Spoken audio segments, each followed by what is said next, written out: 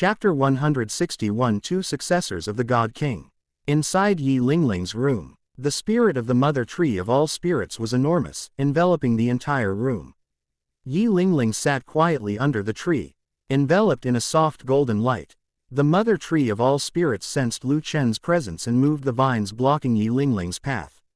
The mother tree of all spirits spoke in human language, and a melodious female voice rang out, "My lord, you've come.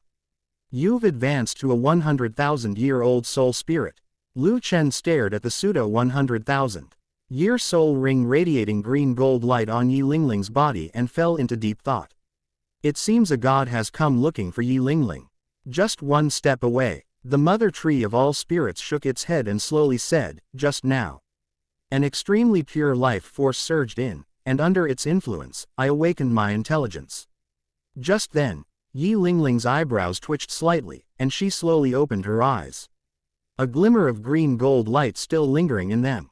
At the same time, the mother tree of all spirits returned to Yi Lingling's body. Lu Chen examined the green-gold mark bet in Yi Lingling's eyebrows and slowly said, "This is the aura of the goddess of life." Yi Lingling looked at Lu Chen, her eyes instantly reddening with emotion. Ignoring the lingering green-gold aura around her, she stumbled and threw herself into Lu Chen's arms, her cheek pressed tightly against his warm chest. "Lu Chen." Yi Lingling's voice trembled slightly. "Just now I arrived in a vibrant green world, and I have become the successor of the goddess of life." Lu Chen nodded, gently patted Yi Lingling's shoulder, and said, "Then you'd better do your best. The trial of the goddess of life will probably be very difficult." Quote. Yi Lingling nodded firmly and said, "No matter how difficult it is, I will persevere. Once I pass the trials, I will take you and Xiaowu to live in the realm of gods." Yi Lingling's voice grew softer and softer. "Okay, I'll wait for you." Lu Chen gently stroked her long hair with his right hand and said softly, "However, once you pass the trial, we can go to the god realm together." As Yi Lingling listened to Lu Chen's words, she suddenly seemed to realize something, and her light blue eyes stared at the boy's face. A completely different aura suddenly rose from Lu Chen's body. If Yi Lingling's inheritance was like the gentle spring sunshine, then the power erupting from Lu Chen was like the biting winter.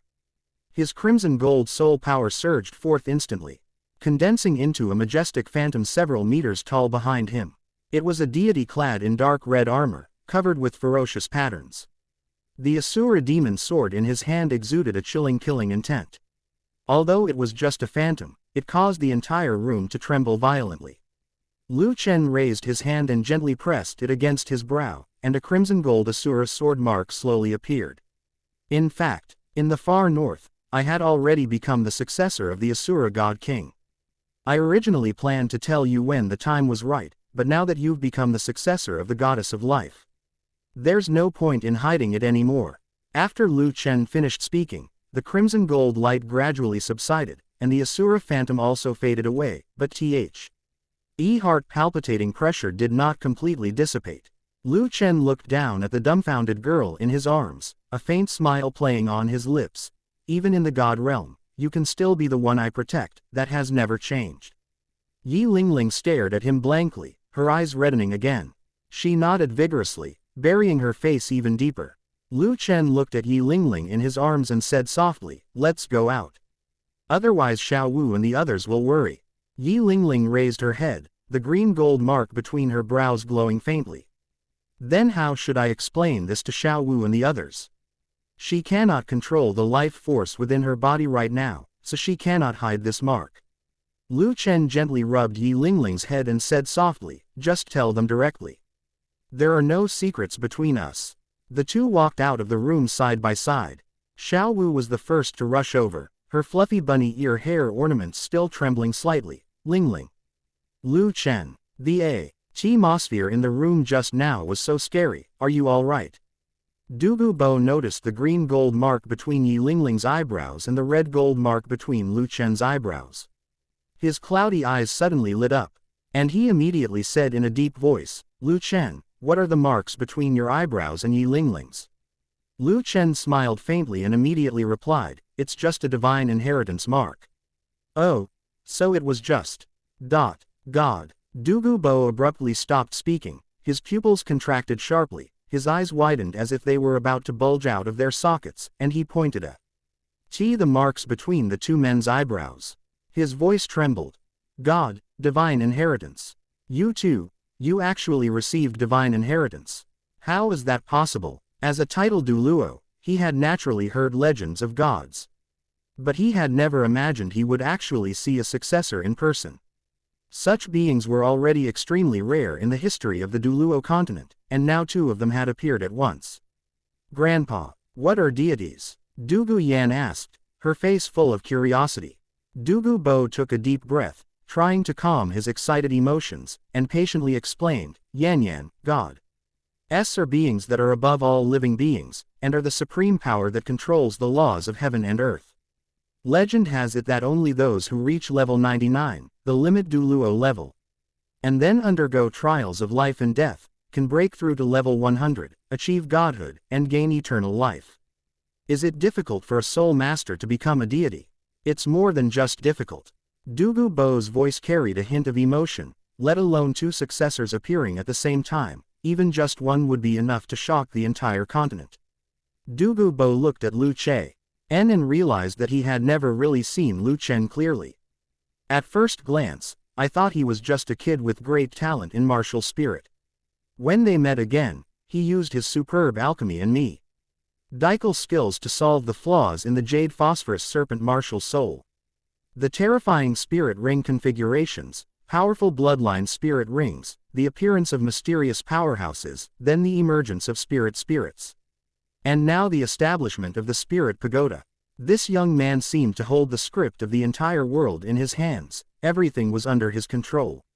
It's like this kid isn't from this world. Looking into Dugu Bo's burning gaze, Lu Chen suddenly felt as if he had been seen through. What's wrong, Senior Dugu? Dugu Bo shook his head, inwardly mocking himself. What am I even guessing?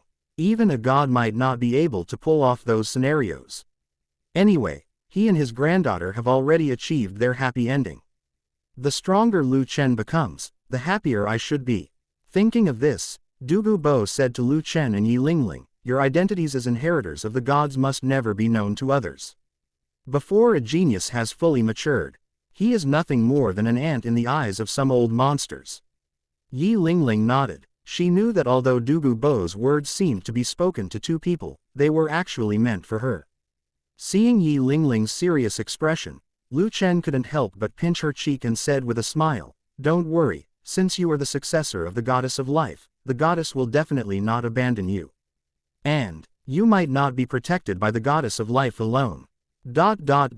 Chapter 162 Asura and Destruction. The Realm of Gods. The god of destruction looked at the goddess of life. His tone tinged with helplessness. You really think highly of that Yi Lingling? The goddess of life nodded. What, little purple, haven't you found a suitable successor yet? It's difficult. The god of destruction nodded and frowned. I've explored every plane, and there's simply no one who can compare to Lu Chen.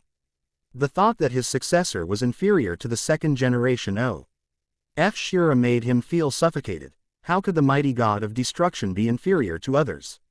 The goddess of life looked at him like this and laughed. In my opinion, why don't you just compete with Shura for Lu Chen? These words struck like a thunderbolt. The god of destruction abruptly rose from his throne, dark purple divine patterns swirling on his robes. But the next second he slumped down. His face even darker. That guy protects Lu Chen like his own son. Last time I didn't take a good look at Lu Chen, the killing intent in his eyes was almost overflowing.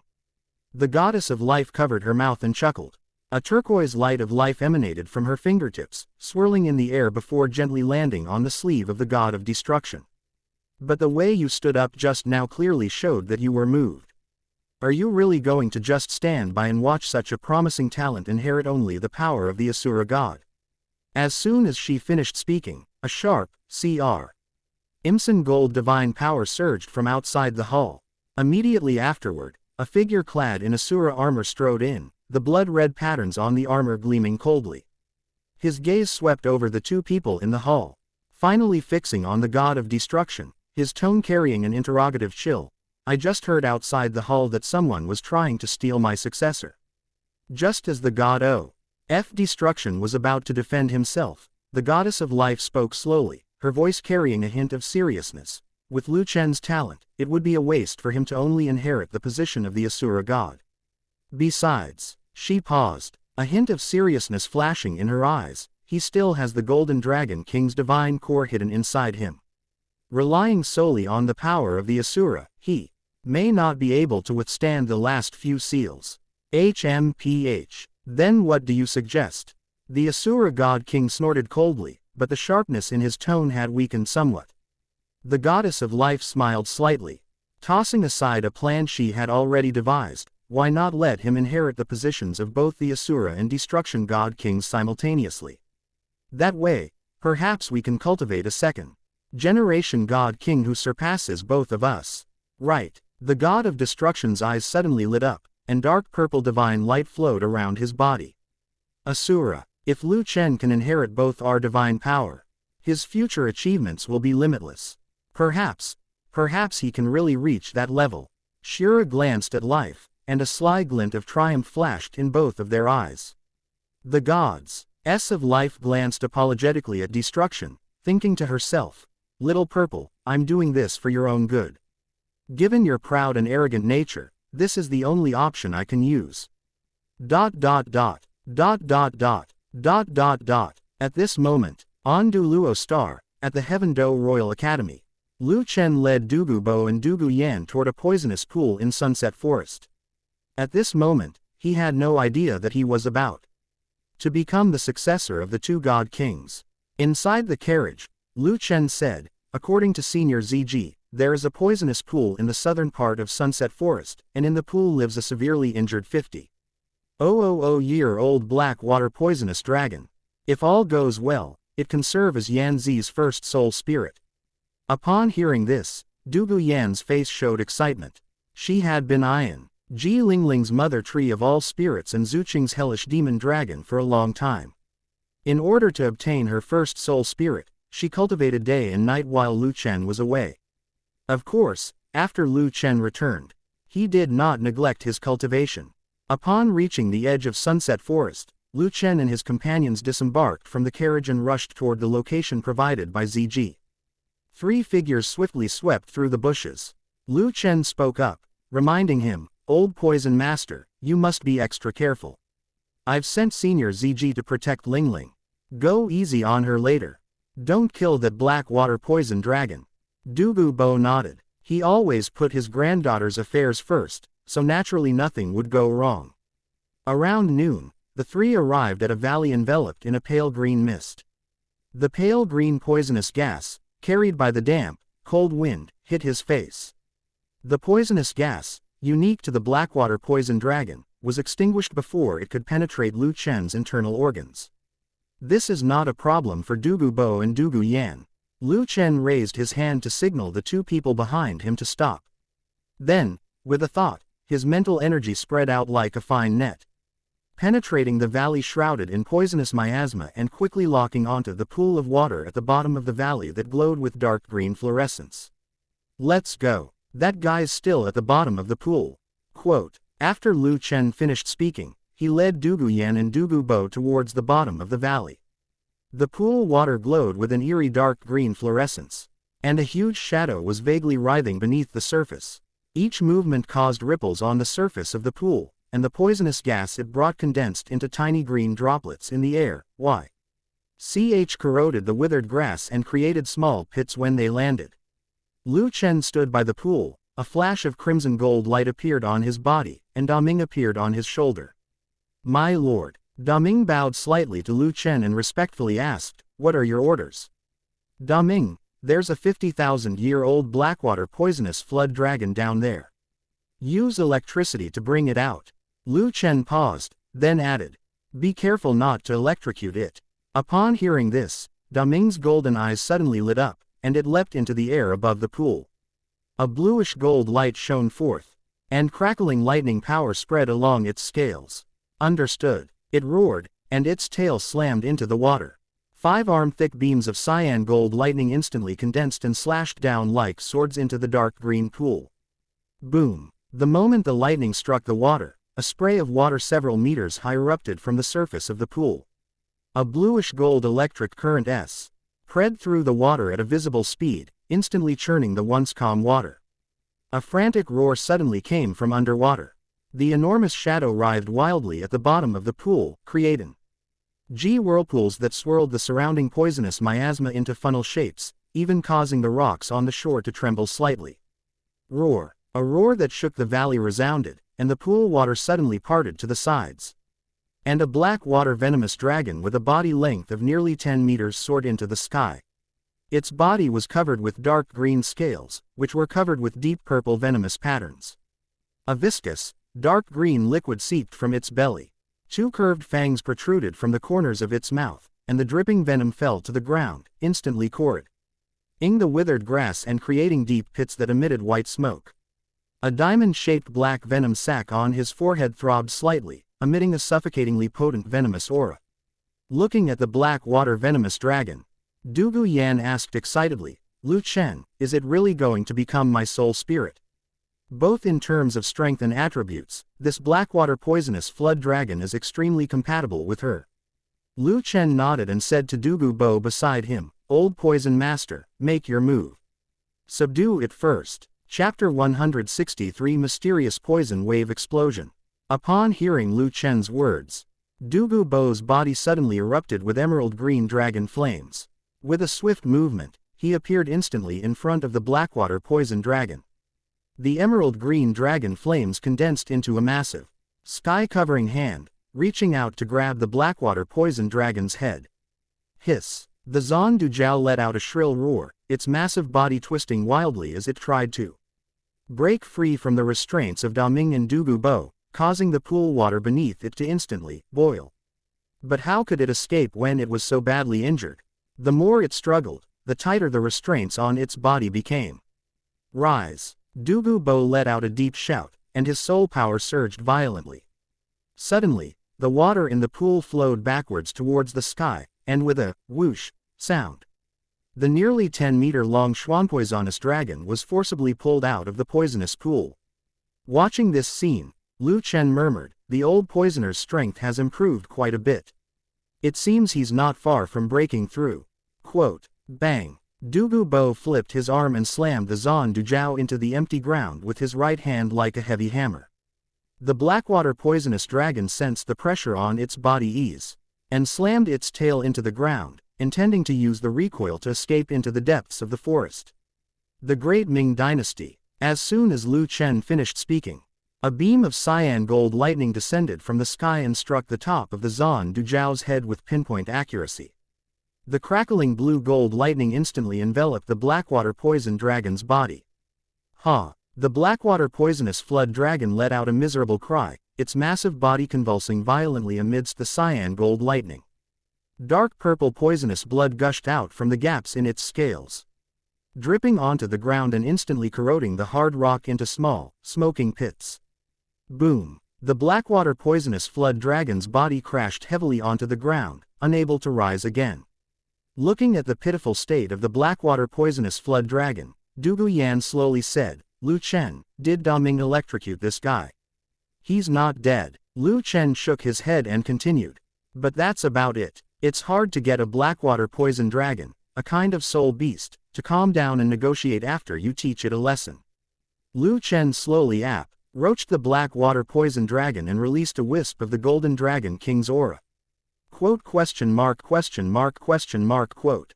The blackwater poison dragon's originally dim snake eyes suddenly shrank to pinpoints, and its twitching body instantly froze. Not daring to breathe even a fraction louder, it slowly lowered its head, making a soft hissing sound, its voice full of pleading. Lu Chen listened to the blackwater on dragon's pleas for mercy and chuckled.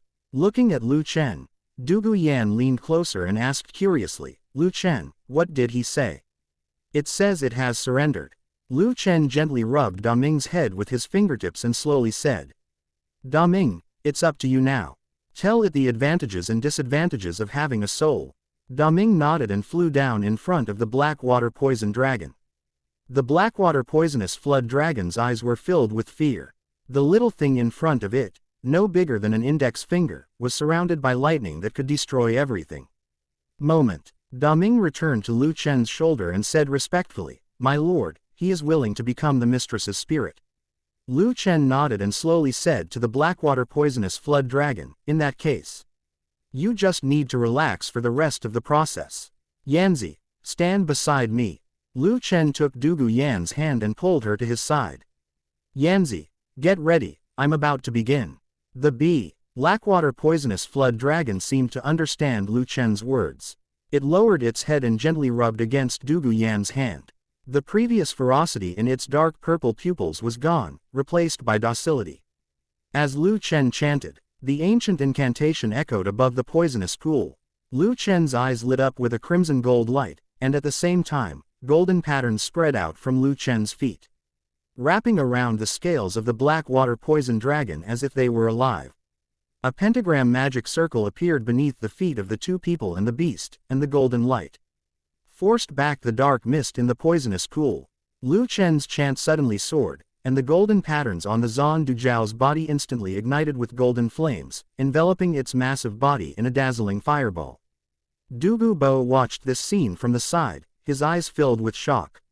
He could feel a sacred aura emanating from Lu Chen, an aura far purer than that of Qian Daoliu. Lu Chen's chanting gradually slowed down, and the light of the magic circle was reflected in his crimson gold eyes. The soul of the Blackwater poison dragon is connected to Dugu Yan through the golden flames, and its full power has been condensed. Suddenly, the pentagram array lit up with a blinding light, and the golden flames abruptly contracted, transforming into a pillar of light that shot into the sky. The Blackwater poisonous flood dragon's body vanished in a flash of light, its soul and power enveloped by golden flames and merged into Dugu Yan's body. As the last incantation was uttered, Dugu Yan's arms were suddenly covered in emerald green dragon scales, and a pale golden dragon scale between her brows glowed with a soft emerald light. 4 spirit rings, yellow, purple, and black, appeared in turn. Suddenly, all 4 spirit rings trembled simultaneously, and a jet-black spirit ring was released from Dugu Yan's body, slowly interlocking with the 4 spirit rings. At this moment, Dugu Yan officially entered the ranks of Soul Kings, and her soul power was raised to level 52 with the help of the Blackwater poison dragon's soul spirit. Dugu Bo came to Lu Chen's side, his gaze fixed on his granddaughter, and asked, "Lu Chen, how are you?" Lu Chen swallowed a pill that restored his mental and spiritual power, and slowly said, "Don't worry, it was a success. Shish. He'll wake up soon after she's familiarized herself with the spiritual power in her body." As soon as she finished speaking, Dugu Yan slowly opened her eyes. At the same time, her 5th spirit ring trembled slightly, and a small black snake, about the thickness of an index finger, emerged from the spirit ring. It gently wrapped its arm around Dugu Yan's wrist, stuck out its forked tongue, and Arlie felt that its originally weak body had been completely renewed. Dugu Yan gently rubbed the Blackwater poisonous flood dragon's head with her index finger and whispered, "From today onwards, you and I are battle partners. Please take good care of me in the future." The Blackwater poisonous flood dragon affectionately rubbed against Dugu Yan's fingertip before transforming into a stream of light and returning to its soul ring. "Yanzi, how are you feeling?" Dugu Bo's tone was full of concern. "Great, it runs very smoothly," Dugu Yan boasted to Dugu Bo. "Moreover, I also obtained a soul skill called Mysterious Poison Wave Explosion, which can instantly increase the power of my poison by 80%, and my attributes will also increase by 60%. Dugu Bo looked at his granddaughter with satisfaction and said, "It's a powerful soul skill." Dugu Yan's lips curled up slightly, and she continued, "Most importantly, I have also obtained the Blackwater poison dragon's insights into the use of poison.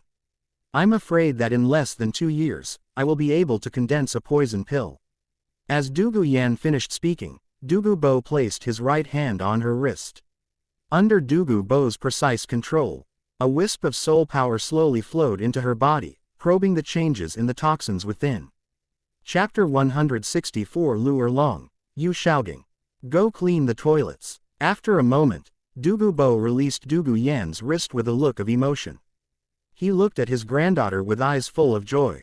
The toxins in Dugu Yan's body have gradually changed from a gas state, to a liquid state, and are beginning to converge towards her dantian. It is clear that she is not far from condensing a poison pill. Suddenly remembering something, Douluo raised his hand and summoned his storage soul tool, from which he took out the snow-white swan kiss. Yanzi, Grandpa has a gift for you.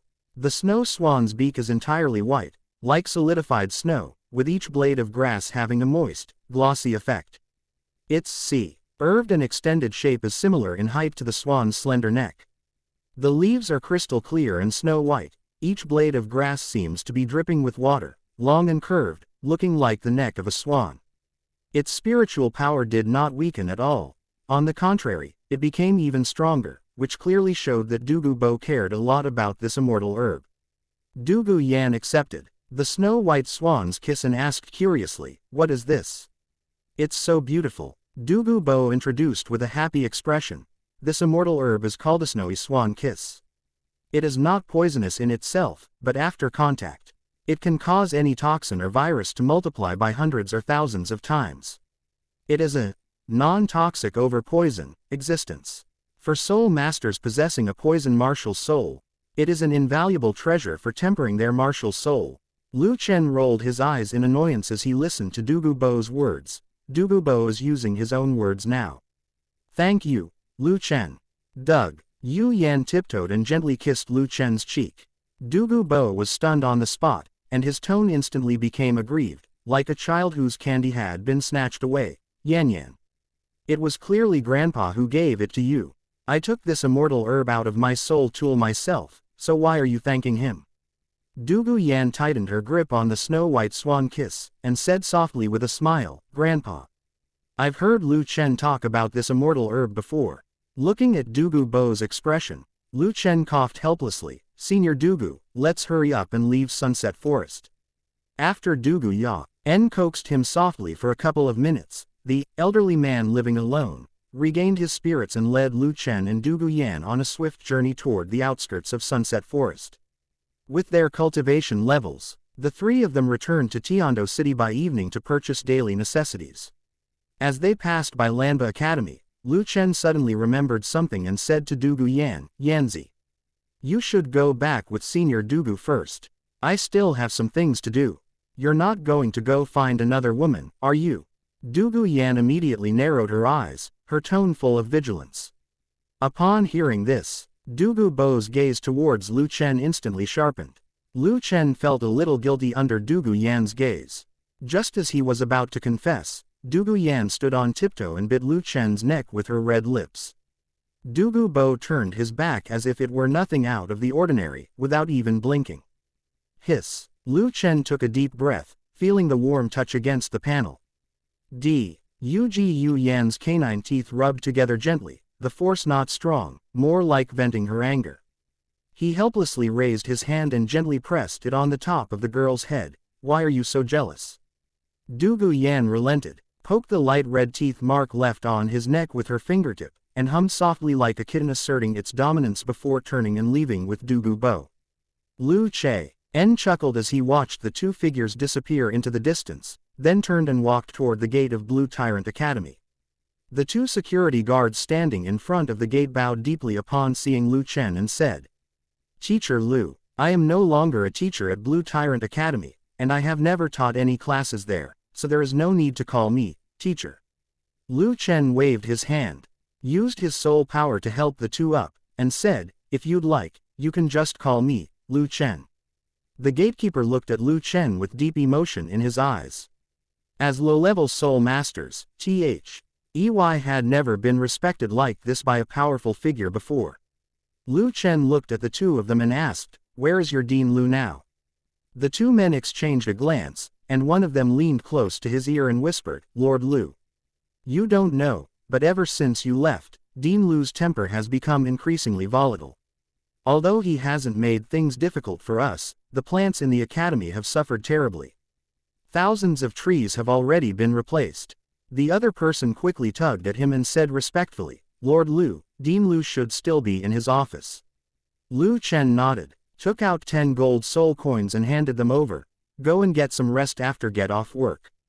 Before he finished speaking, his figure had already vanished from the spot in a flash. At this moment, in Lu Erlong's office, Flander and Yu Shaogang were standing with solemn expressions. "Erlong, aren't you going too far?" Flander looked at Lu Erlong, his tone admonishing, "How can you let Shaogang clean the toilets?" "Professor Flander, please address me as Dean."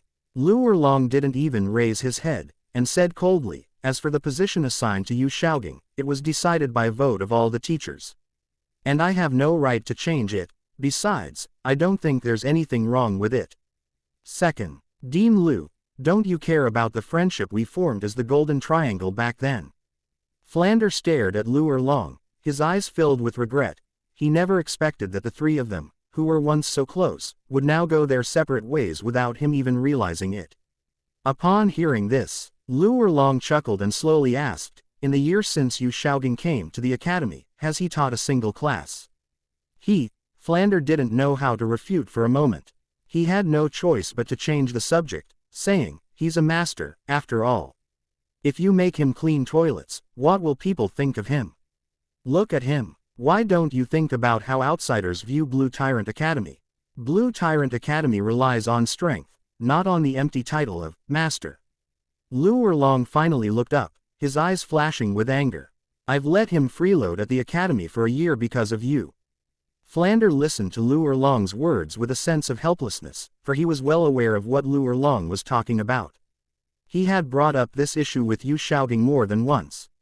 But all he got in return was, "The students I teach must be geniuses like Tang San, not ordinary people." At this moment, Yu Shaogang, who had been silent all along, spoke in a cold and sharp tone. "Lu Erlong, did Lu Chen instruct you to do this?" Looking at Yu Shaogang's bizarre thought process, Lu Erlong couldn't help but rub his forehead and say, "Yu Shaogang, I'll emphasize one last time. This decision has absolutely nothing to do with Lu Chen." As Lu Erlong spoke, the image of that boy flashed through her mind, her tone tinged with resentment. "Besides, that guy hasn't come to see me in ages. He might have already forgotten about me." As Lu Erlong finished speaking, the voice that haunted her dreams came from outside the door. "Looks like someone misses me a lot." Chapter 165 Clown Yu Shaogang. Upon hearing that voice, Lu Erlong abruptly stood up from his chair. She looked at the boy outside the door, her previously tense shoulders instantly relaxed. And the resentment in her eyes vanished, leaving only intense love. Lu Erlong bypassed Flander and Yu Shaogang, and came to Lu Chen's side, her tone slightly reproachful. "You still know how to come." Lu Chen reached out and put his arm around Lu Erlong's slender waist, gently kneading her waistline with his fingertips, and said, "What? You don't want me to do it? Should I leave now? You dare?" Lu Erlong listened to Lu Chen's words, knowing full well that Lu Chen was teasing him, yet his fingertips still tightened around Lu Chen's sleeve. She looked up at him, her beautiful eyes reddening softly, showing no sign of real anger.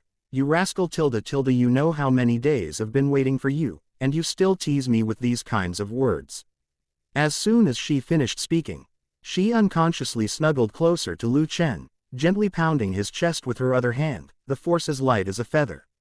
Flander looked at Lu Erlong with shock in his eyes. Was this still the hot-tempered, horn of slaughter, Lu Erlong? It seems the rumors were true. Erlong and Lu Chen really did get together. Thinking of this, Flander gave a bitter smile and, Nuring Yu Shaogang's trembling body beside him, said, "Dean Lu, since you have important matters to attend to, I will take my leave now." After Flanders finished speaking, he walked straight towards the door. "Flander," Yu Shaogang called out to him hurriedly, his voice filled with panic. But Flanders seemed not to hear, and without pausing for a moment, he quickly disappeared through the doorway. Yu Shaogang watched Flanders' resolute back, his fingernails almost digging into his palm. When he turned around, his gaze was like poison, fixed on Lu Chen's hand that was holding Lu Erlong's waist. His chest heaved violently, his voice trembling yet sharp with a hint of accusation. "Lu Erlong, how could you do this? Our decades of friendship, can it not compare to a few days of his tenderness?" Upon hearing this, Lu Erlong lifted her head from Lu Chen's embrace, a hint of disgust flashing in her eyes. She said with some dissatisfaction, "Yu Shaogang, the past should have been put behind us long ago. There have always been too many concerns between us. It was Lu Chen who made me realize that love should be open and reassuring." As she spoke, her right hand fingers intertwined tightly with Lu Chen's. And the warmth of Lu Chen's palm softened her gaze. Lu Chen took half a step forward, about to unleash the Golden Dragon King's oppressive aura to break free from Yu Shaoging's entanglement. Unexpectedly, Yu Shaoging was so frightened by Lu Chen's gaze that he collapsed to the ground. Yu Shaoging's legs trembled uncontrollably, and an indescribable stench emanated from his groin. Lu Chen frowned, then decisively pulled Lu Erlong and turned to leave the office. He waved his hand at Lu Erlong and said helplessly, "I didn't do anything just now." Well, looking at the mess behind him, Lu Erlong sighed softly. It seems this office needs to be replaced.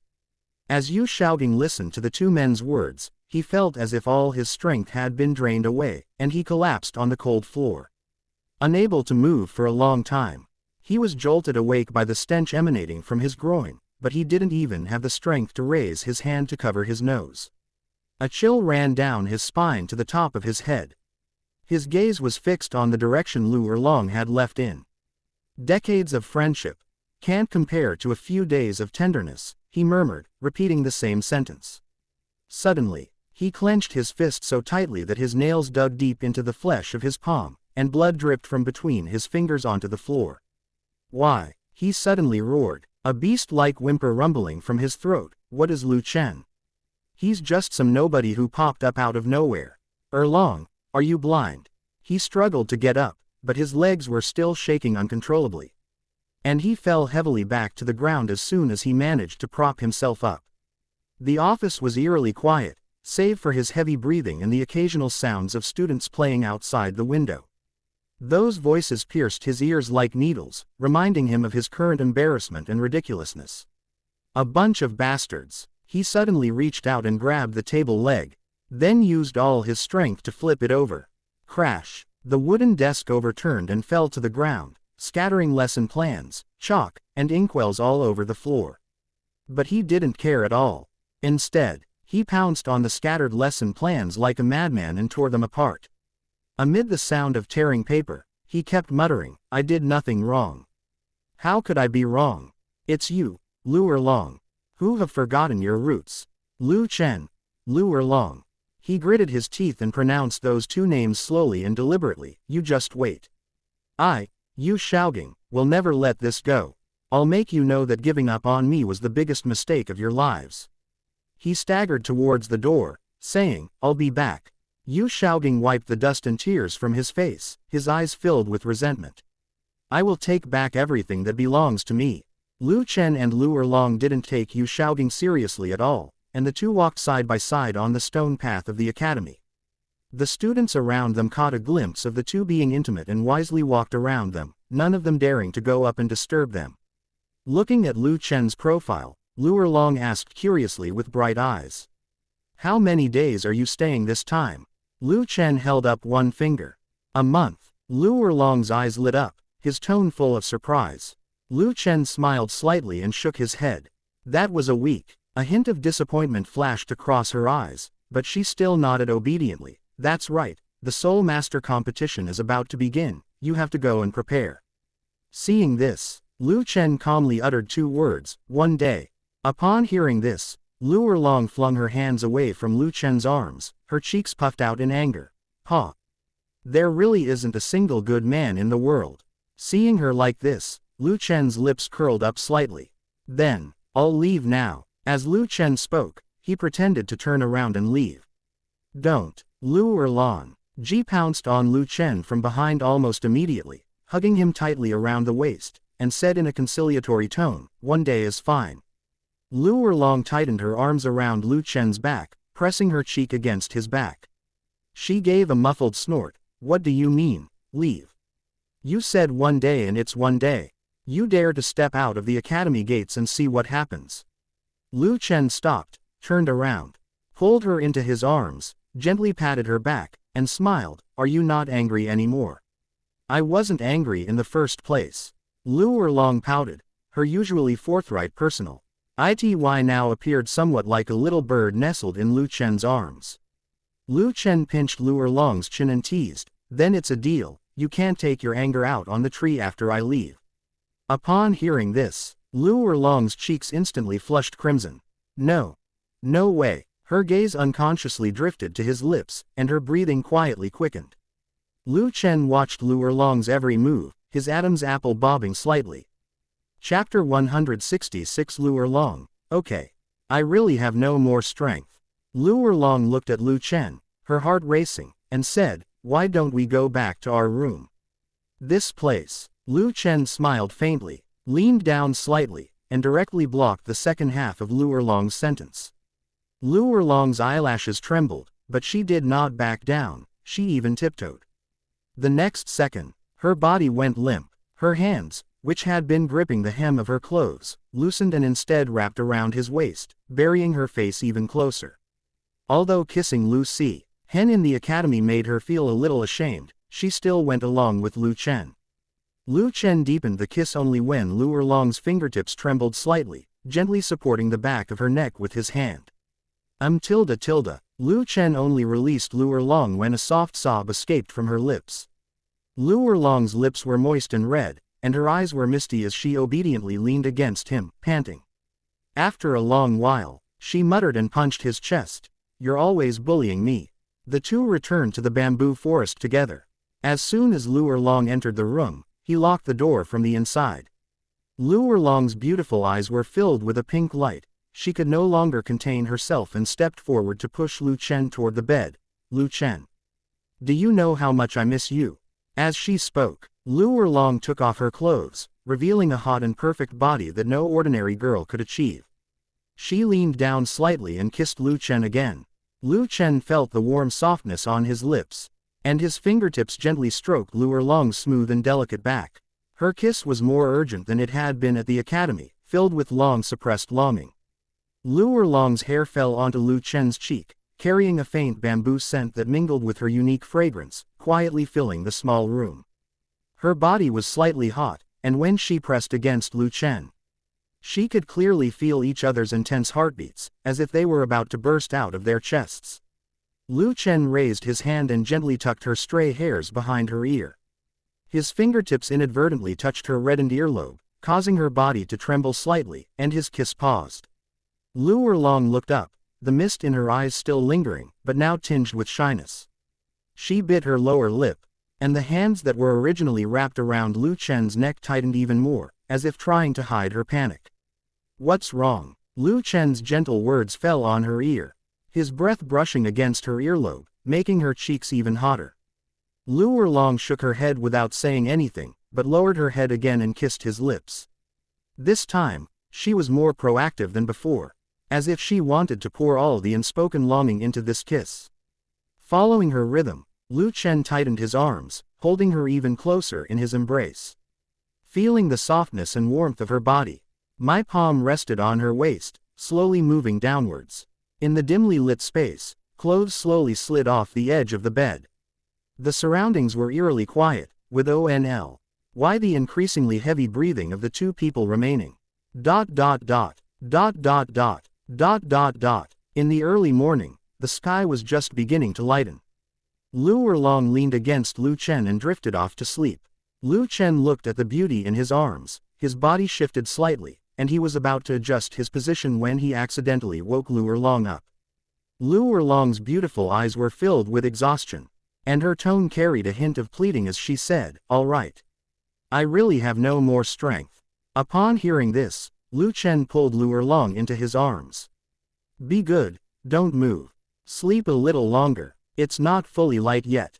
Lu Erlong's tense body relaxed instantly, his nose brushing against Lu Chen's warm chest, where the scent of their passionate night still lingered. Her eyelashes fluttered, too weak to open her eyes, and she only managed a muffled hum.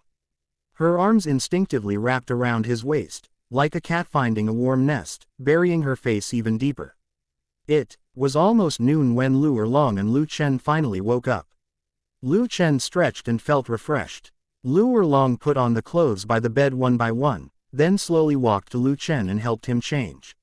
"Lu Chen," Lu Erlong suddenly murmured, her voice trembling slightly, "next time, don't be so crazy next time." Looking at the faint dark circles under Lu Erlong's eyes, Lu Chen took out a pure white pill from his spatial storage soul tool and said softly, "Open your mouth." Lu Erlong nodded slightly and obediently opened her red lips. With a flick of his finger, Lu Chen sent the fat, eat-relieving and body-nourishing pills straight into Lu Erlong's mouth. A bitter taste instantly filled Lu Erlong's mouth, and she subconsciously wanted to spit out the pill. Unexpectedly, Lu Chen covered her mouth with his right hand and said seriously, "This pill is good for your body, swallow it."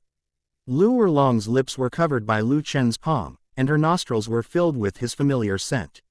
Her original struggles instantly subsided. She frowned, her Adam's apple bobbing with difficulty. The bitter taste of the medicine slid down her throat into her stomach, causing her eyes to redden slightly. Like a wronged but obedient little animal, she could only look at Lu Chen with wet eyes. When Lu Chen let go, Lu Erlong was still smacking her lips, the lingering bitterness on her tongue making her involuntarily purse her lips, so bitter. Looking at her like this, Lu Chen smiled and gently brushed his hand against her reddened lips. Only bitterness is effective. "Touch your face, are you less tired now?"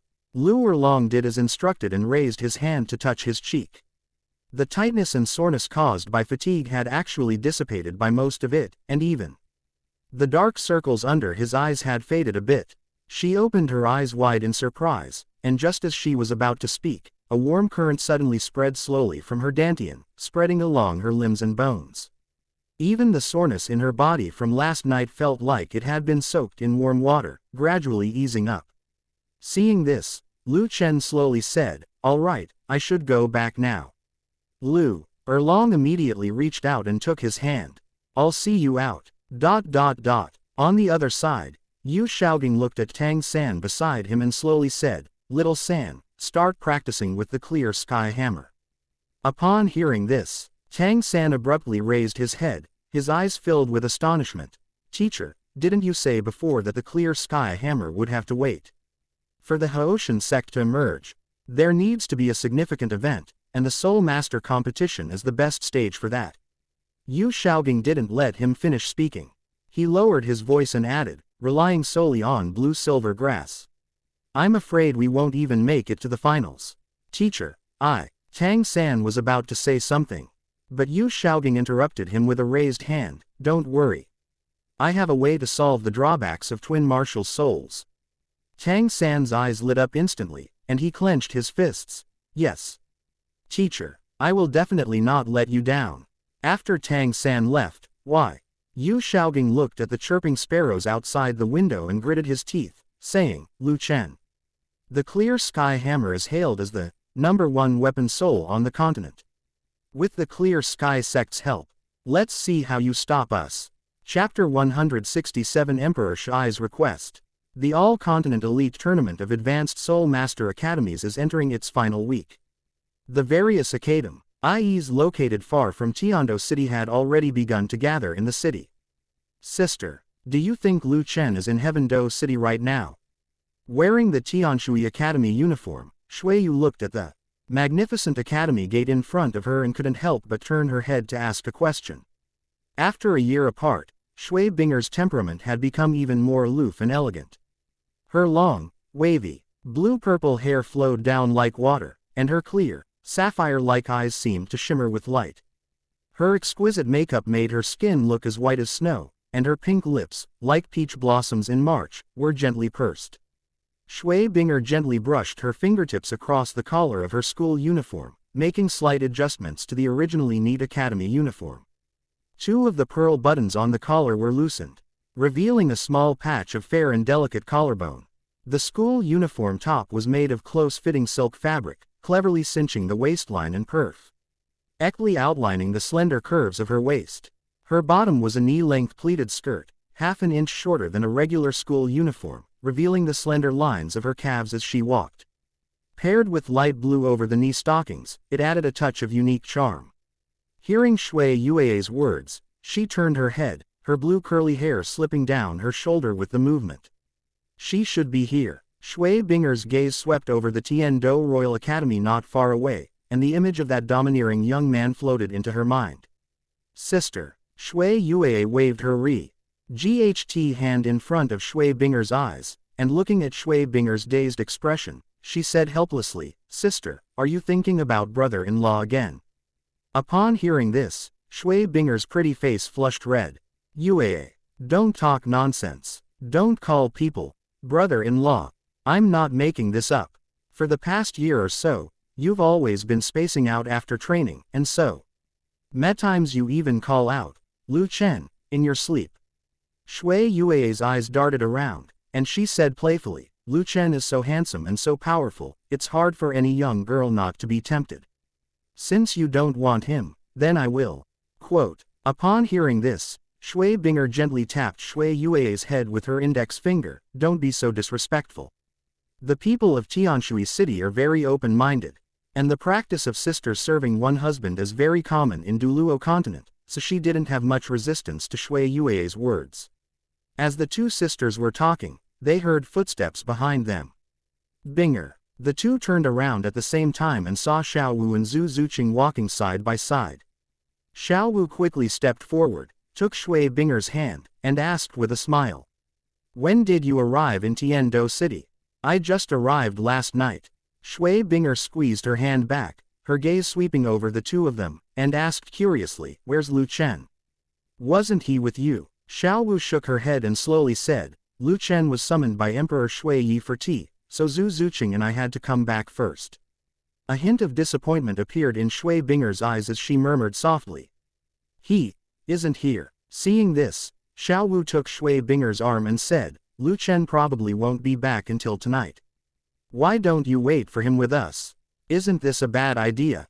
The Soul Master competition is about to begin." Shui Binger hesitated, afraid of causing unnecessary trouble for Lu Chen. Xiaowu's lips curled up slightly as she pulled Wei Binger and Shui Yue into the academy, saying as they walked, "Don't worry. No one will object." Meanwhile, Lu Chen and Ziji accepted Emperor Shui Yi's invitation to a tea house. The carved wooden window was half open, and the fragrance of osmanthus blossoms carried by the autumn wind wafted into the private room.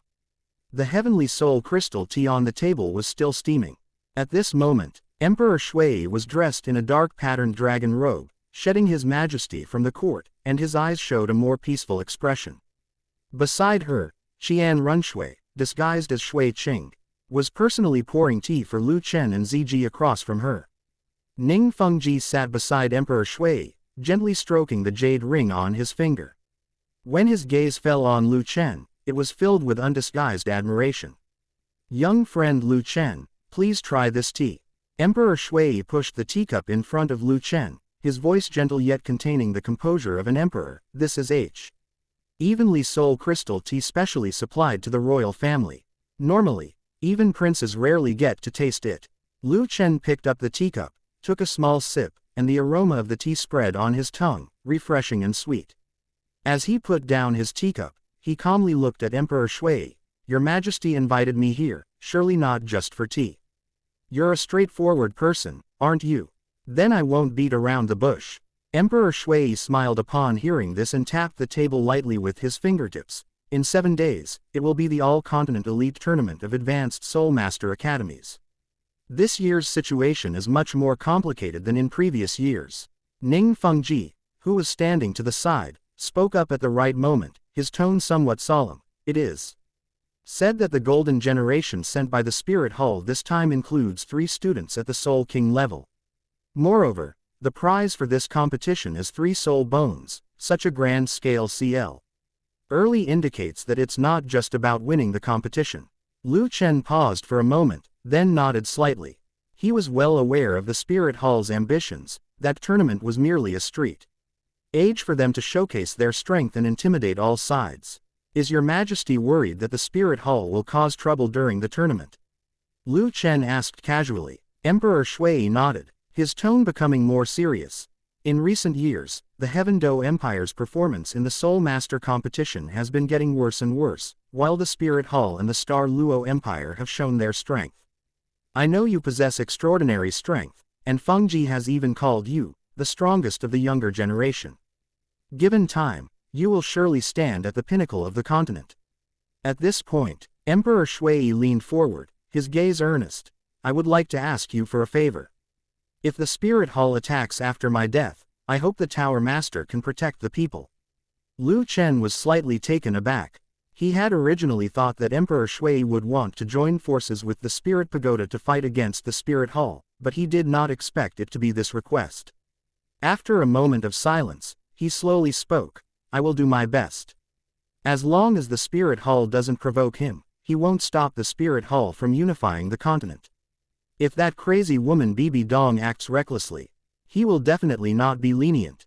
Emperor Shui nodded, stood up, picked up his wine cup, and said loudly, I would like to congratulate the Heaven Do Royal Team in advance on winning the Soul Master competition. Thank you for your kind words, Your Majesty. Lu Chen raised his cup and drank it all, then rose with Ziji to take their leave. Watching the two figures depart, Emperor Shui sighed softly, truly young heroes, with extraordinary bearing. He turned to Shui Qing and instructed, Sheng, you should spend more time with a genius like Lu Chen. Yes, father. Shui Qing nodded slightly, a hint of curiosity appearing in her eyes as she looked at Lu Chen. If Lu Chen had previously given her the feeling of an unshakable boulder, now he felt like a towering mountain with countless cliffs and ravines. Chapter 168 Reunion with Shui Binger. As soon as Lu Chen stepped down from the tea house, he saw Ning Rongrong walking over. A year had passed since I last saw her, and the girl had shed some of her childishness. She wore a light blue silk blouse over matching brocade trousers, and her long hair was loosely draped down to her hips. Her figure had become a bit slimmer, but the soft flesh around her waist was still there, adding to her charming and delicate appearance. She exuded the unique nobility of the Seven Treasures glazed pagoda, and although she was only in her teens, she already possessed a graceful demeanor. Even in a crowd, people can tell at a glance that she is a support-type soul master. The moment Ning Rongrong saw Lu Chen, her pretty face instantly lit up with a smile. She walked slowly to Lu Chen and said gently, Lu Chen. It's been a long time. Lu Chen nodded, his gaze unconsciously sweeping over Ning Rongrong. He sighed inwardly. As expected of the little princess of the Seven Treasure glazed tile school, although she still has a childish air, her features and figure will surely make her a peerless beauty who will rival Xiao Wu in the future. Lu Chen, does your Heavenly Do Royal team not need to participate in the qualifiers? Between the two great empires, there are nearly a hundred high-level Soul Master Academies in total. Each of the advanced Soul Master Academies of Heaven Do and Star Luo has one spot in the competition. However, the two Royal Academies belonging to Heaven Do and Star Luo empires respectively will have an additional spot. Of the two spots belonging to the Royal Academy, the main team is guaranteed a spot in the finals, while the vice team and other participating teams will participate in the qualifiers and qualifying rounds. After thinking about it carefully, Lu Chen realized that the Heavenly Do Royal Academy did indeed not need to participate in the preliminary rounds. Will you guys go watch Blue Tyrant Academy's matches? I'm currently on the Blue Tyrant team, and our team will be participating in the qualifiers. Ning Rongrong leaned forward, her voice filled with undisguised anticipation. As she spoke, she unconsciously moved closer to Lu Chen, her shoulder almost touching his arm. Looking into Ning Rongrong's bright eyes, Lu Chen smiled. Ning Rongrong at this moment was completely different from the spoiled, little witch, in the original work. Blue Tyrant Academy, I'll go check it out. Upon hearing this, Ning Rongrong's previously reserved smile instantly blossomed into a wide grin. She subconsciously clenched the hem of her dress, and a faint blush rose to her cheeks. Like a little girl with candy, she was filled with undisguised shyness and joy. Really? She asked again, her voice softer than before, carrying a hint of incredulous anticipation. Okay. Lu Chen nodded. After all, he had promised Lu Erlong that he would watch the game with her. Ning Rongrong received an affirmative answer, smiled at Lu Chen, and then lifted her skirt and turned to leave with light steps. After walking a few steps, she couldn't help but look back one last time. Looking at Ning Rongrong, Ziji said softly, you wouldn't happen to have feelings for this girl, would you? Lu Chen looked at Ziji with some helplessness and said, Senior Ziji. This is the 50th time you've asked me this question this month. He looked at Ziji with a strange expression. Even if she was collecting information about Jiu Yu Na, There was no need to ask such detailed questions. A flicker of panic crossed Ziji's eyes, then she cleared her throat and deliberately raised her voice slightly. I was just asking casually, after all. My lord instructed me to keep a close eye on your movements. Lu Chen glanced at Ziji suspiciously, then turned and walked towards the Heavenly Dou Royal Academy without saying anything more. At this moment, inside Lu Chen's residence at the Heavenly Dou Royal Academy, Xiao Wu kept asking Shui Binger questions. Under Xiao Wu's warm hospitality, Shui Binger quickly overcame her shyness and gradually became familiar with everyone. With a piece of osmanthus cake stuffed in her mouth, Shui Yue mumbled, Sister Xiao Wu, you and Lu Chen are both from the Heavenly Dou Royal team. Are you tired from training? Xiao Wu shook her head and said softly, actually, it's all right. Lu Chen always prepares a medicinal bath for us after training. Upon hearing this, Shui Yue exclaimed with some envy. Wow, that must be so comfortable. She quickly finished chewing the osmanthus cake in her mouth, and unconsciously patted her chest to catch her breath. You don't know, my sister can be very fierce.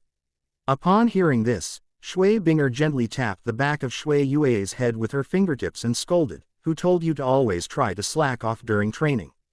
The moment her fingertips touched the top of her sister's head, Shui Yu shrank her neck like a startled little squirrel. Shui Binger's gaze swept over Xiao Wu, Zhu Zuqing, Du Guyan, and Yi Lingling. She could sense powerful soul energy fluctuations emanating from them. Well, Shui Binger couldn't help but sigh. It seems that Tianshui Academy will probably miss out on the championship again this time. Just then, Xiao Wu's ears twitched, and she quickly got up and stood in front of the door. Click. The moment the door opened, Xiao Wu pounced on Lu Chen like a white rabbit returning to its nest.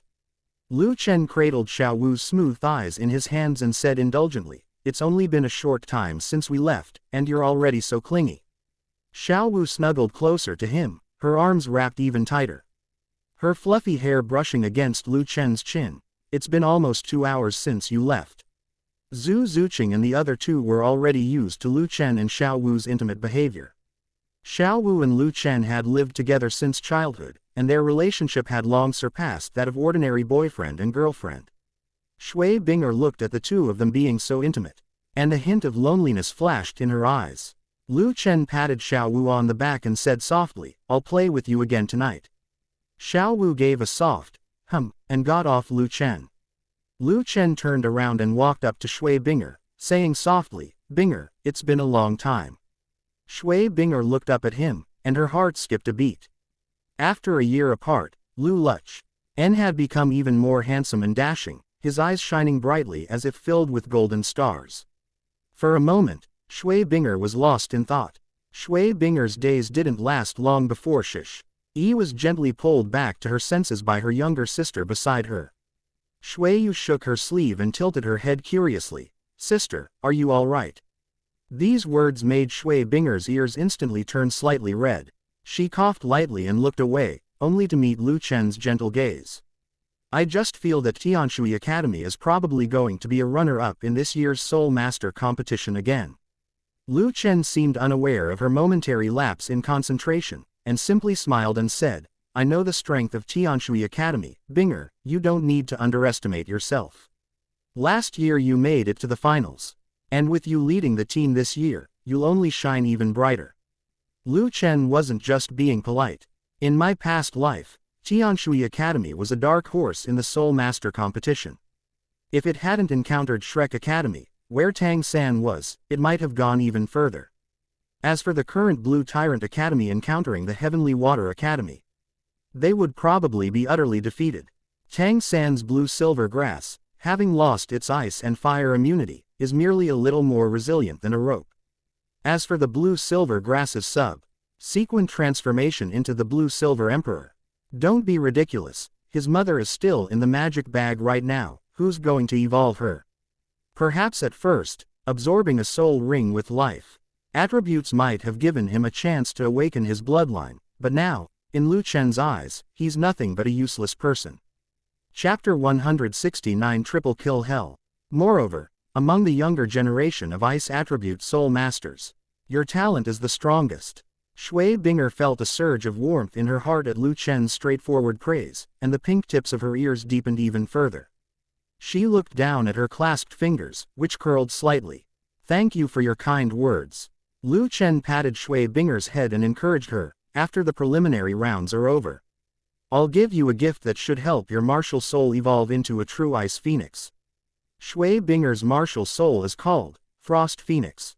Although it is only one character different from Ice Phoenix, the difference between the two is huge. The Ice Phoenix martial soul is a legendary super martial soul with the ultimate ice attribute. However, the Frost Phoenix martial soul cannot become the ultimate ice because it has the word Frost in its name, and its ice attribute is not pure enough. Upon hearing this, Shui Binger's eyes lit up immediately. "Really?" Lu Chen pinched Shui Binger's slightly cool cheek, his tone teasing. "What? Haven't seen me for a year, and you've already started to distrust me?" Shui Binger's cheeks flushed. "Of course I believe you. I'm just a little surprised." Lu Chen looked at Shui Binger and murmured, "You can stay at the Heaven Do Royal Academy tonight. There are plenty of empty rooms here." Upon hearing this, Shui Binger's body suddenly stiffened, her hands hanging at her sides unconsciously clenching her skirt, and even her breathing slowed down. The pink at the tips of her ears spread down her neck, making her cheeks look like peach blossoms in March. And even her voice trembled slightly. Wouldn't this be too much trouble?" She looked up at Lu Chen, her eyelashes trembling slightly, her eyes revealing both girlies' shyness and an undisguised anticipation. Just then, Xiao Wu sat down next to Shui Binger, took her hand, and said with a sly smile in her eyes, "Binger, why don't you stay here and sleep with me?"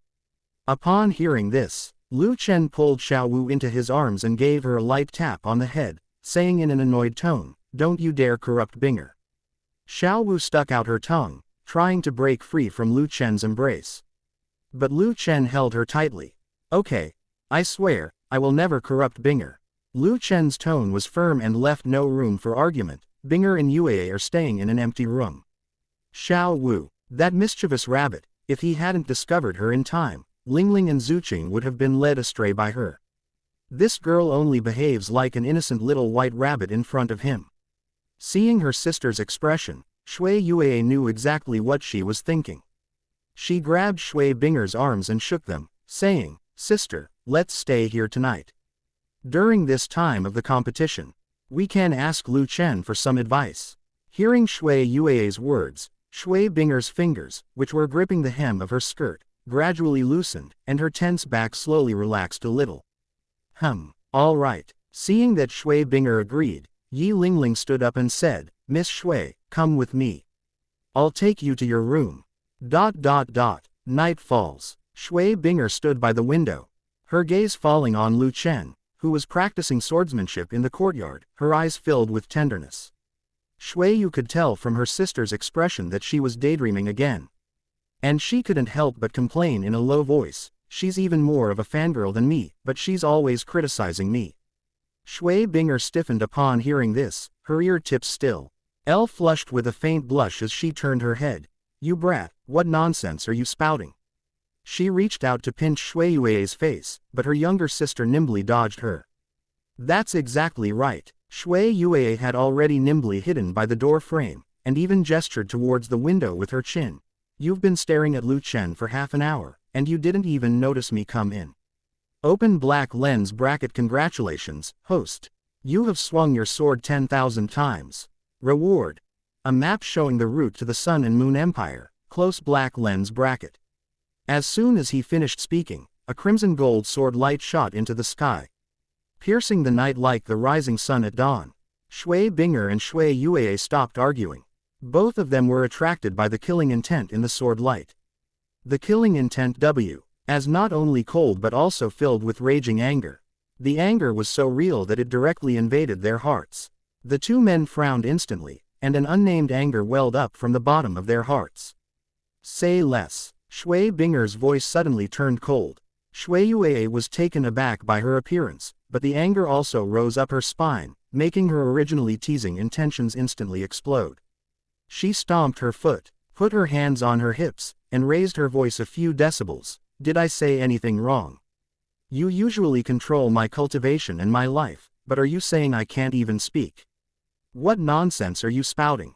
Shui Binger suddenly turned around, her teacup slamming against the corner of the table with a clatter, spilling tea all over the floor. All you ever do is talk back to me. Do you think I'm better than you in every way, and you're resentful? These words were like a needle, piercing Shui Yue's heart. She clenched her fists so tightly that her nails almost dug into her palms. And her eyes reddened. But now, blinded by anger, she retorted, I'm not convinced. What do I have to be unconvinced about? You're talented, Lu Chen likes you, everyone revolves around you. And what about me? In your eyes, I'm just a nitpicking brat. When did I ever say that to you? Shui Binger's chest heaved violently, her anger making her almost lose all reason. I'm your older sister. Of course I want what's best for you. But what about you? You only ever see my bad points, you never understand me. The two released their martial spirits at the same time, and the two ice attribute auras collided in the room, causing the temperature in the air to drop lower and lower, and the tea on the ground quickly froze into ice shards. Shui Yue bit her lip, tears welling in her eyes. But she still forced herself to shout, understand. You don't need my understanding at all. You have Lu Chen, that's enough, you don't need me as your sister. Shui Bing'e. R looked at her reddened eyes and her heart suddenly clenched, but the anger was still raging, preventing her from saying anything soft. Instead, she said coldly, you are simply unreasonable. Wake up. A cold shout interrupted their argument. Lu Chen had appeared outside the window at some point. The anger in Shui Binger and Shui Yue's hearts dissipated instantly, and the two looked at each other in astonishment. What just happened to me? Shui Binger suddenly loosened her grip on the hem of her skirt, and the anger on her face vanished instantly, replaced by obvious guilt. Shui Yu bit her lip, her hands, which had been on her hips, quietly fell to her sides, and tears finally fell onto her chest. She looked up at Shui Binger, her voice trembling with tears, I didn't mean to argue with my sister. It's just that I felt like there was a fire burning inside me, and I couldn't control myself. Lu Chen looked at the two of them and said somewhat apologetically, it was my oversight. I was just trying out a new sword move and couldn't completely control the excess of my malevolent energy, which is why I disturbed you. Shui Binger stepped forward and Gentle Y placed her hands on Shui Yue's shoulders. It was my fault, sister. I spoke too harshly just now. In the future, let's talk things out properly and not quarrel anymore. Shui Yu pursed her lips, tears still clinging to her face, but nodded. Sister, I shouldn't have talked back to you. Lu Chen breathed a sigh of relief, and a slight smile crept onto his lips as he watched the two reconcile. He raised his right hand. The residual force of the sword move still lingering in his palm, triple kill hell. This triple kill hell is almost complete. Chapter 170 Believing you Shaogang, this little scoundrel is probably in for a world of trouble. The Continental Elite Tournament of Advanced Soul Master Academies begins. On this day, before the sun had even risen in the east, the streets of Tiando City were already teeming with people. The renovated Heaven Do Arena was already packed with surging crowds. Centered around it, nearly a third of Heaven Do City was deserted. For this competition, Tiando City mobilized a full 5,000 city defense troops to maintain order, which prevented riots from occurring as much as possible. The members of the Heaven Do Royal Team were following behind Lu Chen. Heading towards the Heaven Do Great Soul Arena, Lu Chen, Xiao Wu, Zhu Zuqing, Du Guyan, and Yi Lingling were surrounded by the other members to prevent them from being separated by the crowd. It's worth mentioning that, apart from Yu Tianeng, everyone in the team has joined the Spirit Pagoda and is just waiting to make contributions to exchange for soul spirits. Yu Tianeng walked behind the crowd, looking at Lu Chen who was surrounded by everyone in the center, and a trace of loneliness flashed in his eyes. He had devoted himself to cultivation all year, but now he couldn't even catch up with Lu Chen's back, and the distance between him and the people around Lu Chen was getting bigger and bigger.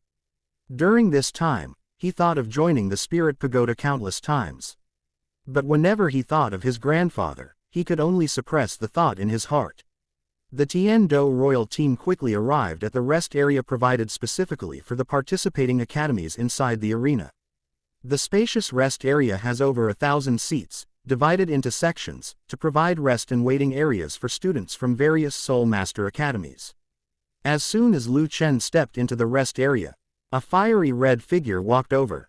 Today, Lu Erlong wore a red strapless dress with a diagonal slit at the thigh, revealing her fair and slender legs covered in matching sheer stockings as she walked.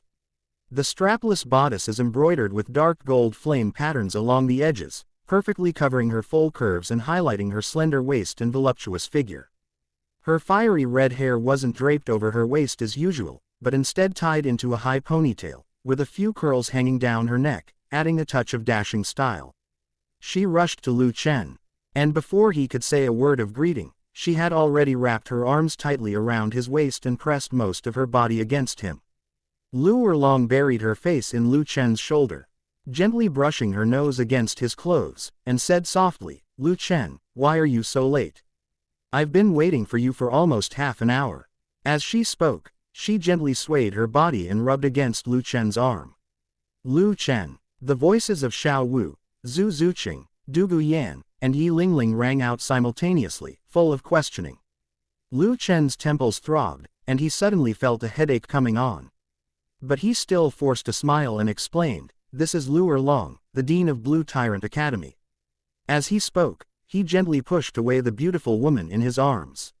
Lu Erlong looked at Lu Chen with a sly smile on her face. She tiptoed and gently pressed her red lips to Lu Chen's cheek, whispering, "Lu Chen, have you missed me?" "Wish a sister, as this." Xiao Wu pouted, her jealousy practically overflowing. Lu Chen looked at Xiao Wu and was about to explain when his lips were suddenly sealed. Xiao Wu pushed aside Lu Erlong, wrapped her arms around Lu Chen's neck, and pressed her soft lips directly against his. Lu Chen's pupils suddenly contracted. The touch on his lips was warm, yet carried a stubborn force. Unlike Lu Erlong's gentle caresses earlier, Xiao Wu's kiss was direct and passionate. Like a little rabbit guarding its food, even her fingertips were applying slight pressure. The surrounding air froze instantly. A moment later, Xiao Wu released Lu Chen. Lu Chen's lower lip was slightly red from being bitten, but his eyes were like those of a small animal declaring its territory. "Lu Chen is mine. No one can take him away." Lu Erlong was pushed aside. But instead of getting angry, she covered her mouth and laughed, her fiery red ponytail swaying gently with her laughter. "Oh, little sister, you're really possessive. But Lu Chen isn't all yours, you know. Back at Blue Tyrant Academy, I took good care of him." She emphasized the word, "take care of," with a slightly seductive tone at the end. Lu Chen felt his lips stiffen. On one side was the sullen Xiao Wu. On the other side was the smiling Lu Erlong, and there were 3 pairs of eyes staring at him with their own thoughts. It was even more troublesome than facing a titled Douluo. Just then, Tang San, whom he hadn't seen for a year, walked over. He looked at Lu Chen, who was surrounded by a group of beautiful women, and his fists clenched unconsciously, but he still walked over. Tang San stood 5 meters away from Lu Chen and shouted loudly, "Dean Lu, it's Blue Tyrant Academy's turn to register." Lu Chen's eyes swept over Tang San, a hint of amusement in them. Tang San, who had barely reached the level of a great soul master before, was now a soul venerable, and seemed to be not far from becoming a soul king. Tang San felt a cold sweat break out on his back after just one glance from Lu Chen. But his composure, honed by 2 lifetimes, prevented him from showing any unusual reaction on his face. Lu Erlong nodded slightly. "You go ahead first, I'll be there in a bit." Upon hearing this, Tang San didn't waste any more words and turned to leave. After Tang San walked away, Lu Chen looked down at Lu Erlong and guessed, has he started cultivating his second martial soul? Looking at Tang San's retreating figure, Lu Erlong sighed helplessly. It's a pity that his talent for twin martial souls was completely ruined by Yu Shaogang. Yu Shaogang was unaware of Lu Chen's strength. But she knew Lu Chen's strength very well. Not to mention Tang San, even she couldn't defeat Lu Chen. However, Yu Shaogang seemed to be possessed, and he was obsessed with Lu Chen's terrifying achievements, believing that Lu Chen relied on a powerful backer. He was still dreaming of becoming a master. If he's lucky and nothing unexpected happens, Tang San should be able to become a soul king before the finals. Lu Erlong made no secret from Lu Chen. She knew very well that with the meager resources of the Blue Tyrant team, they wouldn't even have the chance to stand in front of Lu Chen, let alone be his opponent. Lu Chen shook his head slightly. If you believe Yu Shaogang, that little scoundrel is probably in for a world of trouble. Just as Lu Chen and Lu Erlong were talking, from the direction of the Kanghui Academy team, an old man in his 60s wearing a moon-white Soul Master's robe was staring intently at Tang San's back with his cloudy eyes. I'm going now. Lu Erlong hugged Lu Chen again, her arms wrapped tightly around him, and her nose rubbed against his collar before she let go. As she released him, her fingertips gently tugged at his sleeve. And she said softly, I'll have a proper chat with you during the break in the match. As soon as she finished speaking, she turned around and stepped on the slit in her skirt.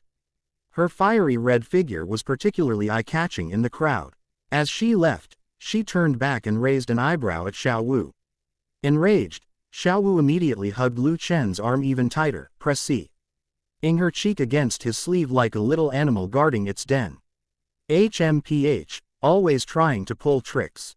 Lu Chen pinched Xiao Wu's nose and suddenly felt a chill. Lu Chen looked up and his gaze quickly locked onto Xin Yan from Kanghui Academy. Chapter 171 Opening Ceremony of the Competition. Lu Chen's 7 kills of Asura was related to human emotions and desires, and he soon realized that the unfriendly gaze was not directed at him, but at Tang San. Lu Chen's lips curled into a meaningful smile. Truly fate, to have Xin Yan set her sights on this. It seems Xin Yan possesses a rather valuable head-shaped soul bone. Just as Lu Chen was thinking of snatching the soul bone from Tang San, a refined voice came, Tower Master Lu, it's been a long time. Ning Fengji walk, Ed slowly with sword Douluo and bone Douluo. His white robe was embroidered with dark gold cloud patterns, and as he walked, there seemed to be flowing light floating around. Today, Ning Fengji wore a white robe, a 7-treasure purple gold crown symbolizing his status, and held a white jade scepter with 7 colorful beads inlaid on it, which shimmered with a warm glow. Looking at Ning Fengji, this cash cow, Lu Chen forced a smile, but there was no joy in his eyes. Sect leader Ning, how have you been? That year, the Spirit Pagoda flourished, and 9 types of attack and defense soul tools were available on the market. Various forces competed to purchase the goods, with the Spirit Hall and the Heaven Do Empire placing the most astonishing orders, almost twice that of the Star Luo Empire. This grand occasion directly stirred up undercurrents in the power structure on the mainland. Of course, there were also some short-sighted forces that wanted to forcibly take a share of the pie. But they were directly attacked by ZG and Titan, leaving no survivors. The Spirit Hall even added a special rule to the Soul Master competition. No items other than storage soul tools may be used during the competition. Lord Lu has really stirred up the landscape of the continent this year. Ning Fengji looked at Lu Chen with admiration in his eyes. He was exceptionally talented, powerful, and decisive. Apart from being a bit sentimental, he seemed to have no other flaws. If only he could be Rongrong's husband, that would be wonderful. Ning Fengji couldn't help but think of Ning Rongrong, who had become increasingly gentle over the past year. These changes in his daughter were probably also due to Lu Chen. Thinking of this, Ning Fengji slowly said, Lu Chen, Rongrong has been talking about you a lot. Lu Chen smiled faintly, not taking those words to heart. Just as Lu Chen and Ning Fengji were exchanging pleasantries, Qian Runshui, disguised as Shui Qing, slowly approached them.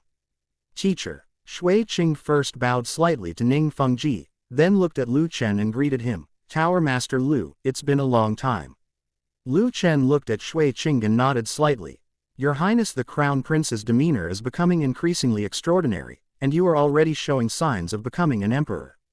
Upon hearing Lu Chen's praise, Shui Qing's eyes flashed with a barely perceptible glint of light. Tower Master Lu is joking. Compared to the Spirit Pagoda's power to stir up storms, my meager magnanimity is nothing to mention. She subtly changed the subject, her words carrying a hidden meaning. However, recently some forces have been complaining that although the soul tools of the Spirit Pagoda are excellent, their quantity is limited. I wonder if Tower Master Lu will open up more quotas in the future. Lu Chen shook his head, feigning helplessness, and said, the production of soul tools is too complicated. I only have so many people under my command, so I simply cannot mass-produce them. Shui Qing nodded, not continuing the topic, and instead said, Teacher, Tower Master Lu, Father Emperor has asked me to invite you to the VIP seats to watch the match. Lu Chen and Ning Fengji exchanged a glance, then turned to the group and said, Lingling, Yanzi, you two will lead the team while I'm gone. Dugu Yan and Yi Lingling replied in unison. Go ahead without worry. Lu Chen gently rubbed Xiao Wu's head again, his fingertips lightly brushing the top of her hair. Be good, wait for me to come back. Xiao Wu nodded obediently and let go of his arm. Lu Chen followed Shui Qing up the jade steps leading to the VIP seats. The noise of the arena gradually faded away, leaving only faint cheers. Shui Qing walked at the front, his seemingly composed back view always glancing at Lu Chen beside him out of the corner of his eye. Lord Lu's spirit transmission tower will surely become a force no weaker than the three upper sects in the future. Shui Qing suddenly slowed his pace, his voice extremely low. If the Heavenly Do and the Spirit Pagoda cooperate deeply in the future, perhaps the landscape of the continent could change again. Lu Chen tapped the jade railing with his fingertips, his tone so indifferent that it revealed no emotion. Your Highness is joking. The Spirit Pagoda is not something I can decide alone. Oh, could it be that Senior ZG? Shui Qing gasped subconsciously. Lu Chen slowly shook his head, his tone carrying a deeper meaning. There are others. Their strength far surpasses that of ZG, and even the Spirit Hall is no match for them. Upon hearing this, Shui Qing and Ning Fengji, who was following behind him, were both stunned, a look of surprise flashing in their eyes. They all knew that Lu Chen was not one to boast.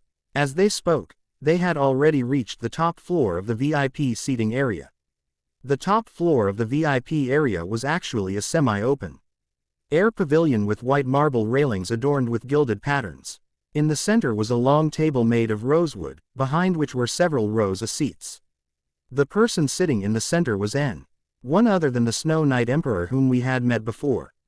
However, at this moment, he was wearing a long golden red robe, a golden diamond crown, and his face was as bright as the moon, exuding an aura of imperial power. Behind him sat Prince Schwexing. Although his features bore a resemblance to Shui, other aspects, well, let's not even mention them. The person sitting to the left of Emperor Shui was someone Lu Chen had seen before. It was none other than Solace, the Platinum Bishop of the Spirit Hall who had almost been killed by ZG. As soon as Lu Chen appeared, Emperor Shui gave him a kind smile. Lu Chen nodded slightly to Emperor Shui, but said nothing.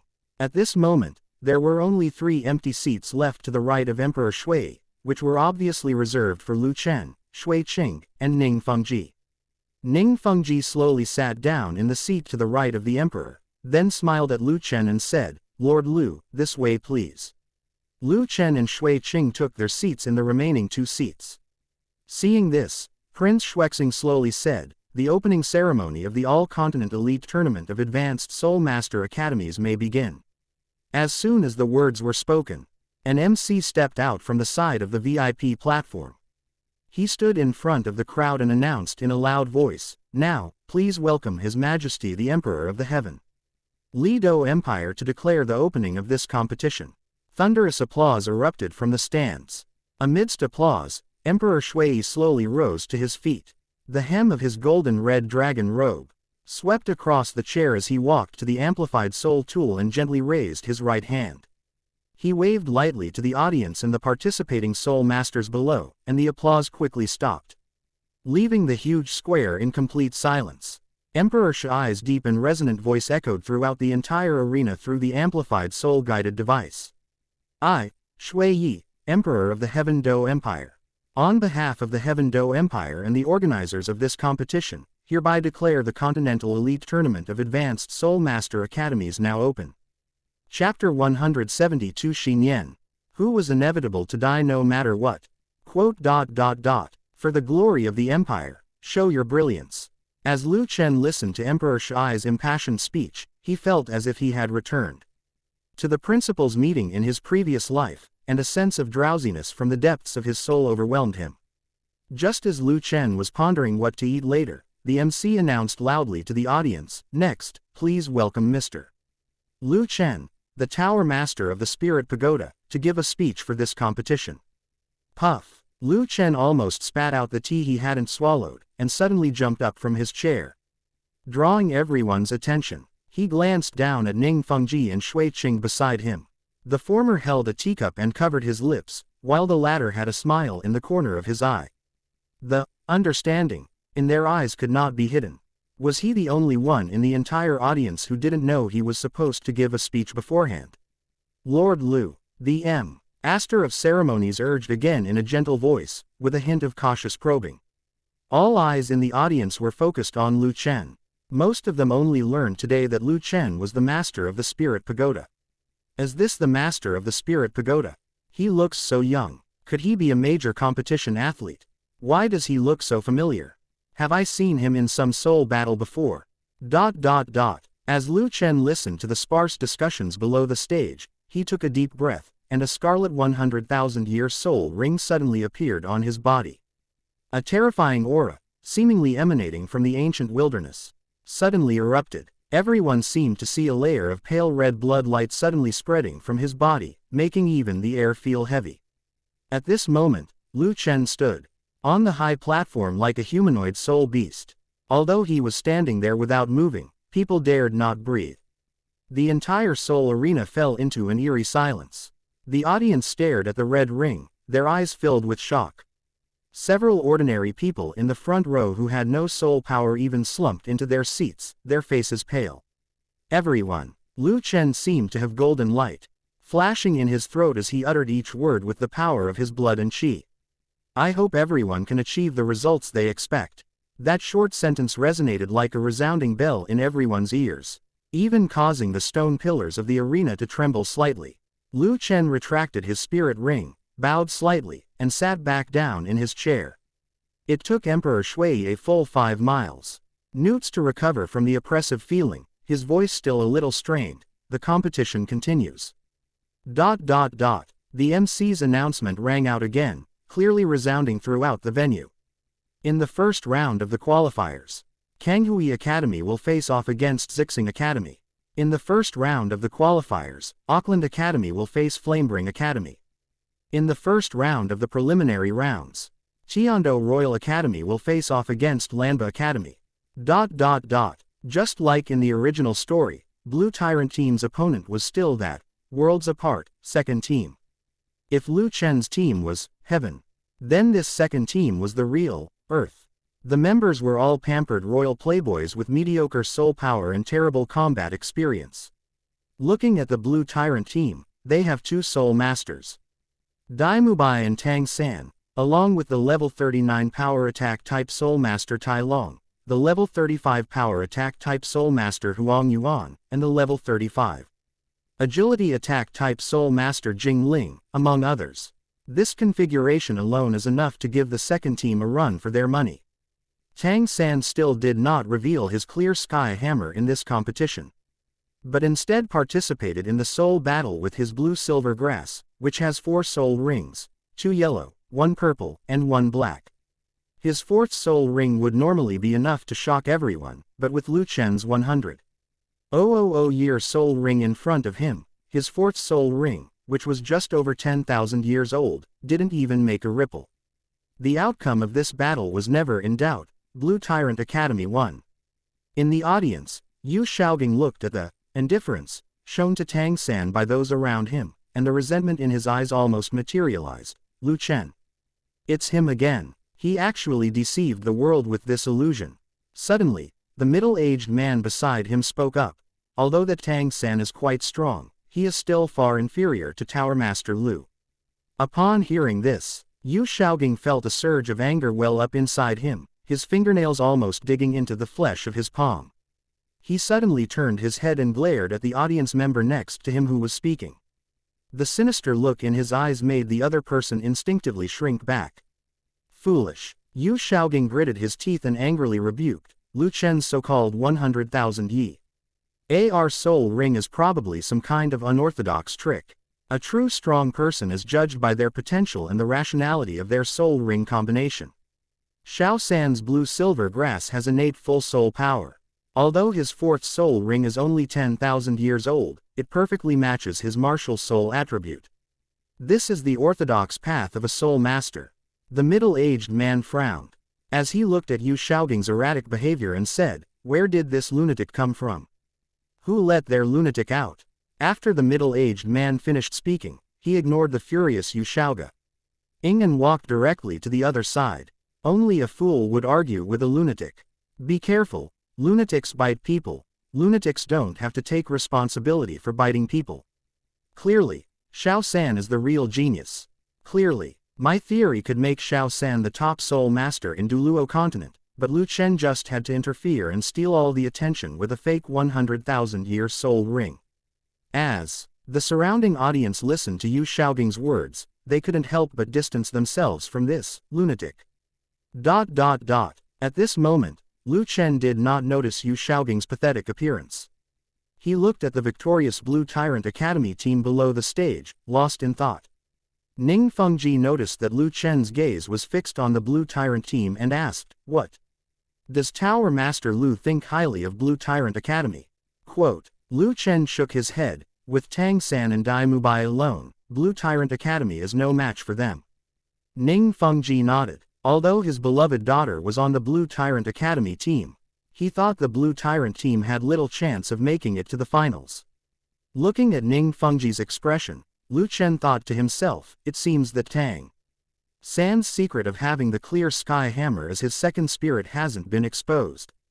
Otherwise, Ning Fengji wouldn't be so calm and collected. Lu Chen released his mental energy and quickly saw Xing Yan in the audience, whose eyes were filled with murderous intent. "Old man, are you finally about to lose your temper?" Thinking of this, Lu Chen's lips curled up slightly. Although Tang San might not be able to create the Yama's decree without the help of the ice and fire yin-yang well, there's no guarantee he doesn't have some other tricks up his sleeve. Since everyone is going to die eventually, it doesn't matter who gets that soul bone. Not long after, Tang San left with the Blue Tyrant team, and Xing Yan's figure also disappeared silently into the shadows of the Soul Arena. Seeing this, Lu Chen stood up and said, "Everyone, I have other matters to attend to, so I will not keep you company any longer." After he finished speaking, he turned around and left directly. No one present thought there was anything wrong with what Lu Chen did. On this continent, there are always some people who can rise above even the emperor, and Lu Chen is clearly one of them. Chapter 173 You scoundrel, I've already found you. After leaving the Great Soul Arena, Tang San strode towards the Blue Tyrant Academy. For some reason, he did not choose to return to the academy with Dai Mubai and the others.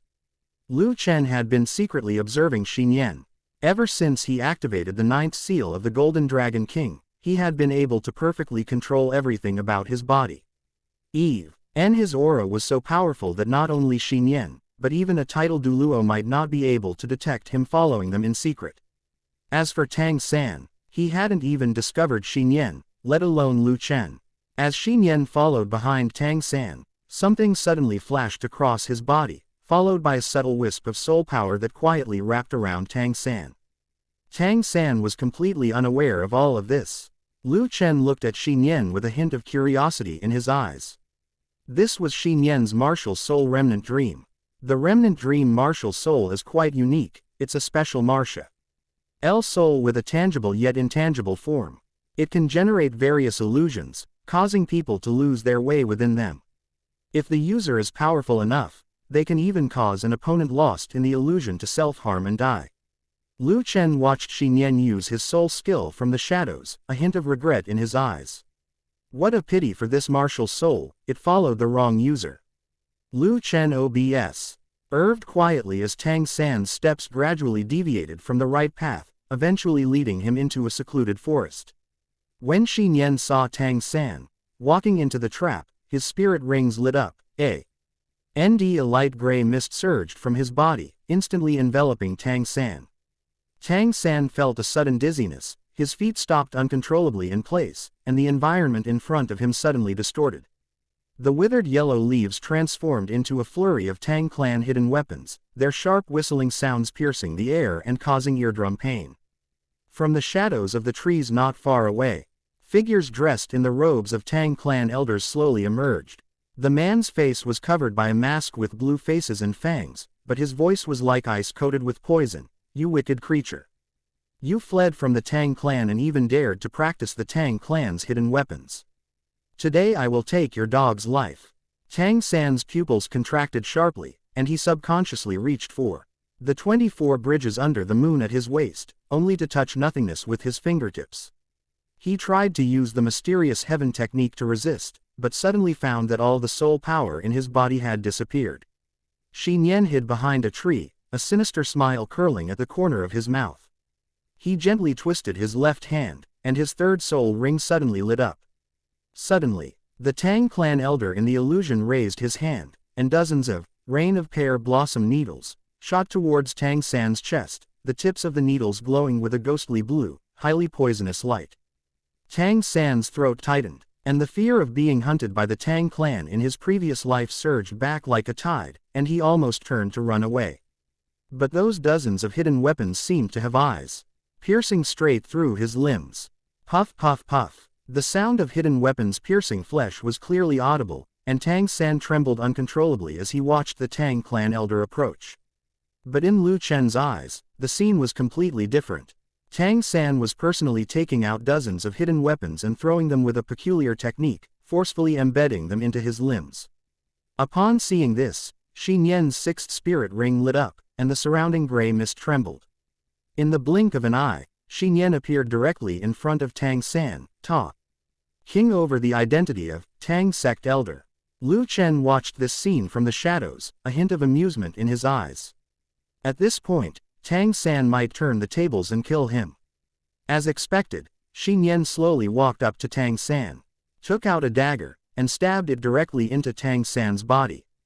Tang San suddenly turned around and pulled out a mechanical hidden weapon from his chest, pressing it against Xi Nian's chest.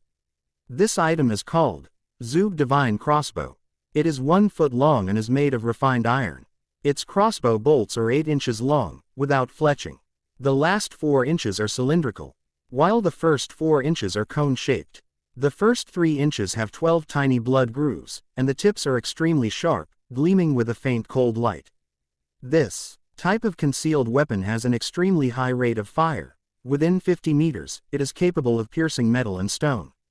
Used for surprise attacks, it can kill instantly, making it extremely powerful. By now, without any hesitation, Tang San pulled the trigger. Whoosh! 12 crossbow bolts shot out. Just when Tang San thought he had succeeded, Xi Nian suddenly shone with a blue light. And then a light blue shield emerged from his chest. It was none other than the first soul tool sold by the Spirit Pagoda, the Guardian Ring. Despite the protection of the protective ring, 12 crossbow bolts still pierced through its body. Puff! Xi Nian's body flew backward instantly, crashing heavily into a withered tree.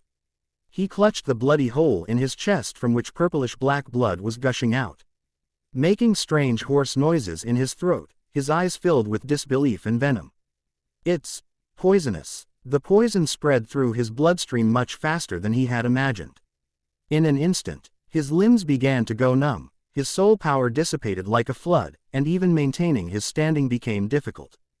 Under the venomous gaze of Xi Nian, Tang San, who was originally injured, slowly got up from the ground. "We had no enmity between us, why did you kill me?" Xi Nian seemed not to hear Tang San's words, still unwilling to accept it. "No, this is impossible. You are just a soul master who has just passed level 40, how could you possibly break my 7th soul skill? From the moment you laid a hand on me, you deserve to die." 8 jet black, spider legs covered in fine hairs suddenly emerged from behind Tang San. "No, impossible. How could an external soul bone appear on you?" Xi Nian struggled to retreat, but his limbs were already paralyzed by the poison. And he could only watch helplessly as the spider legs pierced his neck. Tang San's eyes were as cold as ice, and with a slight exertion of his spider legs, Xi Nian's throat bones made a crisp, crunching sound. A soul saint of level 72. Died at a young age. Sigh. Xi Nian, who has lived most of his life, is like a green recruit in front of Tang San's heart. Tang San suddenly said coldly to those around him, "You come out too." In the shadows, Lu Chen heard Tang San's voice and a hint of disdain flashed in his eyes.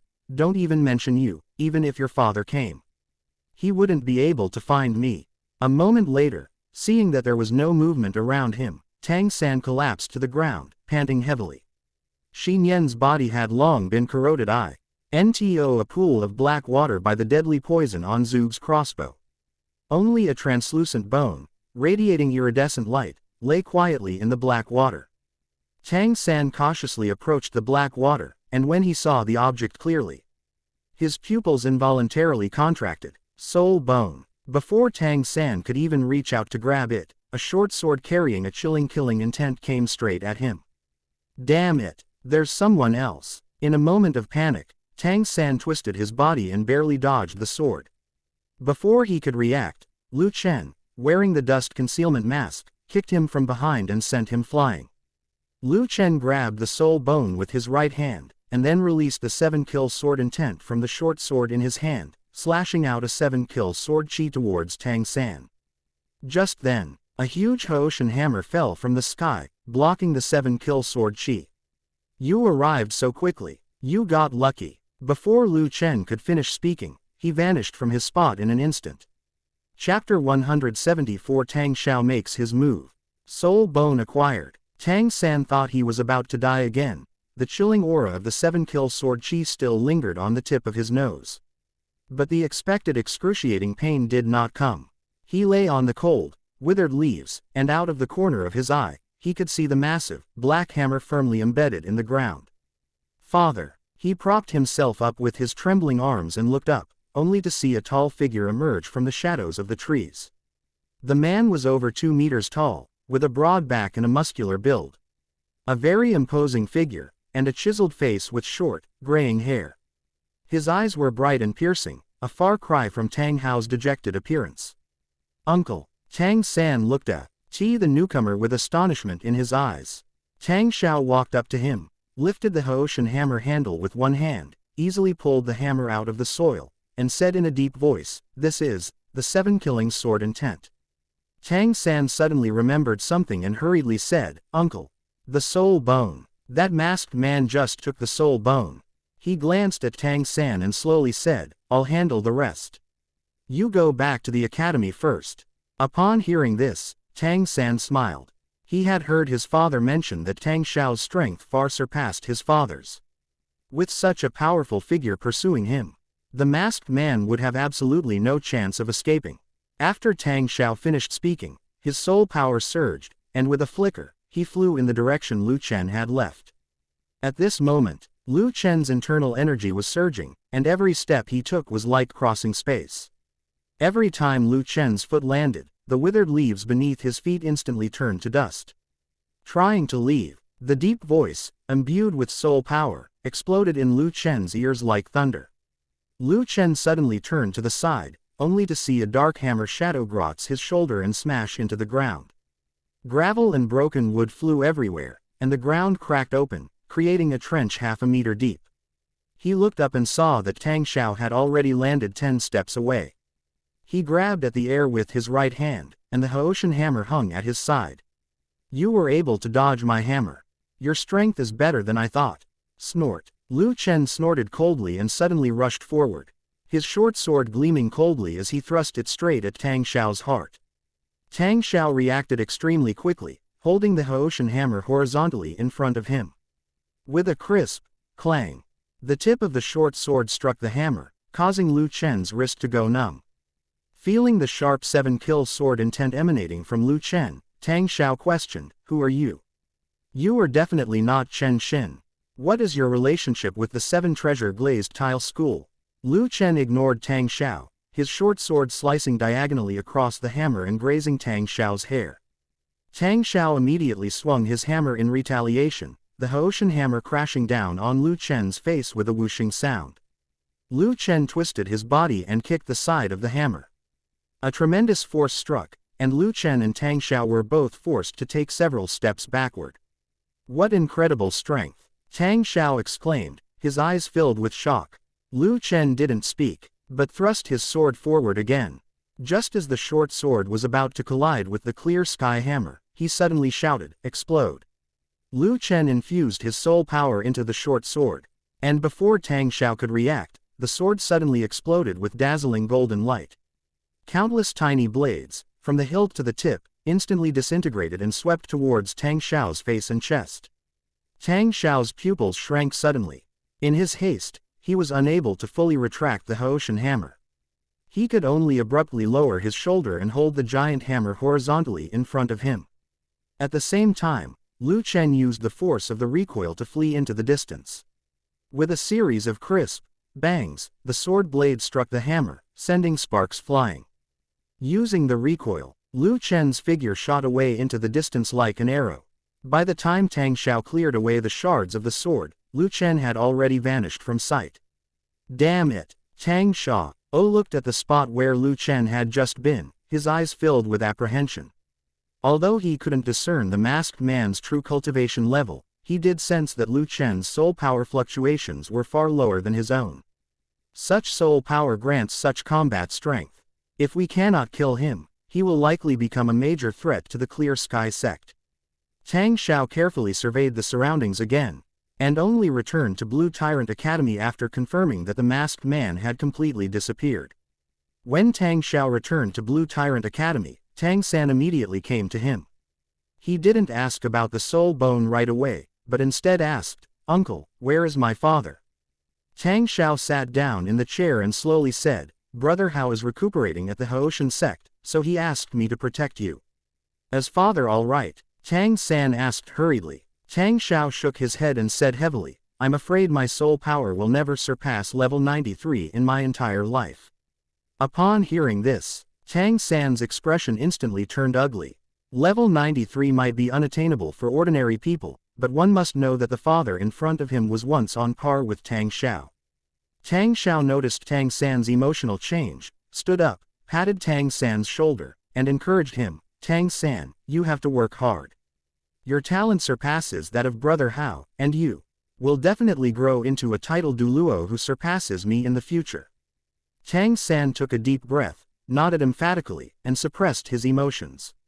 "That soul bone." Tang San changed the subject, remembering the soul bone Lu Chen had taken. "Uncle, that masked man's skills are strange. Do you think he might be from the Spirit Hall? If that soul bone falls into the hands of the Spirit Hall, the consequences would be unimaginable." Tang Xiao shook his head and said, "I don't know either. That person was even able to slip away from me, so he can't be an unknown person.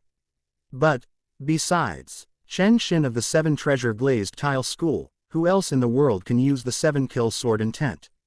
He didn't notice that when Tang San heard this, his body trembled violently, his fingers curled involuntarily. And then he shook his head vigorously, his heart enveloped by immense fear. No way, no matter how strong he is, he couldn't possibly unleash such terrifying power. Meanwhile, Lu Chen had returned to the Heaven Do Royal Academy. Xiao Wu, Zhu Zuqing, Du Guyan, and Yi Lingling were standing at the main gate waiting for Lu Chen. When Xiao Wu saw Lu Chen, she said irritably, "What?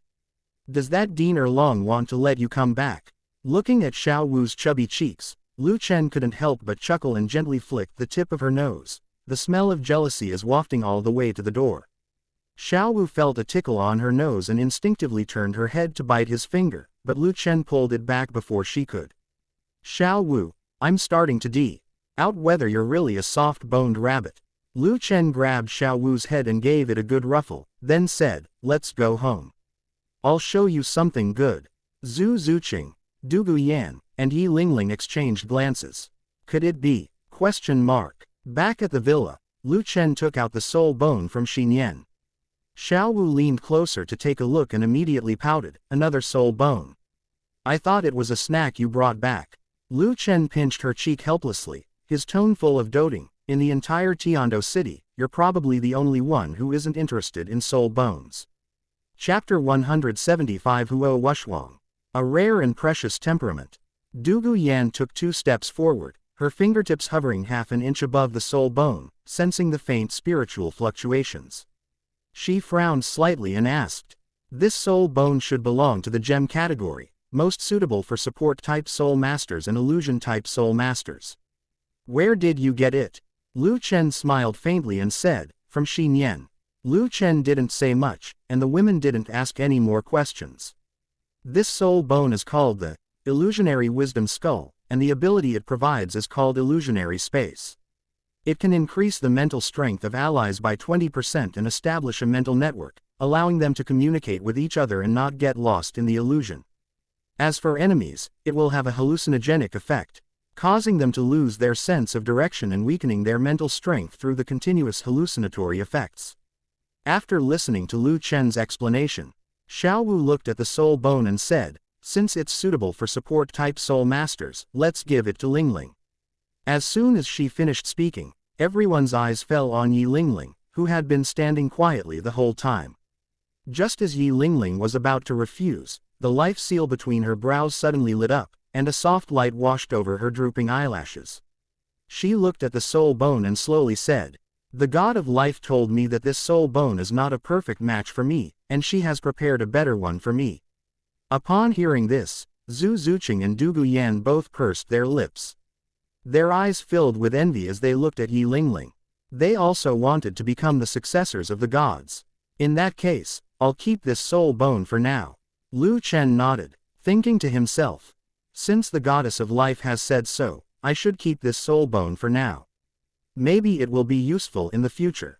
The next day, early morning, Lu Chen walked alone on the streets of Tiando City. Because of the Soul Master competition, there were many more vendors on the streets, and even many things that Lu Chen had never seen before. He squatted down in front of a stall selling exotic minerals, picking up a dusty piece of mineral between his fingertips. He looked at the rough mineral patterns on it and weighed it in his hand. Nowadays, the development of Rit Pagoda and Soul Tools is entirely hampered by mineral resources. Compared to the Sun-Moon continent, the mineral resources available on the Douluo continent are extremely scarce, which may be the reason why Soul Tools have gradually disappeared from the Douluo continent. The stall owner was a middle-aged man with a loosely tied belt around his waist, his belly bulging out of his shirt. Seeing Lu Chen picking and choosing, he stepped forward and asked, "Sir, what would you like to choose?" Lu Chen held a piece of fiery red ore in his hand, feeling a slight warmth in his palm, and asked curiously, "Where did this ore come from?" Quote, the vendor followed Lu Chen's hand to the fiery red ore, and immediately put on a fawning smile, praising, "Sir, you have a good eye. This fire pattern stone was mined from Blazing Fire City last month. That place is very remote, and 100-year-old soul beasts often appear there. 8 out of 10 pieces of ore that are mined are useless, and only these few pieces with red patterns can fetch a price." "How much?" Lu Chen didn't want to exchange pleasantries with the vendor in front of him. He just wanted to buy one so Titan could see if it could be used to make a soul tool. Upon hearing Lu Chen's words, the vendor's fat face instantly bulged together, his 5 short, stubby fingers spread wide, then deliberately retracted, feigning a cheerful demeanor. "If you really want it, sir, you can take it for 5 silver soul coins." Lu Chen glanced at his boss's shrewd businessman look and said helplessly, "Boss, do I look like a fat sheep to you?" "Sir, you are mistaken. Although this ore is very common in Blazing Fire City, it is extremely rare in Heavenly Battle City. After factoring in labor and transportation costs, I really only make a tiny bit of a billion." Just as the boss was about to say something, a young man in a gold and red school uniform stepped out of a carriage beside him. "Lord Lu, if you see anything you like, just take it." "Who are you?" Lu Chen sensed the faint dragon aura emanating from the young man, and after a moment's thought, he realized he had never seen this person before. "I am Huo Wushwang, captain of the Blazing Fire Academy team." Huo Wushwang bowed to Lu Chen. Huo Wushwang was of medium build with broad shoulders and an ordinary appearance. His eyes shone with a fiery light, and his gold and red team uniform accentuated his not-so-handsome face, yet he exuded an imposing aura. Huo Wushwang. Lu Chen looked at him, a few thoughts flashing through his mind. If he remembered correctly, Huo Wushwang was currently a level 42 offensive-type soul master. His martial soul is also a dragon, somewhat similar to Lu Erlong's, a fire dragon. However, Lu Erlong's fire dragon leans more towards yin fire, while his fire dragon is a one-horned fire typhoon, completely following an explosive path. Lu Chen nodded and said calmly, I appreciate Captain Huo's kindness, but business is business. Although my spirit pagoda is not short of soul coins, it has no reason to take advantage of others. He then took out 3 silver soul coins from his soul tool and placed them on the stall. I'll take this fire pattern stone. 3 silver soul coins are enough for your round-trip transportation costs and profits to Blazing Fire City. Any more than that would be an inflated price. The vendor was in a dilemma for a moment. The price Lu Chen offered was just right, neither too high nor too low. He looked at Huo Wushuang cautiously and asked, Young master, this. Huo Wushuang looked at Lu Chen with a strange look in his eyes. He stopped bowing and said to the shopkeeper, In that case, Uncle Fu, please accept it. Upon hearing this, Uncle Fu breathed a sigh of relief. He hurriedly wiped the sweat from his brow, rummaged through the stall and pulled out an exquisite jade box. Carefully placing the firestone inside, he presented it with both hands, saying, Sir, your things. Lu Chen casually tossed the fire pattern stone into his spatial storage soul tool. What does Captain Shiranui want with me? Lu Chen looked at Huo Wushwang's excited expression with a puzzled expression. Lord Lu, I know that with my strength, I am not worthy to say these words.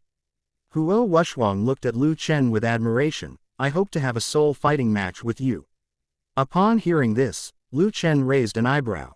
He could clearly sense the surging soul power within Huo Wushwang's body.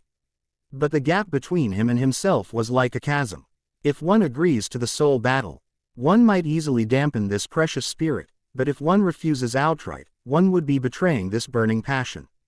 Lu Chen thought for a moment, then slowly said, Okay. Huo Wu's eyes lit up instantly, and he straightened his back abruptly, his voice trembling slightly. Thank you, Tower Master Lu. I will never let you down. After Huo Wushwang finished speaking, he respectfully said to Lu Chen, Tower Master Lu. Please follow me. Lu Chen looked at Huo Wushwang and a slight smile appeared on his lips. There are probably no more than a handful of people in the same rank who dare to challenge him. It would be a waste not to recruit Huo Wushwang with such a temperament. Chapter 176 Subduing the Obsessed Fanboy Huo Wushwang. Huo Wushwang led Lu Chen directly to the hotel where He Blazing Fire Academy team was staying. Without stopping, he led the group directly into the hotel's back garden. Lord Lu, since the Soul Master competition is currently underway, all the Soul arenas will be closed. We can only ask you to spar here. Huo Wushwang explained to Lu Chen, but don't worry, this is the property of Blazing Fire Academy, so no outsiders will disturb us. Let's begin. Lu Chen nodded. From their conversation, he had also realized that Huo Wushwang was a complete martial arts fanatic. But what was with the burning gaze in his eyes when he looked at me? Huo Wushwang took 5 steps back, his soul power suddenly boiling, crimson soul power flowing through his body, and 4 soul rings, 2 yellow and 2 purple, rose up from his feet in succession. One-horned fire Tyrannosaurus. Possession. As his roar subsided, flames instantly erupted from his body. A loud dragon roar erupted from his mouth, and his body suddenly swelled up a size larger. Lava lick. E-scales bulged out from under the panel, layer upon layer covering his limbs. A bluish-gray horn protruded slightly from its forehead, and a semi-transparent phantom of a fire dragon appeared behind it. Its fiery red light filling the entire garden with a scorching atmosphere. First soul skill. Tyrannosaurus Flame Bullet. Huo Wushwang suddenly raised his hand, his first spirit ring instantly lit up. And 3 fist-sized fireballs condensed in his palm, shooting fiercely towards Lu Chen. As Lu Chen watched the incoming fireball, he subconsciously activated the Golden Dragon King bloodline within him, instantly transforming his originally jet-black eyes into brilliant golden dragon pupils. The fireball in sight suddenly slowed down, and even the trajectory of the flickering flames became clearly visible. He merely twisted his body slightly, and the crimson fireball, carrying a scorching wave of heat, grazed the hem of his clothes before crashing heavily to the ground. Boom! The fireball exploded the moment it hit the ground, leaving charred marks that spread across the bluestone slab, emitting wisps of smoke. Tyrannosaurus Rex's wrath. Sharp claws appeared between Huo Wushwang's hands. His body swelled up again, and golden red light burst from his scales. He suddenly exerted force with both legs, and his whole body rushed towards Lu Chen like a burning beast. 3 steps away from Lu Chen, his right fist, covered in crimson dragon scales and engulfed in raging flames, slammed down toward Lu Chen's face. Not bad, Lu Chen exclaimed in rare praise, and then, a brilliant golden dragon scale appeared between his brows. A majestic and even louder dragon roar resounded.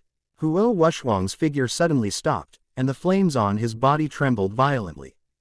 Golden Dragon Fist. A brilliant golden light enveloped Lu Chen's right hand, instantly transforming it into a dragon claw covered in scales, which swung out to meet Huo Wushwang's fist. Bang! Huo Wushwang's body flew backward like a kite with a broken string. He twisted his body forcefully in midair, and when his feet landed, he still staggered back 3 steps before barely managing to steady himself. He clutched his trembling right arm, his heart filled with horror. He had thought that there would be a big gap between himself and Lu Chen, but after truly witnessing Lu Chen's strength, he realized how ridiculous his initial thoughts were. What? You've given up? Looking at Huo Wushwang's expression, Lu Chen feigned disappointment and said, "It seems I really misjudged him." Upon hearing Lu Chen's words, Huo Wushwang's fighting spirit ignited once more. He gritted his teeth, and his 3rd and 4th spirit rings lit up simultaneously. 4th spirit skill. Tyrannosaurus charge. Flames surged around him, forming armor, and the single horn on his forehead was wrapped in flames. When he pushed off the ground with his feet, the bluestone slab shattered. He charged straight at Lu Chen like a cannonball, his single horn pointing directly at the other's heart.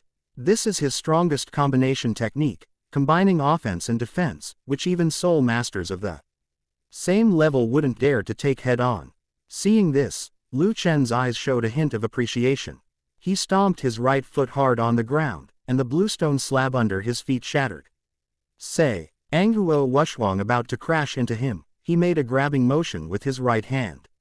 He placed his right palm on Huo Wushwang's single horn. There was no earth-shattering collision, only a gentle yet unparalleled force.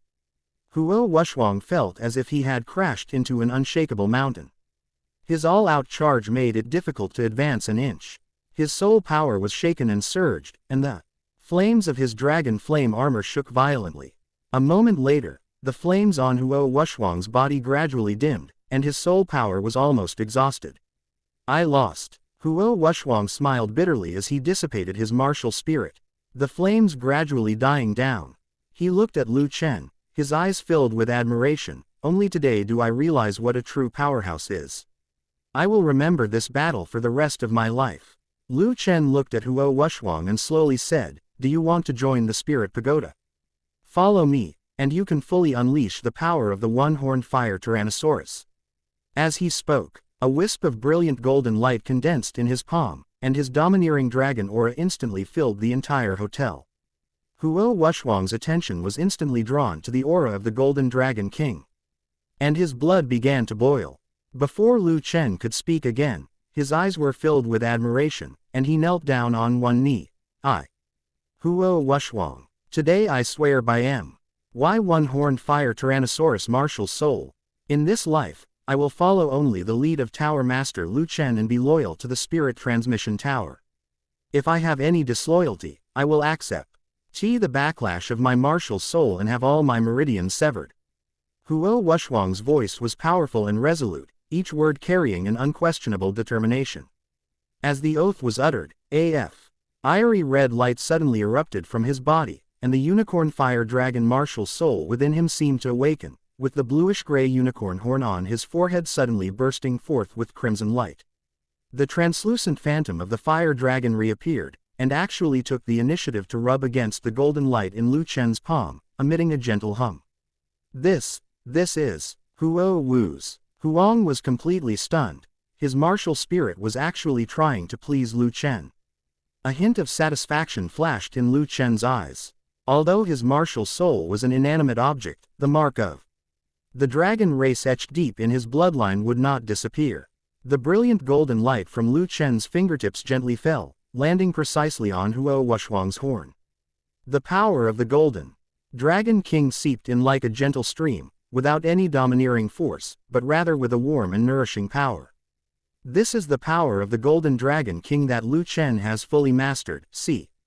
Containing a wisp of the pure bloodline power of the Golden Dragon King. Huo Wushwang felt a warm current spread from his horn throughout his body, and a soothing dragon roar rang out. He could clearly feel that the power of the Golden Dragon King was seeping into his martial soul through his meridians.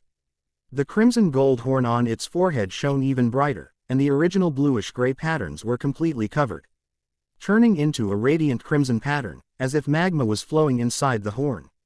The translucent fire dragon phantom was no longer an illusory outline, its scales gradually solidified. And crimson gold flames enveloped its body. Even its dragon eyes shone with a brilliant golden light similar to Lu Chen's dragon eyes. Even more astonishingly, his level 42 soul power, which had been stagnant for a long time, suddenly broke through at this moment. My soul power has increased to level 43. Huo Wushwang knelt on one knee, looking down at his own changes, his eyes filled with shock. Just then, a clear female voice came from the direction of the hotel, breaking the tranquility of the back garden. Brother. Is that you in the backyard? Chapter 177 Fire Dance. You won. I'll give you my most precious thing. As soon as he finished speaking, a very beautiful girl walked out of the hotel. Lu Chen looked at her and thought to himself, this must be Huo Wu, the vice captain of the Blazing Fire team, a level 43 control-type soul master. Huo Wu's dark red, wavy hair cascaded down to her waist. Her fair face, delicate features, and large, shimmering silver eyes made her exceptionally beautiful. The gold and red team uniform suited her perfectly, and paired with her dark red long hair, she herself was as eye-catching as a flame that could melt any man. She was tall and slender, with an extremely well-proportioned figure, and a faint red glow emanated from her body. Sister. Huo Wushwang got up from the ground and ran to Huo Wu. Huo Wu was immediately attracted to Lu Chen's appearance at first sight. His sword-like eyebrows and bright eyes concealed his sharp ambition, and he was as handsome as a jade tree standing in the wind. Huo Wushwang walked up to Huo Wu, about to explain why he had just knelt down before Lu Chen. Brother, get out of my way. Huo Wu used her right hand to push Huo Wushwang aside, then slowly walked up to Lu Chen and asked in a gentle tone that Huo Wushwang had never seen before, are you Lu Chen, the tower master of the spirit pagoda? Lu Chen looked at Huo Wu, who was completely different from what he had imagined, and nodded blankly. Huo Wu's eyes lit up immediately, and she almost pressed her body against Lu Chen, excitedly asking, can I have a fight with you? Lu Chen looked at Huo Wu and then at Huo Wushwang. Why did he feel that the two of them were so similar? Seeing this, Huo Wushwang quickly pulled his sister away and advised, Sister, you must not be rude to the tower master. Huo Wu flung Huo Wushwang's hand away and said irritably, are you allowed to challenge Lu Chen, but not me? Huo Wushwang looked at Huo Wu's fiery demeanor and didn't know what to say for a moment. Lu Chen looked at Huo Wu and smiled. I'm not going to be a free sparring partner. After hearing Lu Chen's words, Huo Wu said, if you win, I'll give you my most precious thing. How about it? Upon hearing Huo Wu's words, Lu Chen quickly waved his hand and said, I don't want it. Huo Wu grabbed Lu Chen's collar, her sly smile carrying an undeniable air of haughtiness. When we make a bet, it's not about what you want, but what I have. Quote. Lu Chen looked at the competitive spirit in Huo Wu's eyes. This was the Huo Wu he remembered. He didn't dislike Huo Wu's personality.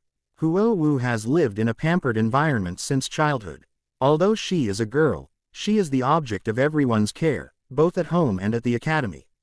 In addition, she is exceptionally talented, having been at the top of her peers since childhood. At only 19 years old, she has already reached a strength level of over 40. This is unprecedented at Blazing Academy.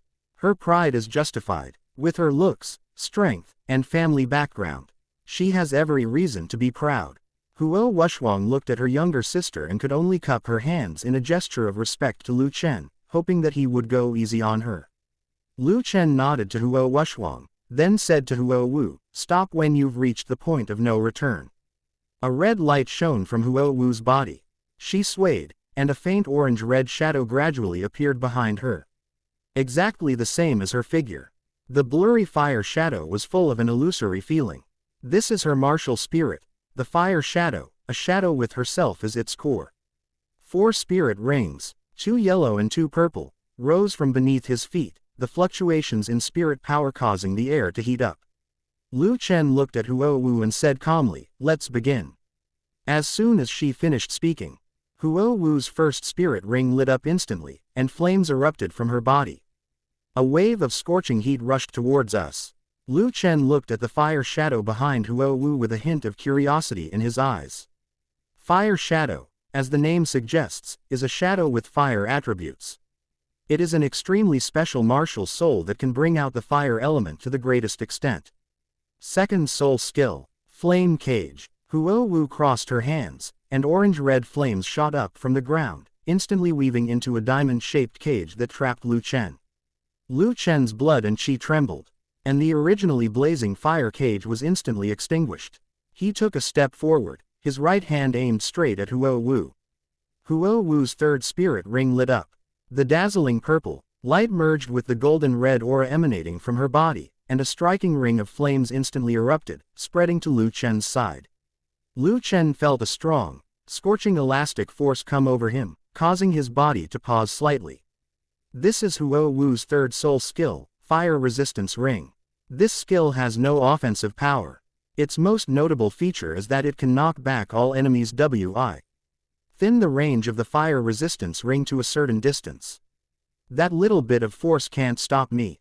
Lu Chen stomped his right foot on the ground, and a loud dragon roar rang out, instantly dispelling the pressure on his body. He charged towards Huo Wu like a cannonball. As Huo Wu watched Lu Chen charge towards her, flames erupted from her body, her third soul ring lit up again, and she then condensed several fireballs in her hands and hurled them at Lu Chen in an attempt to hinder his figure. Lu Chen watched the incoming fireballs, then casually grabbed one with his right hand, instantly extinguishing them all. "I know you have a backup plan. Use it." As soon as Lu Chen finished speaking, all 4 spirit rings on Huo Wu's body lit up at the same time. The orange-red flames on her palms grew brighter and brighter. But instead of rising excessively, they gradually changed color, from orange-red to dark blue, and then from dark blue to incandescent. "Fire. Dance. Shine. Sun." A clear voice came from Huo Wu's mouth. With each word, the incandescent bulb in her hand became a little more intense. When the last word, Yang, appeared, a huge ball of white fire had condensed above her head, truly shining like a sun. At this moment, even the sunlight in the sky was overshadowed by its radiance. Lu Chen smiled slightly as he looked at Huo Wu's combat power, which far surpassed that of others of the same level. A ball of incandescent fire hung above Huo Wu's head, distorting the surrounding air. Fine cracks began to appear on the stone slabs on the ground, and the glass windows of the hotel in the distance were covered with a thin layer of fog. Huo Wushuang clenched his fists, cold sweat beading on his forehead. He knew Lu Chen's strength better than anyone else. Even though his sister had used her trump card, he still didn't believe Huo Wu could defeat Lu Chen. "Is it a ring fusion?" Lu Chen stood ramrod straight, his clothes fluttering in the heat. But there was no trace of seriousness in his eyes. Ring fusion is not a skill, but a talent. Only a few extremely special soul masters can possess this ability. Those who possess this talent are extremely rare in the history of Douluo continent, and each and every one of them is a powerful figure. The so-called ring fusion means releasing the soul power that can be released when using raw soul rings to output skills at the same time in an instant.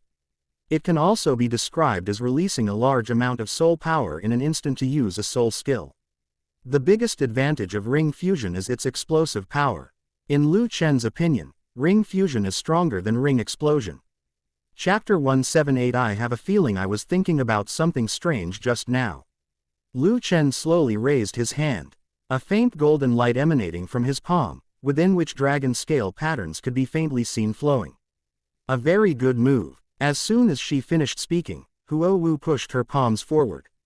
And the incandescent fireball above her head instantly turned into a meteor, dragging a long tail of flame as it crashed down on Lu Chen. Wherever it passed, the air seemed to be ignited, and even the light distorted. Just as the fireball was about to collide with Lu Chen, he suddenly raised his hand, and golden light surged from his palm. A dragon roar, louder than before, resounded throughout the heavens and earth. The dragon's roar carried an ancient pressure, and Huowu felt the fire element within her body tremble, even her soul power became somewhat sluggish. A translucent dragon claw phantom condensed in the palm, carrying a world-destroying aura, and went straight for the ball of incandescent fire. The moment the dragon claw collided with the ball of fire, the surrounding light dimmed for a split second. A shocking scene has unfolded. That ball of fire, which seemed capable of melting everything, was actually shattered by Lu Chen's claw. The moment the incandescent fireball exploded, scorching sparks scattered like a meteor shower, leaving deep black craters on the ground and emitting a sizzling sound. The back garden, having been through 2 battles, was now a scene of devastation. Littered with rubble and scorch marks, Huowu was violently thrown back 3 steps by the impact, her feet leaving 2 long scorch marks on the ground. Her chest heaved with blood and chi, and a mouthful of bloody taste almost burst from her throat. But Huowu's fighting spirit did not diminish in the slightest. Her crimson soul power trembled and condensed into several fireballs once again. But Lu Chen didn't give her a chance to catch her breath. The phantom of the dragon claw in his palm did not dissipate. Instead, it became even more solid, with the patterns on its scales clearly visible. The ancient pressure surged down once more like a tidal wave. He flashed and appeared in front of Huowu almost instantly, his dragon claws tearing through the air with a sharp sound. Aiming straight for her vital point between the eyebrows, a hint of madness flashed in Huowu's eyes. Her soul power surged suddenly, and the fire element around her no longer flowed gently but became violent and turbulent. The flames around him condensed into a crimson fire lotus, which rushed towards the dragon's claw. Boom! The fire lotus and the dragon claw collided again, and a deafening roar resounded.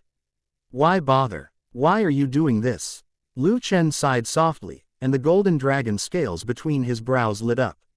Suddenly, a layer of light golden light shone from his right dragon claw, which directly pierced through the fire lotus, leaving only an inch between his fingertips and her brow. You lost. Lu Chen slightly bent his middle finger and gently ced the fingertip on Huowu's smooth forehead, making a soft, thump, sound. The force wasn't strong, but it was like ice water thrown into flames, instantly extinguishing the violent fire element surrounding Huowu. The soul power that had been surging and turbulent just moments before obediently receded back into the meridians with this gentle flick, and even the skin on his forehead, which had been taut with fighting spirit, felt a slight tingling sensation. Huowu froze on the spot.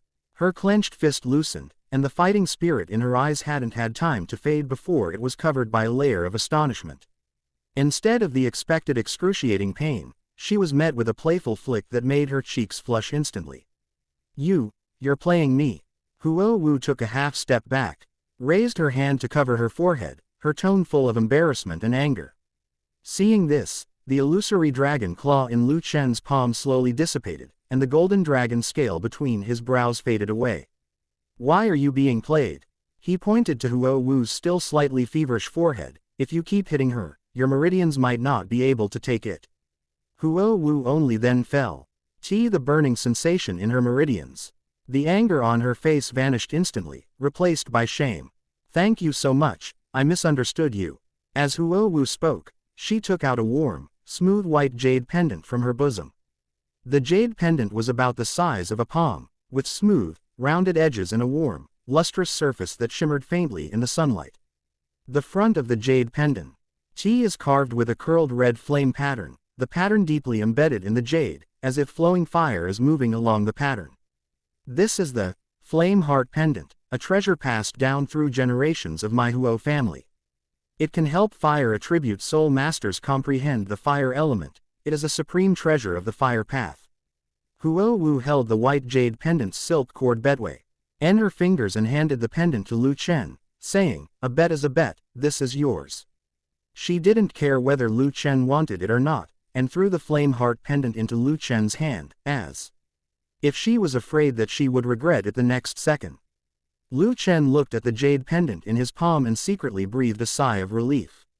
Thankfully, this girl didn't pull any stunts like First kiss. Or, offering herself in return. Huo Wu looked at Lu Chen and said angrily, "What's with that expression? I felt like you were thinking something weird just now." Lu Chen rolled his eyes at Huo Wu. Any man would subconsciously think of something else when he hears you say something is the most precious thing, okay. As soon as the jade pendant landed in Lu Chen's palm, he felt a warm sensation, which traveled along his fingertips into his meridians. Lu Chen subconsciously injected a wisp of soul power into it, and the originally static flame patterns seemed to be ignited, flowing and swirling. Even the sunlight seemed to be drawn in, gathering into a faint halo on the jade pendant. Feeling the warm current surging through his body, he exclaimed in amazement, "This jade pendant will probably be quite useful for soul masters of other attributes as well." Huo Wu proudly raised her head, her chin slightly tilted back. "This is my most precious thing, you must protect it well. One day I will win back the flame heart pendant." Seeing her earnest expression, Lu Chen smiled and nodded, carefully putting the flame heart pendant into his bosom. Lu Chen looked at Huo Wushwang and slowly said, "Wushwang, now that you've joined the Spirit Pagoda, come with me to the Spirit Pagoda headquarters." Huo Wushwang was taken aback at first, then reacted, clasped his hands and bowed. "Yes. Tower Master." Huo Wu heard it clearly from the side and her eyes widened instantly. His own brother had actually joined Lu Chen's Spirit Pagoda. She instantly felt a bit resentful towards her brother. If he joined the Spirit Pagoda, then she would be the only one who could take over Blazing Fire Academy in the future. "Brother, you've gone too far. You joined the Spirit Pagoda without even consulting us." Huo Wushwang looked at Huo Wu, who was puffing out her cheeks, reached out and patted her head, his eyes filled with the tenderness of an older brother. "My talent is no match for yours. But the future of Blazing Fire Academy is in your hands." Huo Wu's cheeks puffed out even more as Huo Wushwang rubbed her head, making her look like a cat with its fur standing on end but nowhere to vent its anger. When she brushed his hand away, her strength lessened. "Who asked you to rub my hair? Besides, you can only fool a 6-year-old with that. You clearly just don't want to take over the academy." Huo Wushwang, having his thoughts exposed, scratched his head somewhat embarrassedly. Huo Wu glanced at Lu Chen, then at her brother, and suddenly stepped forward, her tongue irresolute. "I'm going to the Spirit Pagoda with you all."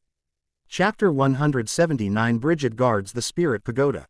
Huo Wushwang quickly reached out and grabbed Huo Wu's wrist. "Sis, stop fooling around."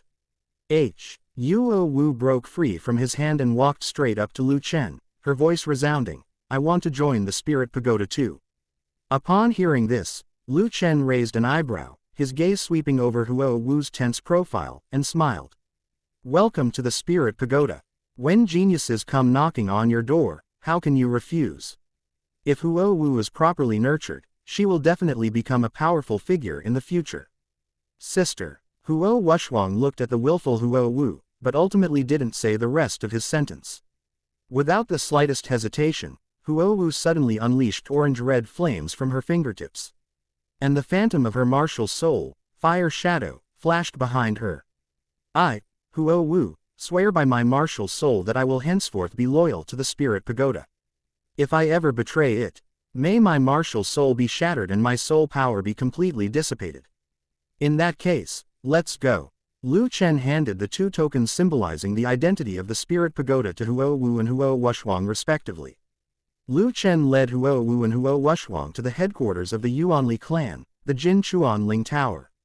The mansion of the Force clan has long since lost its former appearance. The Vermilion Gate is carved with swirling soul totems, and a long staircase paved with white jade extends from the gate. To the left of the main gate stands a jade tablet 10 feet tall, cribbed with several lines of vigorous characters. "By the spirit is our bond, not by force. By the heart is our pledge, not against the way of heaven. Those who enter this tower must safeguard the life of their souls and protect the balance of all things. Even if they encounter 1,000 difficulties, they must not betray their spirit, their conscience, or the world." Next to this text are the 3 large characters, Spirit Transmission Tower. There seemed to be a flow of sword energy between these 49 characters, forcing Huo Wu to subconsciously clench her sleeves and even slow her breathing. Huo Wushwang's eyes were even more solemn, and he dared not look directly at the jade tablet. Such powerful sword intent! Huo Wushwang exclaimed in admiration, his face full of adoration for Lu Chen. Two guards clad in silver armor stood on either side of the gate, each possessing a soul power fluctuation no less than that of a soul king. The moment the guard saw Lu Chen, he put down the specially made soul-guided spear in his hand, knelt on one knee, and the sound of his armor clashing together was a neat clang. "Welcome back to the Tower, Master." The shouts ced through the Vermilion Gate and echoed around. Lu Chen nodded slightly, his voice steady. "Get up." Huo Wu's gaze remained fixed on the jade tablet, and she couldn't help but ask, "Lu Chen, what do these words mean?" Lu Chen said calmly, "These few words correspond to the true foundation of the Spirit Transmission Tower, and you will soon understand its meaning." As soon as he finished speaking, Lu Chen led Huo Wu and Huo Wushwang directly into the gate. "The moment I stepped through the Vermilion Gate, a warm current of soul energy rushed towards me, causing the surrounding space to tremble. The first thing that entered Huo Wu and Huo Wu's eyes was a huge statue. The statue was carved from some kind of mineral, and it shimmered with 7 colors under the sunlight. The statue stands tall and straight like a pine tree, its left hand behind its back, while its right hand holds the Asura demon sword, pointing it diagonally at the ground. The sword is covered with twisted black demonic patterns, and the edge of the blade gleams with a cold, crimson gold light, as if it will unleash a sword aura that tears through space at any moment." Huo Wu was utterly shocked and blurted out, "Such a huge statue. Yet you can't even see a trace of it from the outside." Lu Chen smiled slightly and said calmly, "It's just a soul tool that can create small spaces, nothing special." "Create space?" Huo Wushwang's voice trembled. "Even the legendary limit Douluo might not be able to do this." Lu Chen smiled faintly and didn't say anything. Everything in front of him was a reward from the system. These soul tools are beyond the capabilities of current soul tool technology. Just to construct this space, a set of 9th-order soul tools called Sky Opening Ring was used. A golden dragon coils around the statue, its scales shimmering with a metallic sheen under the 7-colored light, and its eyes, though closed, still exude majesty. As if sensing Lu Chen's presence, the massive dragon head slowly raised, a glimmer of golden light shining through its closed eyelids. "This dragon, is it alive?" Huo Wushwang clenched his fists instinctively. His soul master level soul power surged within him, but it was gently suppressed by the dragon's might, leaving him no room to resist. "It is not a living thing, but merely carries a slight amount of dragon soul power." Lu Chen's voice echoed faintly, "Come with me." Quote, Huo Wu and Huo Wushwang glanced at the golden dragon with lingering fear before quickly following behind Lu Chen. Just as he stepped over the statue, a loud voice suddenly rang out, "Lu Chen! You've finally arrived." As soon as he finished speaking, a crimson figure appeared in front of Lu Chen. He was tall and straight like a mountain, with long, reddish brown hair like the fur of a mastiff swept by a fierce wind, hanging loosely to his shoulders and neck, carrying a wildness that had not yet faded. 3 intersecting red lines were etched on his forehead, and his eyes were a bottomless crimson gold, with a coldness and vigilance that did not belong to humans hidden in his pupils. His skin was a dark bronze color, with faint reddish downy hairs resembling animal fur visible between his skin textures. Lu Chen looked at the middle-aged man in front of him, cupped his hands and said, "Senior Crimson King, it's been a long time." The Crimson King came to the Spirit Pagoda half a year ago. He was ordered by Jiu Yuina to guard the construction of the Spirit Pagoda. Otherwise, relying solely on ZG to protect Lu Chen and the Spirit Pagoda at the same time would be too much for her. The Crimson King waved his hand and said to Lu Chen, "I'm leaving. With the help of these soul tools, it won't be easy for me to break in." Lu Chen looked at the Crimson King with a puzzled expression. The Crimson King slowly said, "The Lord will send by G over." After all, the first 5 levels of the Spirit Pagoda have been completed, which is a new GH to try to contract with 100-year-old soul beasts. Bai Ji is more suitable than me to guard the Spirit Pagoda. As soon as he finished speaking, a gentle breeze carrying a faint fragrance of grass and trees wafted over, and the air instantly became warm and moist. Huo Wu and Huo Wushwang turned their heads at the same time and saw a figure in emerald green slowly walking towards them. The skirt was embroidered with layers of swan patterns, which swayed gently with each step, like lotus leaves unfolding in the blue waves. The newcomer was slender with a refined face and clear, emerald green eyes, as if they held a pool of water from early spring. A faint, ethereal life force surrounded him, making even the air feel more vibrant. Huo Wu subconsciously held her breath. Her nerves, which had been tense because of the murderous aura on the Crimson King, relaxed unconsciously under the warm life force. Senior Bridget. Lu Chen nodded slightly, his tone now showing more respect. He knew that the life force controlled by Bridget was crucial to the soul contract, and with her in charge of the Spirit Pagoda, the initial development of the Spirit Pagoda would proceed smoothly. Bai Ji nodded slightly, her voice gentle yet carrying an undeniable composure. Tower Master Lu Chen, the Lord has informed me of the follow-up matters concerning the Spirit Pagoda. The Crimson King has been guarding it for half a year, and it's time for him to return and report. Chapter 180 Planning the Vast Ocean Universe cover. After handing over all the tasks, the Crimson King transformed into a streak of crimson light and disappeared before everyone's eyes. Watching the Crimson King's departing figure, Huo Wushwang murmured, "Just what is the cultivation level of this senior Crimson King? Is he also a member of the Spirit Pagoda?" Lu Chen thought for a moment and replied, "I'd say so, but his strength is roughly on par with ZG's. After all, the Spirit Pagoda was jointly built by him and Gu Yuina. And the two had equal status in the Spirit Pagoda, while the Crimson King was Gu Yuina's subordinate. If we round it up, the Crimson King also belongs to the Spirit Pagoda." Huo Wu turned her gaze to the gentle and graceful Bai Ji beside her, took a half step forward curiously, and asked softly, "Is this Sister Bai Ji even more powerful than Senior Kai Wang?" Lu Chen shook his head and said, "Bai Ji's martial soul is called Emerald Swan, which is a martial soul with no combat power at all. However, it is an extremely rare top-tier healing martial soul on the Douluo continent." Bridget smiled gently and said, "If you are ever injured in the future, you are welcome to come to me." "Thank you very much, Senior Biji." Huo Wu and Huo Wushwang quickly bowed. Mise from a healing type titled Douluo is no less than giving oneself a second life. Biji nodded slightly, a hint of a smile flashing in her eyes as she looked at the purplish-black dragon scale pendant around Lu Chen's neck. It seems that ZG hasn't told Lu Chen the truth yet. Thinking of this, Biji slowly said to Lu Chen, "Then take me to see the Spirit Pagoda."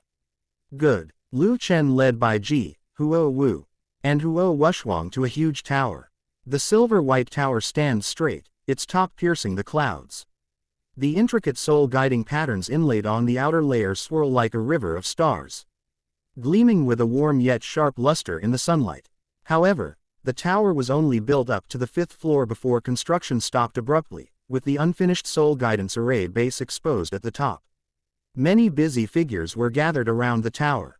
Some soul masters were using their soul power to support the huge soul guidance components, while others were squatting beside the rune array, carefully correcting the patterns with carving knives.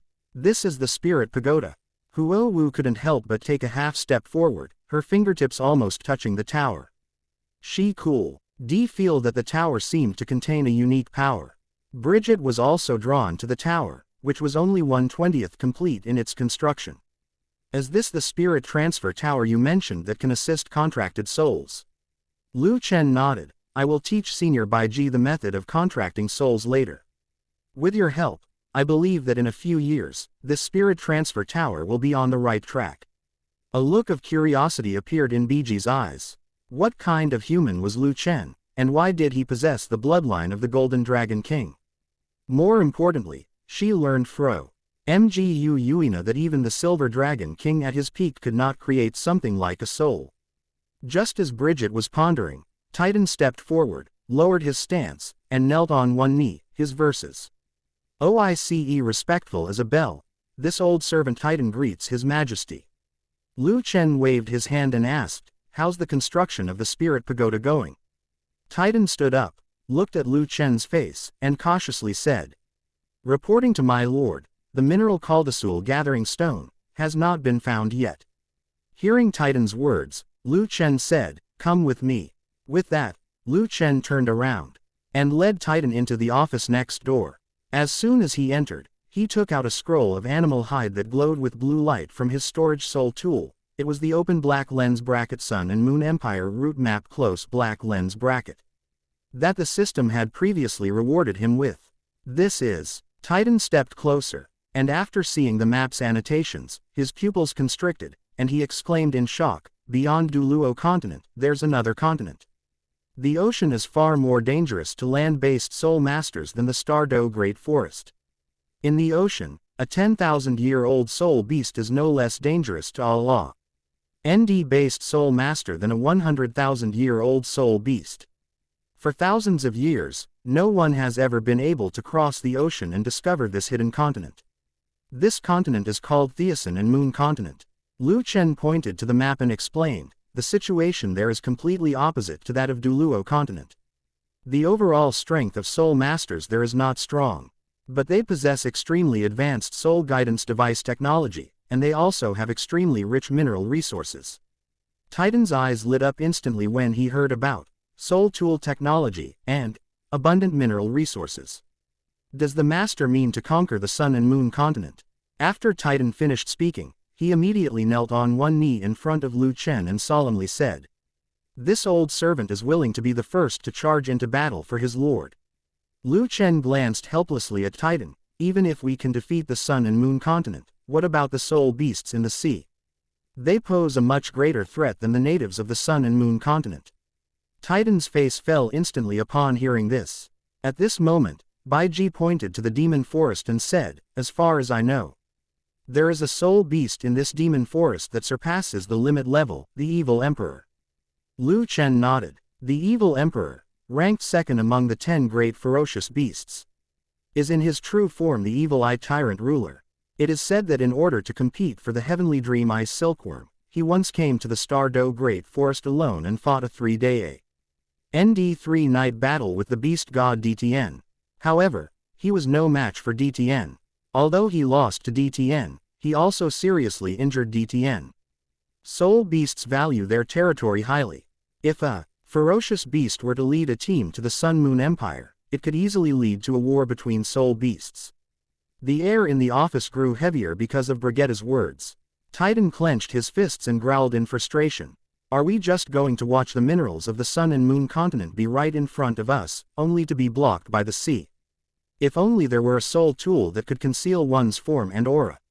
Lu Chen murmured to himself, then suddenly seemed to remember something, and his eyes lit up instantly. If he remembered correctly, the Heavendoe royal family seemed to have such a soul tool, the vast ocean universe cover. To be precise, the vast ocean universe cover is not a soul tool, but the key to the inheritance of the sea god's position. The true name of the vast ocean universe cover is Heart of the Sea God. When a user who is accepted by it obtains it and is recognized by it, the sea god will bring down a trial upon him. The sea god is one of the 18 main gods in the Douluo god realm. Although he's not a very good person, his divine position is still quite prestigious. This thing is useless to the Heavendoe royal family, it's better for me to have it. Lu Chen secretly plotted that once he became a god king, he would seize the sea god's position and give it to those around him. By doing this, I can say that I've removed a potential danger for Douluo Star. Thinking of this, Lu Chen said to Titan, "Titan, don't worry, your time to take action will come in the future." Although he didn't say it explicitly, Titan understood instantly. Huo Wu and Huo Wushwang looked at Lu Chen with blank expressions. What are they talking about? What demon forest? What evil emperor? Who I am? Where am I? Where should I go? Chapter 181 Feng Shaotian. The first, deeply affectionate, one in Douluo continent. The setting sun painted the sky with shattered gold, and dusk began to spread across the streets. Lu Chen first explained the future plans of the spirit pagoda to Titan, then taught Baiji the method of equal contract with soul spirits, and finally handed over several unused soul tools to Titan for research. After doing all this, he left the spirit pagoda with Huo Wu and Huo Wushwang. On the way, Huo Wushwang looked at the small blue gold snake on Lu Chen's shoulder and finally couldn't help but ask, "Master, will Be able to obtain soul spirits in the future? Of course. Lu Chen nodded, his tone certain. As long as you accumulate enough contribution points in the future, you can exchange them. He paused, then added, although the spirit pagoda hasn't been officially completed yet, I can personally help you form contracts with spirits. Huo Wu's eyes lit up, and she asked, how do I get contribution points? Anything that benefits the development of the spirit pagoda can earn contribution points. Suddenly, Huo Wushwang seemed to have thought of something and said to Lu Chen, Tower Master, I think I know how to obtain contribution points. After saying that, he hurriedly ran towards Uncle Fu's place. Since the construction of the spirit pagoda required rare metals, wouldn't he be able to gain contribution points by providing rare metals? Thinking of this, Huo Wushwang quickened his pace and soon disappeared at the end of the dimly lit street. Huo Wu watched Huo Wushwang's figure, a faint smile appearing on her lips. Her own brother had actually come to his senses and knew to create some alone time for her and Lu Chen. Lu Chen glanced at Huo Wu, who was looking down and seemingly lost in thought, and said with a hint of helplessness, let's go, I'll take you back to your hotel.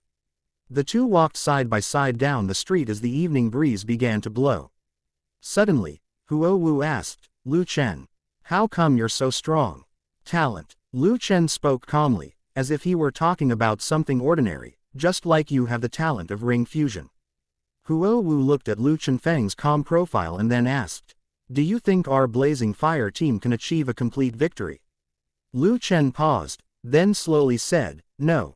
Upon hearing Lu Chen's words, Huo Wu immediately retorted, somewhat unconvinced. Why not? Our Blazing Fire team has been training with all our might for the past 6 months. With my fusion ring combined with the power of the team's support Soul Master, no one of the same level can withstand my attack. Even a Soul King would be badly hurt by a single full force blow from me. She took half a step forward, her skirt fluttering slightly in the evening breeze, the firelight in her eyes shining brighter than the setting sun on the horizon. Lu Chen did not immediately refute, but simply raised his hand, his fingertips gently brushing against Huo Wu's shoulder, and plucked a fallen leaf. After doing all that, he finally spoke. The Soul Master competition is not as simple as it seems. Putting aside the other teams, you might not be able to beat the Blue Tyrant team alone. Huo Wu was stunned for a moment, then realized, you mean Tang San, the one with the 10,000-year soul ring. The thought of Tang San, who was like a skeleton in a tomb, sent a chill down my spine. Especially his teammates, a pale-faced, sick tiger, and a sissy, chicken, the three of them together are simply top-notch. Her eyes were full of disdain. No matter how high his soul power is, blue-silver grass will turn to ashes when it encounters my flames. Looking at Huo Wu's confident demeanor, Lu Chen smiled and said, what if Tang San were a possessor of twin martial souls? Huo Wu was taken aback at first, then shook her head, her tone filled with suspicion. How is that possible? Who would be foolish enough to cultivate their first Marty Al soul while also being distracted by cultivating a second one? Don't you think so? Lu Chen looked at her calmly and slowly reminded her. Moreover, his second martial soul is the once famous, Clear Sky Hammer. Impossible. Absolutely impossible. Huo Wu frowned slightly and said, the Haoshan sect announced its closure long ago and will no longer engage in worldly affairs. Except, she stopped abruptly, her voice tinged with disbelief. Except Tang Hao. Lu Chen raised his right hand and gave Huo Wu a thumbs up, then slowly said, always remember one thing. Never completely believe what others say. Because in the face of strength, all promises seem ridiculous. Huo Wu nodded blankly, her eyes filled with shock. The two chatted casually along the way and soon arrived at the hotel where the Blazing Fire team was located. Just as Lu Chen was about to say goodbye to Huo Wu, a cold voice suddenly came from behind them. Huo Wu. Who is he? Lu Chen and Huo Wu turned around at the same time, and a young man with somewhat handsome features walked out from the shadows. Looking at the Shenfeng Academy team uniform embroidered with silver thread on his body, Lu Chen though UGHT to himself, could this person be Feng Xiaodian? Just as Lu Chen had guessed, the moment Huo Wu saw Feng Xiaodian, she immediately grabbed Lu Chen's arm with both hands. Feng Xiaodian. What are you doing here? Lu Chen felt the soft touch on his arm and subconsciously wanted to pull it away. But Huo Wu could not do as he wished. Her fingertips gripped Lu Chen's forearm tightly, pulling him forcefully to her side. Lu Chen is a distinguished guest I invited. Is it any of your business? The soft touch of Huo Wu's chest was clearly felt through the fabric and traveled to Lu Chen's forearm, causing a hint of helplessness to appear on his lips. Do I need to report to you who I'm walking with? Huo Wu looked at Feng Xiaodian with an impatient expression. Feng Xiaodian was speechless, his gaze falling on Lu Chen, who was being held tightly by Huo Wu. He frowned slightly, feeling that the face looked somewhat familiar. But at that moment, his mind was filled with the anger of someone stealing his partner. And he had no time to think about it carefully. He stared directly at Lu Chen and asked in a deep voice, "Who are you?" Just as Lu Chen was about to speak, Feng Xiaodian raised his hand to interrupt him, his tone carrying a warning. No matter who you are, I advise you to stay away from Huo Wu. Lu Chen glanced down at Huo Wu beside him, his tone questioning, is this guy always this annoying? Huo Wu nodded, her eyes pleading. Lu Chen, you have to help me. I don't want to be bothered by this lunatic anymore. Looking at Huo Wu, Lu Chen couldn't help but feel some sympathy. Looking at the pleading in Huo Wu's eyes, and then glancing at Feng Xiaodian's, asserting sovereignty, expression, Lu Chen finally sighed softly. He didn't pull his arm away, but simply looked up at Feng Xiaodian. His tone still calm, yet carrying an undeniable weight. Feng Xiaodian, you should leave. Don't be ungrateful, don't you know what's good for you? Feng Xiaodian seemed to have heard the biggest joke in the world. His soul power surged suddenly, and a pale blue wolf shadow appeared behind him, its sharp claws gleaming coldly. Lu Chen glanced at Feng Xiaodian and said to Huo Wu, he was the one who attacked first. Huo Wu immediately nodded, released her hand, and looked at Feng Xiaodian with a hint of pity in her eyes. Hopefully Lu Chen will go easy on her later, so as not to splatter her with blood. Chapter 182 Feng Xiaodian. No.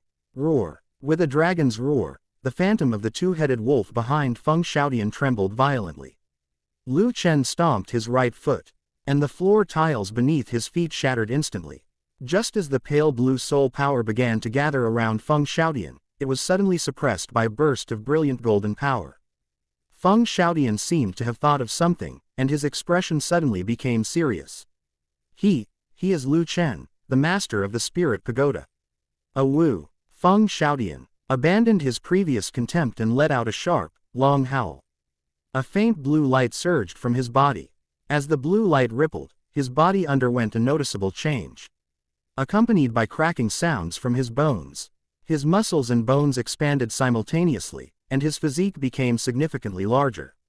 His long hair was also dyed blue, and most strangely, a wolf's head emerged from his left shoulder. As soon as the wolf head appeared on Feng Xiaodian's left shoulder, its azure wolf eyes locked onto Lu Chen, and a chilling soul power fluctuation emanated from its sharp fangs. The Gal, two-headed wolf is a mutated form of the Gale Demon Wolf. The Gale Demon Wolf was originally a mid to high-level martial soul, but its mutation into a two-headed wolf has elevated it to near top-tier status. The azure light around Feng Xiaodian suddenly surged, and the pale azure soul power that had been condensed on his body surface instantly materialized, like a layer of flowing wind wrapping around his body. Emitting a whooshing shriek, Lu Chen's lips curled up slightly when he saw this. Feng Xiaodian is an anomaly among soul masters. As someone who possesses innate full soul power, he is obsessed with creating his own soul skills, which leads to the waste of his cultivation talent. Land. Before Feng Xiaodian could finish speaking, the golden dragon fist, shimmering with brilliant golden flames, smashed directly towards his face. Laugh. Feng Xiaodian's pupils shrank suddenly, and his entire body surged with a blue light to its maximum. He didn't even have time to utter the complete name, Lu Chen, before his left toe slammed into the ground, using the wind flowing around his body to retreat rapidly. First soul skill, wind blade formation. The wolf head on high. S left shoulder suddenly opened its mouth, and sharp wolf claws sprang out from his palm. Feng Xiaodian swung his claws, and 10 semicircular wind blades slashed toward the golden dragon fist. Bang! The moment the golden fist shadow collided with the cyan wind blade, the wind blade shattered into countless dust particles. The golden dragon fist continued its momentum, the wind from the fist carrying a scorching heat wave. Still pressing towards Feng Xiaotian's face. Feng Xiaotian's expression changed completely. He could clearly feel the terrifying power contained in that fist. If that punch had hit his face, he would probably have to live with a mask on for the rest of his life.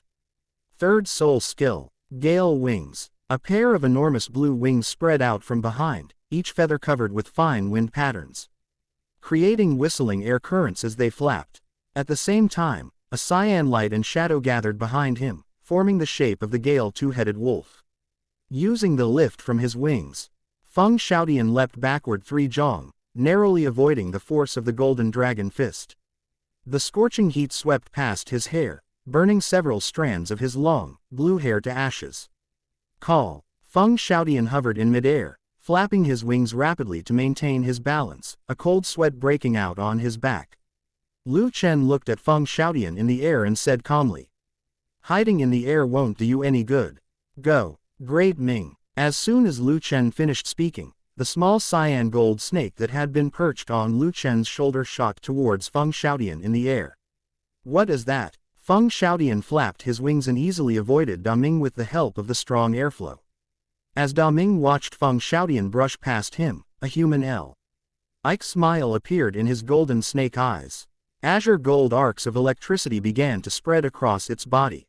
Suddenly, its body paused in midair, and its tail lashed out towards the airflow below. Sizzle. The countless arcs of electricity split apart, transforming into dozens of fine lightning threads that intertwined to form an invisible net that enveloped Feng Xiaotian's wings. Feng Xiaotian's pupils contracted, but it was too late for him to retreat. Drink it. Feng Xiaotian clenched his teeth, raising both wolf heads simultaneously. Azure soul power surged from the wolf's mouth like a tsunami, instantly merging with the wind force from its wings. Second soul skill, Twin Wolves Possession. The two-headed wolf shadow behind Feng Xiaotian gradually merged with his body, a woo. With a long howl, Feng Xiaotian moved, and the wings on his back merged with his arms. The moment the azure wings completely merged with his arm, the air around Feng Xiaotian exploded. A cyan wind blade slashed out, and the incoming electric net instantly cracked for a moment. Feng Xiaotian moved, turning into a cyan afterimage, and narrowly escaped from the crack. Call. Just as Feng Xiaotian breathed a sigh of relief, something landed on his head with a thud. When he looked up, a small green snake was wagging its tail and looking at him. Then, crackling electrical sounds emanated from Da Ming's body, and a dark cloud instantly appeared in the previously clear sky. Fall. At Da Ming's command, a bolt of cyan gold lightning, as thick as a thigh, fell straight down from the sky towards Feng Xiaotian. Sizzle. The electric current surged wildly through Feng Xiaotian's hair, and the wolf head on his left shoulder let out a painful whimper, its originally bluish eyes instantly turning grayish-white. No. Quote. Feng Xiaotian's roar was swallowed by the roar of lightning. His body leaned backward uncontrollably, the phantom of the two-headed wolf behind him twisting violently in the lightning. The dark clouds in the sky were still churning, and several more bolts of lightning, as thick as a forearm, struck down, hitting the air currents around Feng Xiaotian with pinpoint accuracy. The wind that had been supporting him instantly became erratic, and Feng Xiaotian lost all support, his body plummeting like a kite with a broken string. Bang! He slammed his fist heavily onto the bluestone slabs of the square, and the ground instantly cracked with spiderweb-like patterns, with pebbles flying everywhere along with blue smoke. Feng Xiaotian, having released his martial spirit, lay sprawled on the ground, his chest heaving violently, his breath carrying a burnt smell. He tried to sit up, but his body was still convulsing uncontrollably. Da Ming landed on Lu Chen's shoulder from the air and affectionately nuzzled Lu Chen's shoulder. Seeing the pitiful state of Feng Xiaotian, Huo Wu came to Lu Chen's side and pressed her delicate body tightly against Lu Chen's arm. Feng Xiaotian, I already have someone I like. Feng Xiaotian, struggling to stay upright, insisted, No. I don't believe it. Without hesitation, Huo Wu stood on tiptoe, grabbed Lu Chen's shirt with both hands, and impulsively brought her lips to his. Before Lu Chen could react, his body was pressed against Huo Wu's. Her lips carried the warmth unique to fire attribute soul masters. Like a small flame brushing against them, with a hasty force, yet trembling slightly due to nervousness. Did you see that? Huo Wu quickly released her lips, her cheeks flushed, but she still clung to Lu Chen's clothes. Her voice trembling but firm, I love him, and I always have. No. As Feng Xiaodian watched this scene, it felt as if something within his body had shattered completely, shattered into powder. Chapter 183 The Simp. Simping to the end, ending up with nothing. As soon as Huo Wu finished speaking, she turned around almost as if fleeing, and ran into the hotel without looking back. Lu Chen wiped his mouth, which still held the lingering heat of Huo Wu's flames. He looked at Feng Xiaodian, who was kneeling on the ground and wouldn't get up, and sighed. Softly. It really proves the old saying, a licking dog is a licking dog. In the end, he gets nothing. Hopefully, this child can get through this. Lu Chen took one last look at Feng Xiaodian, then vanished into the darkness in a flash. Feng Xiaodian's roar echoed across the empty square, eventually fading into heavy breathing. He lay sprawled on the cracked flagstone, his fingertips digging into the cracks. Blood seeping from under his nails, yet he didn't even have the strength to lift his upper body. Team leader. 2 hurried footsteps approached. They were companions from the Divine Wind Academy. The 2 rushed to Feng Xiaodian's side, trying to help him up, but he abruptly shoved their arms away. Feng Xiaodian's voice was hoarse, each word filled with broken resentment. Don't touch me. He slowly raised his head, his forehead damp with sweat, covering most of his face except for a pair of bloodshot eyes. His gaze was fixed on the dark direction where Lu Chen had disappeared. There was no one there anymore, but he could still see Huo Wu tiptoeing to kiss Lu Chen. His heart felt like it was being gripped by an invisible hand, and the pain was so intense that he could hardly breathe. Innate full soul power. Self-created soul skills. Feng Xiaodian muttered to himself, a self-deprecating smile playing on his lips. What are all these things in the face of absolute power? Even the person you love can't be kept. On the other side, Huo Wu returned to the hotel, leaning against the cold door, her hands still trembling slightly. She recalled Lu Hen's slightly widened eyes when he was kissed, and her heart raced uncontrollably again. She raised her hand to cover her face, but couldn't hide the smile that leaked out from between her fingers. At this moment, Lu Chen was walking slowly back to the Heaven Do Royal Academy. Daming curled up on his shoulder, its bluish gold scales shimmering, its snake tail occasionally brushing against Lu Chen's neck. Lu Chen gently rubbed Daming's head with his fingertips. You did well today. Daming flicked his tongue, his golden snake eyes filled with smugness. Of course, Feng Xiaodian is a good prospect. But he is too attached to things that don't belong to him. This setback may not be a bad thing for him. Lu Chen thought of Huo Wu, his tone tinged with helplessness. How long will it take for me to cultivate a true master belonging to the Spirit Pagoda? It's difficult. A moment later, Lu Chen's figure gradually appeared at the entrance of Tiando Academy. I'm finally back. Xiao Wu caught sight of him. Her shoes and braids swung behind her back, and she ran over like a nimble little rabbit, naturally grabbing his sleeves with both hands. Xiao Wu twitched her nose, lightly touched the ground with her toes, and jumped onto Lu Chen, wrapping her arms tightly around his neck and rubbing her cheek against his chest. Lu Chen, why do you smell so good? And, it smells like a girl's scent. Lu Chen habitually cupped Xiao Wu's firm, round buttocks with both hands, his affection tinged with a hint of helplessness. Titan and I discussed the future development of the Spirit Tower. Seeing Xiao Wu's suspicious look, he said somewhat guiltily, as for the fragrance on your body, it should be Senior Bai Ji's scent.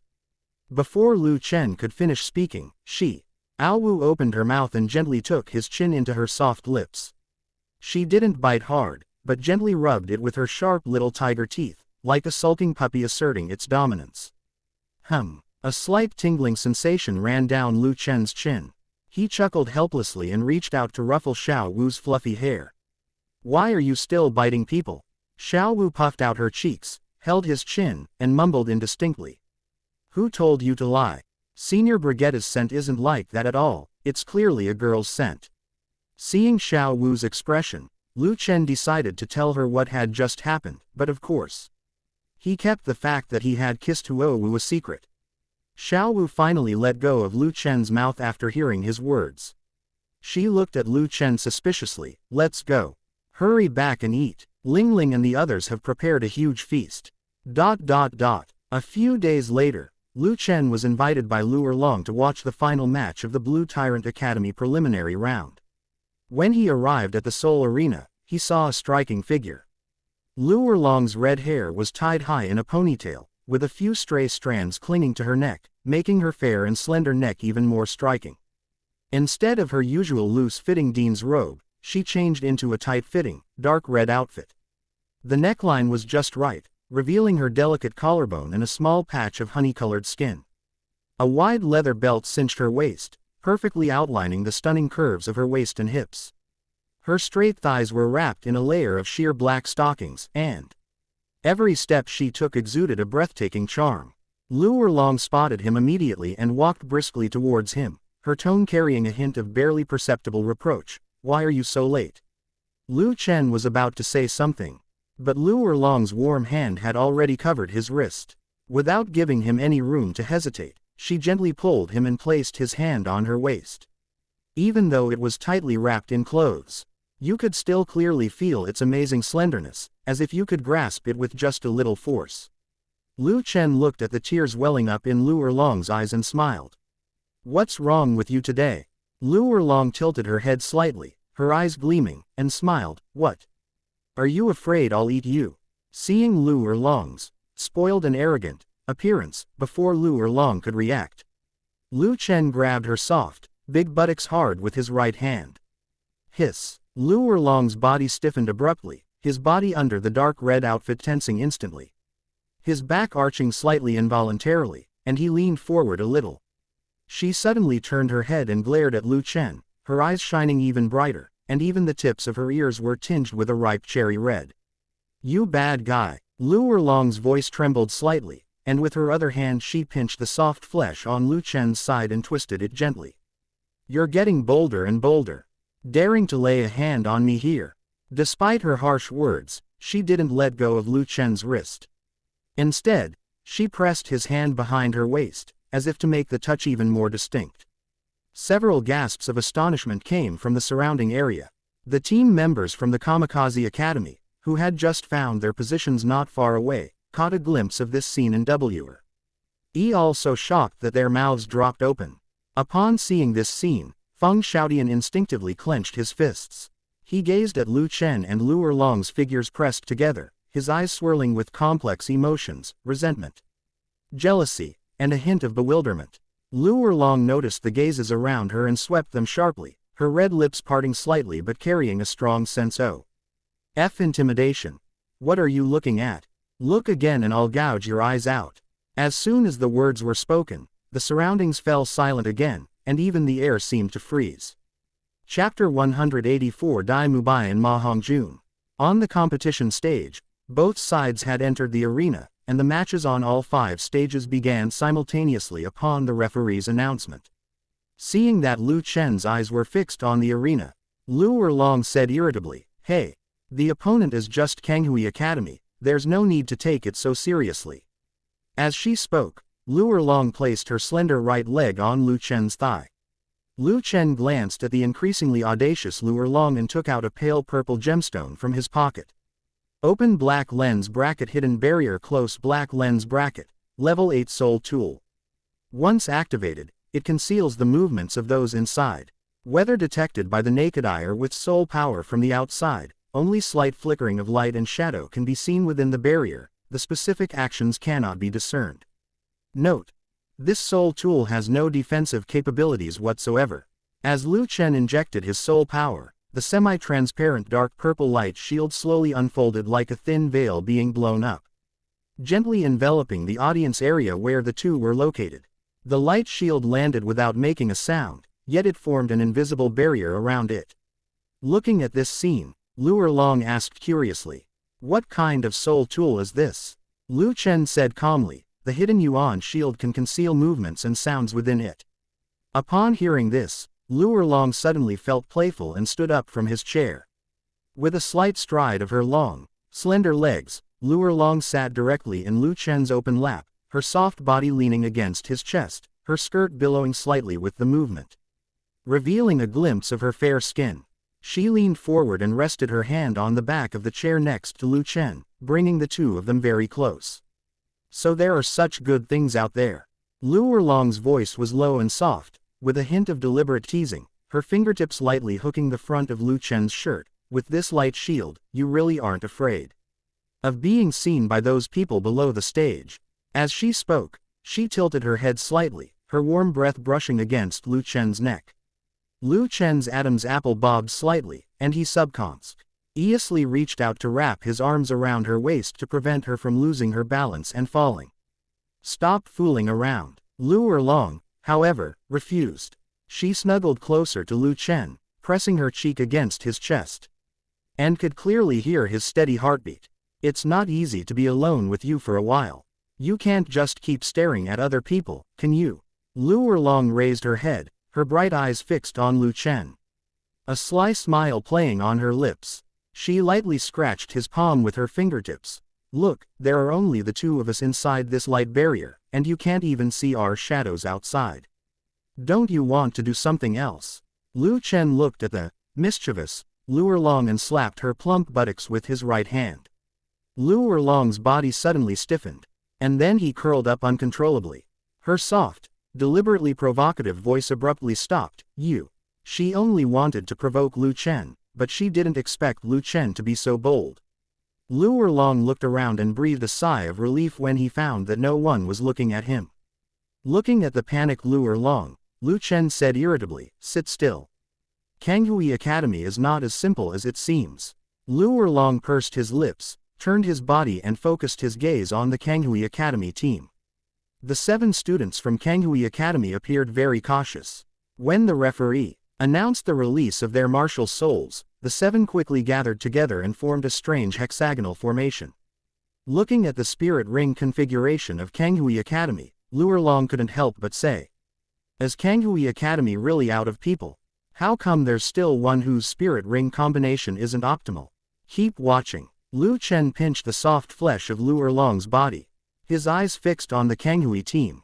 Just like in the original story, their martial souls are 7 gems of different colors and appearances. There were round ones, rhomboid ones, triangular ones, and teardrop-shaped ones. And their colors were all 7 colors of the rainbow. But the moment these 7 gems appeared at the same time, a layer of colorful light suddenly rose from their bodies, completely enveloping the 7 people. "Retreat!" Tyrone roared, leading the blue tyrants to the edge of the soul arena, where they were conveniently out of the colorful light. Having been instructed by Lu Chen, he felt a pang of fear when he saw the sky filled with colorful lights. Bluff. On the battle stage, Dai Mubai looked at the 7 people opposite him with disdain in his eyes. Ma Hongjun stood beside Dai Mubai, his body covered in fat. Since his body became crippled, his problem with his evil fire had also been resolved. If the organs that store pathogenic heat are gone, will pathogenic heat still accumulate in the body? The answer is obviously no. Because of this characteristic, his soul power level entered an unprecedented period of explosive growth. At this moment, he is already a level 35 soul master. Possessed by the white tiger, a pale white light suddenly erupted from Dai Mubai's body, his muscles swelled abruptly, his golden hair instantly turned black and white. A broken, king, character pattern appeared on his forehead, and his 4 pupils turned a deep, dark blue. "Fatty, let's go." Upon hearing Dai Mubai's words, Ma Hongjun's evil fire phoenix instantly possessed him. Crimson light surged from the little fat boy's body, and his short hair suddenly grew longer and gathered towards the center, turning into a hairstyle similar to a rooster's comb.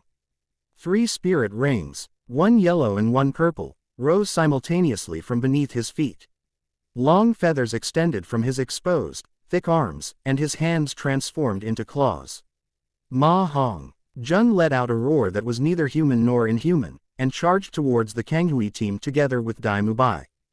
"Dai Mubai, Ma Hongjun." Tang San hurriedly spoke up, but was met with disdain from Dai Mubai and Ma Hongjun. The captain of the Kanghui Academy team slowly raised his right hand, holding up the gem in his palm. His martial spirit was around, silver gem, which had become the core of his team. As he raised his gem, his fourth spirit ring lit up. Maintaining the same posture as him, the other 6 team members also raised the gems in their hands at the same time, and what lit up was their third spirit ring. 7 beams of colored light shot into the sky almost simultaneously, instantly condensing into a massive 7-colored pillar of light centered on the martial soul of the Kanghui Academy captain. A beam of light shot into the air, reaching a height of 30 meters, and instantly spread out, completely enveloping the 7 people who had formed a formation. All 7 members of the Kanghui Academy team have disappeared. Ma Hongjun and Dai Mubai only felt a flash of white light before their eyes, and then the 2 of them were stunned on the spot. You 2 fools, you should feel honored. Because you are the first to taste the illusions of our 7 Asura realms. Goodbye to this world. As the words fell, Ma Hongjun and Dai Mubai's bodies moved woodenly. The 2 lunged at each other at the same time, and then something truly astonishing happened. The audience fell completely silent. Chapter 185, he was known as Boss Dai, now he's known as Dai Mubai. As Lu Erlong gazed at the incredibly impactful scene on the soul battle stage, his stomach suddenly churned, and a strong feeling of nausea rushed to his throat. She covered her mouth and gagged, almost vomiting up her breakfast from the day before yesterday. Looking at Lu Erlong's appearance, Lu Chen asked with amusement, "Erlong, are you pregnant?" Lu Erlong punched Lu Chen's chest in annoyance, a faint blush creeping onto her cheeks. "Stop talking nonsense. If you're really pregnant with your child, you should be secretly happy." Her brows furrowed as she finished speaking. "If this continues, the reputation of my Blue Tyrant Academy will be ruined." Lu Chen was also somewhat helpless, who knew what Ma Hongjun and Dai Mubai had seen in the illusion. Logically, Shoal, Dient the 7 Asura illusion be a place that plunges people into suffering. On the battlefield, Dai Mubai and Ma Hongjun had gone completely mad. Their robes were torn to shreds by each other, revealing large areas of skin. Lu Chen released a wisp of spiritual energy onto Tyrone, who was on the edge of the illusion. "Tyrone, throw them both down." Tyrone turned around abruptly, his gaze locking onto the direction where Lu Chen was. The next second, a roar erupted from his throat. Roar. The mighty ape martial soul instantly possessed him, and his dark brown fur spread rapidly up his RMS as he suddenly released the pressure of his level 39 soul power.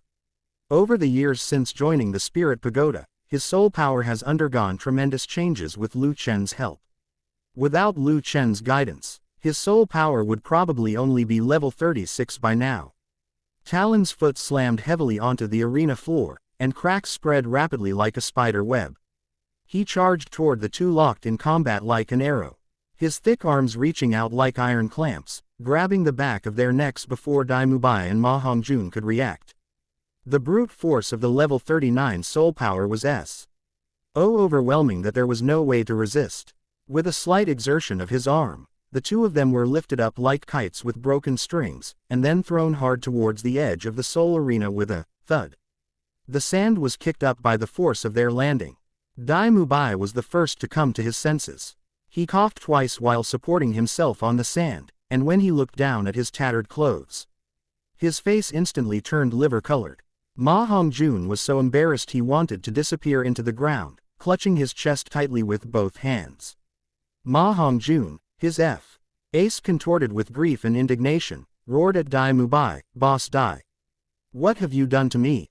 Where is my Quihua?" Dai Mubai kept wiping his mouth with both hands. Just thinking about what had just happened made his stomach churn. "You fatso. Didn't you see that you and I were both trapped in an illusion?" Wah! Tears welled up in Ma Hongjun's eyes, he was so miserable. Not only was he turned into a eunuch, but he was also bullied by Dai Mubai.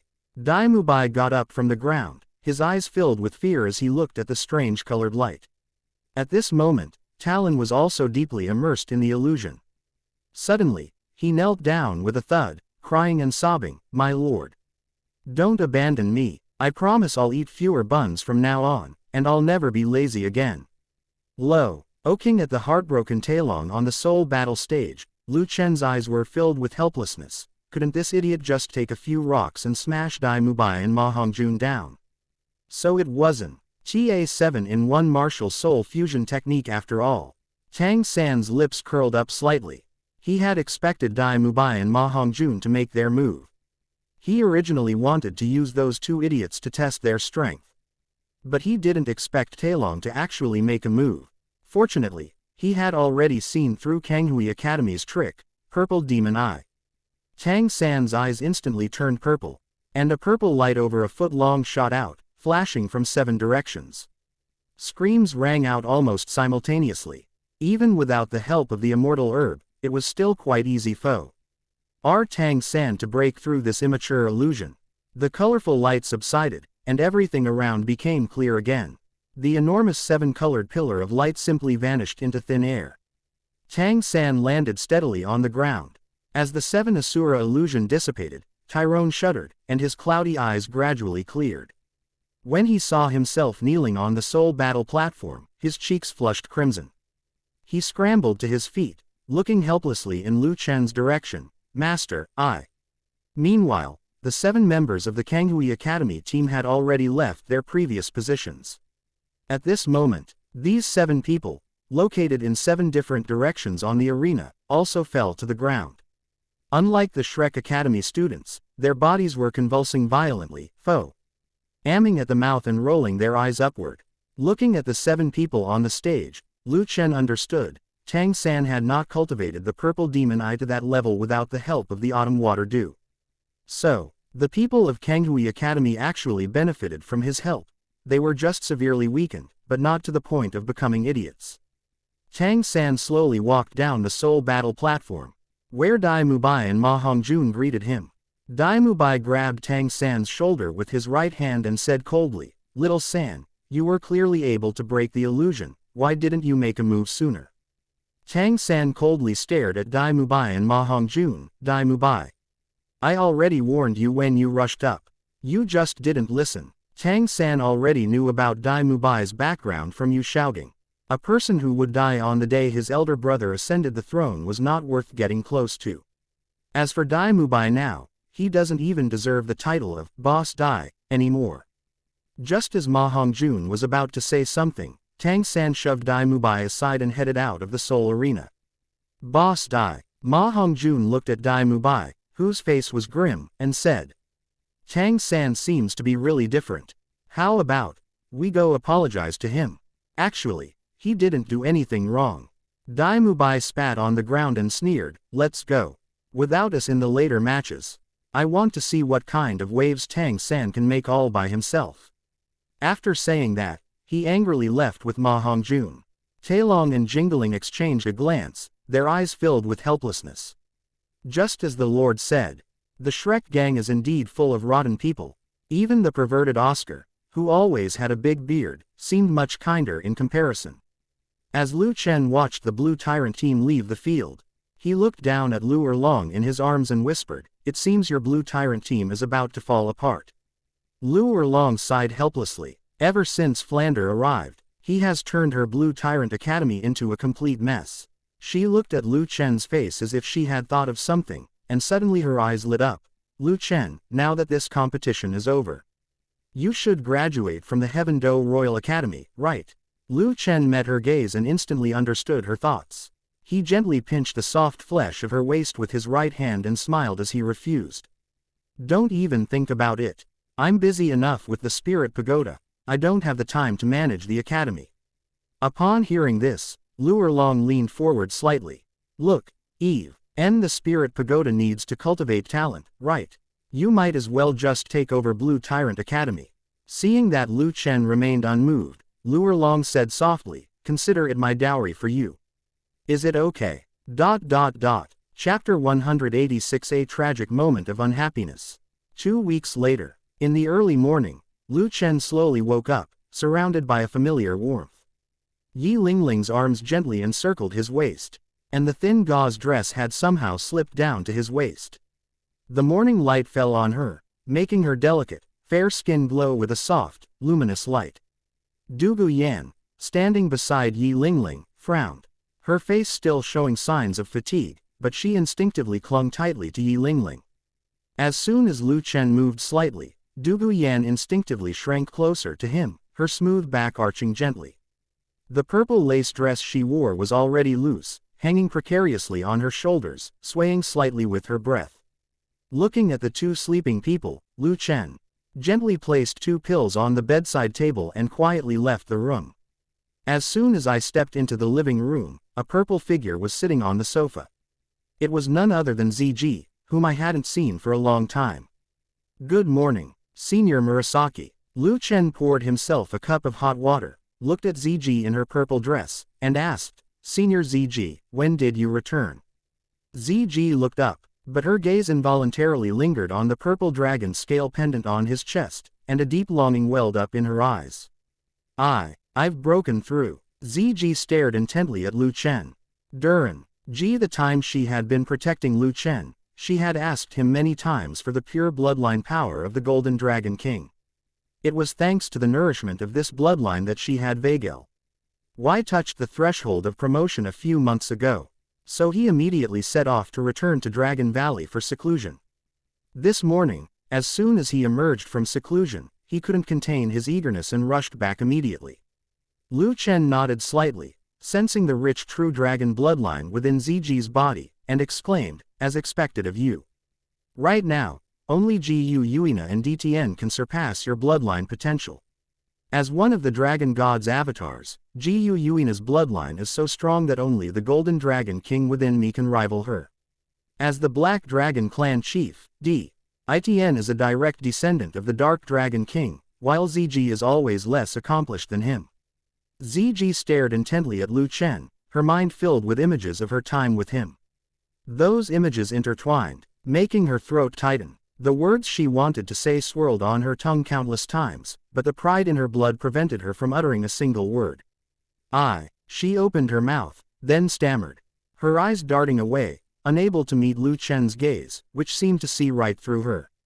I came back, because. She felt awkward halfway through her sentence, He simply closed her eyes to calm her surging emotions. Senior ZG, what's wrong? Lu Chen asked softly when he saw her unusual expression. When ZG opened her eyes again, the panic in them had completely faded. Replaced by her usual cool demeanor. Lu Chen, I want to explore this human world properly. Lu Chen thought for a moment and nodded. Anyway, there was nothing to watch in the Soul Master competition's qualifying rounds. Lu Chen looked at ZG and suddenly asked, Senior ZG, does the Dragon Clan have any secret techniques that can enslave others?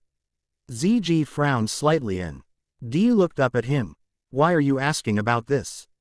As we have more and more subordinates, it's inevitable that some unscrupulous people will infiltrate.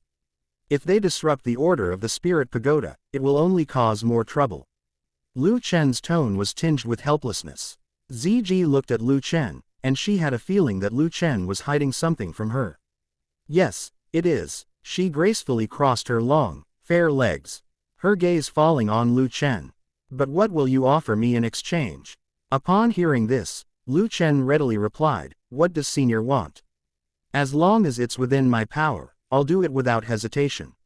He knew in his heart that this Dragon Clan's secret technique was both extremely precious and extremely dangerous, and that ZG's willingness to agree was already beyond his expectations. ZG lowered her eyes and said softly, then for the next 12 hours, you will stay by my side and listen to my instructions.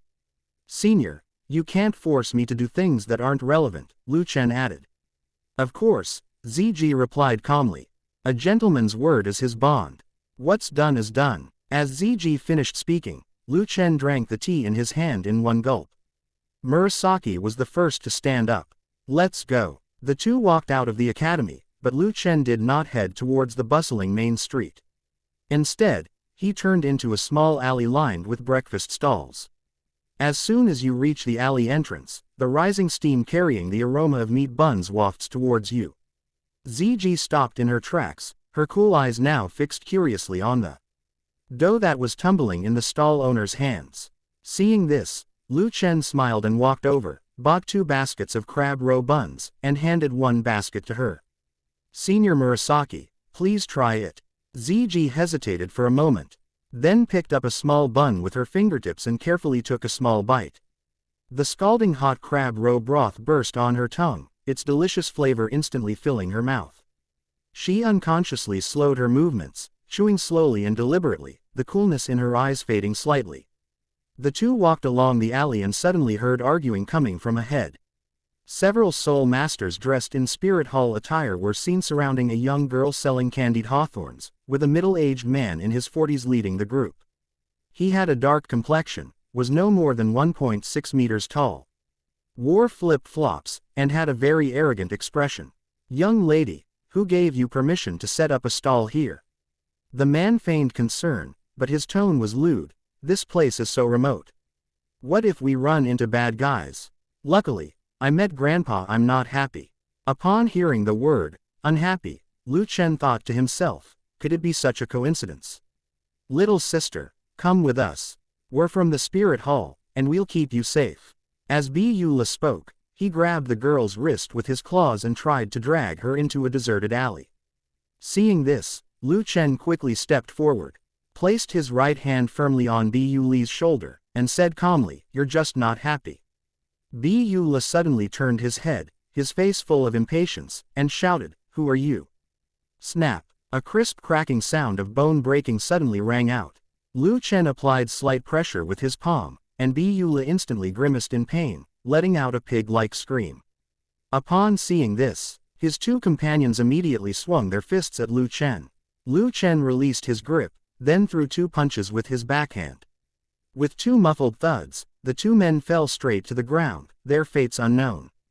Court death. Beulah's body radiated pink light, and two semicircular pink domes appeared out of thin air. He grabbed them and placed them directly on his head. Lu Chen looked at the displeased man.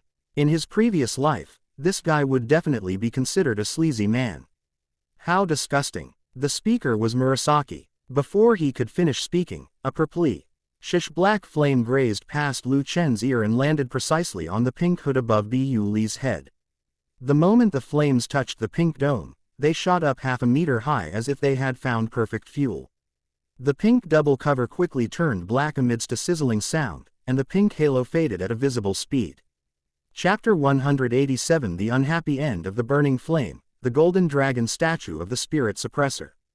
Beulah's face instantly filled with extreme panic. He could clearly feel the intense pain emanating from his martial soul. The pain spread throughout his body along his soul meridians, as if even his soul was being burned by this strange flame. "What kind of flame is this?" he roared, trying to withdraw his martial spirit, but the purplish-black flame was like a bone-deep infection, wrapping around his arm along the shield. Unhappy's sleeves were instantly ignited, and flames climbed up the panel. He frantically patted himself down, but it was all in vain. The flames were not afraid of physical blows at all. On the contrary, they burned even more fiercely with his movements. The girl selling candied hawthorns was already pale with fright, huddled in the corner, her body trembling like a leaf. Lu Chen stood still, watching Beulah writhe and struggle in the flames, his eyes showing no emotion whatsoever. Ziji slightly raised her chin, her cold eyes devoid of any warmth. She gently raised her finger, and the purplish-black flames immediately surged even more, completely enveloping Beulah. Beulah's screams gradually faded away. His clothes had long since turned to ashes, and the panel was charred and cracked. Spare my life." He struggled to raise his head, reaching out towards Lu Chen and Ziji, his eyes filled with pleading. But as soon as he raised his fingers, they were burned to ashes by the flames and scattered in the air. Ziji snorted coldly, her soul power flickering at her fingertips. The flames that had been enveloping Beulah suddenly contracted, then exploded violently. With a final, short wail, Beulah's body rapidly melted away in the flames, his bones crackling as they burned, until he finally turned into a pile of black ashes. A morning breeze swept by, swirling the ashes into a flurry of dust that vanished completely into the corner of the alley, as if the person had never existed. Lu Chen glanced at the trembling girl, a hint of helplessness in his eyes. For ordinary people, a soul master with evil intentions is a nightmare. Ziji's soul power was still condensed at her fingertips. Seeing this, she was about to throw the unreleased purplish-black flame at the two unconscious soul masters on the ground, but Lu Chen reached out and stopped her. Ziji looked at Lu Chen with a puzzled expression, her brows furrowed slightly. Why keep them around? They're just like that guy from before. Keeping them around will only cause more harm to others. In the world of dragons, the law of the jungle is always straightforward. The punishment of evildoers is never hesitant. They are either expelled or completely annihilated. There is no reason to leave any survivors. Lu Chen gestured with his chin toward the girl huddled in the corner, lowering his voice. Senior, look at her. Ziji followed his gaze and saw that the girl had her hands tightly covering her ears, her head buried in her knees. And her thin shoulders were trembling violently. She didn't even dare to cry out loudly. The screams and flames that Beulah had just witnessed while being burned had clearly terrified her. Lu Si Hen approached the two men and shattered their meridians with two palm strikes, causing strands of blood to seep from their bodies. If these two people die and are used by someone with ulterior motives, it could cause some trouble. As soon as Lu Chen finished speaking, a group of soldiers walked over. Upon seeing Lu Chen for the first time, the leading general immediately knelt on one knee before Lu Chen and bowed, saying, "Your subordinate, Yu Xingbang, pays respects to Tower Master Lu." Lu Chen nodded slightly, then tossed the two men in front of the general and said slowly, "These two men impersonated law enforcement officers of the Spirit Hall to harm the people, and the other one has been dealt with by us." Yes. Cold sweat dripped down Yu Xingbang's face. Lu Chen gave him a more intimidating feeling than Emperor Shui Yi. Lu Chen nodded, glanced at the still dazed girl, and said softly, "Don't be afraid, the bad guys can't hurt you anymore." His voice was like a warm breeze melting snow in spring, gradually calming the girl's trembling shoulders. She raised her head slightly from her knees, revealing a pair of almond-shaped eyes filled with tears, timidly looking at Lu Chen. "Go home quickly." After Lu Chen finished speaking, the girl got up and walked towards the main street. He looked at Yu Xingbang beside him and slowly said, "Find some good men to protect her." Yu Xingbang quickly replied, "Don't worry, Tower Master Lu, I will arrange for people to escort her secretly to ensure she gets home safely. I will also send people to keep an eye on her surroundings afterward." As he spoke, he waved his hand behind him, and two soldiers immediately stepped forward, respectfully accepted the order, and withdrew. Lu Chen nodded, his gaze sweeping over the two barely breathing figures on the ground. "I'll leave this matter to you." Understood. Yu Xingbang dared not delay and immediately ordered his men to drag the two away. Before leaving, he also made sure to clean up the remaining traces in the alley, for fear of disturbing nearby merchants and passers-by. After the soldiers had all left, the alley returned to its previous tranquility, with Only the steam from the breakfast stalls still slowly rising. Ziji looked at Lu Chen and complained, "You humans are as troublesome as ever." Lu Chen chuckled upon hearing this, and brushed the dust off the corner of his clothes. "Troublesome as it may be, isn't that what makes this everyday life so interesting?" Looking at Lu Chen, Ziji couldn't help but smile slightly. Lu Chen was slightly taken aback when he saw her rare smile. At this moment, the morning light at the alley entrance slanted down on Ziji, softening her cold and aloof demeanor with a touch of warmth. Ziji seemed to notice his absent-mindedness. Her cheeks flushed slightly, and she turned around abruptly. "Let's go. Take me to see the Spirit Pagoda." "Good." Lu Chen nodded and walked beside Ziji toward the Spirit Pagoda. At this time, due to the Soul Master competition, there were hardly any people on the streets. Along the way, Lu Chen introduced Ziji to some of the more acceptable items in Tiando City. But Ziji's gaze remained fixed on Lu Chen from beginning to end. As they spoke, they had already arrived near the Spirit Pagoda. Lu Chen and Ziji did not disturb anyone, the two concealed themselves and entered the interior of the mansion directly. As soon as the two appeared in front of the statue, the gaze of the golden dragon statue suddenly fell on Lu Chen and Ziji. But after sensing Lu Chen's presence, it slowly closed its dragon eyes. Ziji stared at the statue with surprise in her eyes. "What kind of soul tool is this? It can actually sense my aura, and just now it even gave me a sense of danger that could kill me."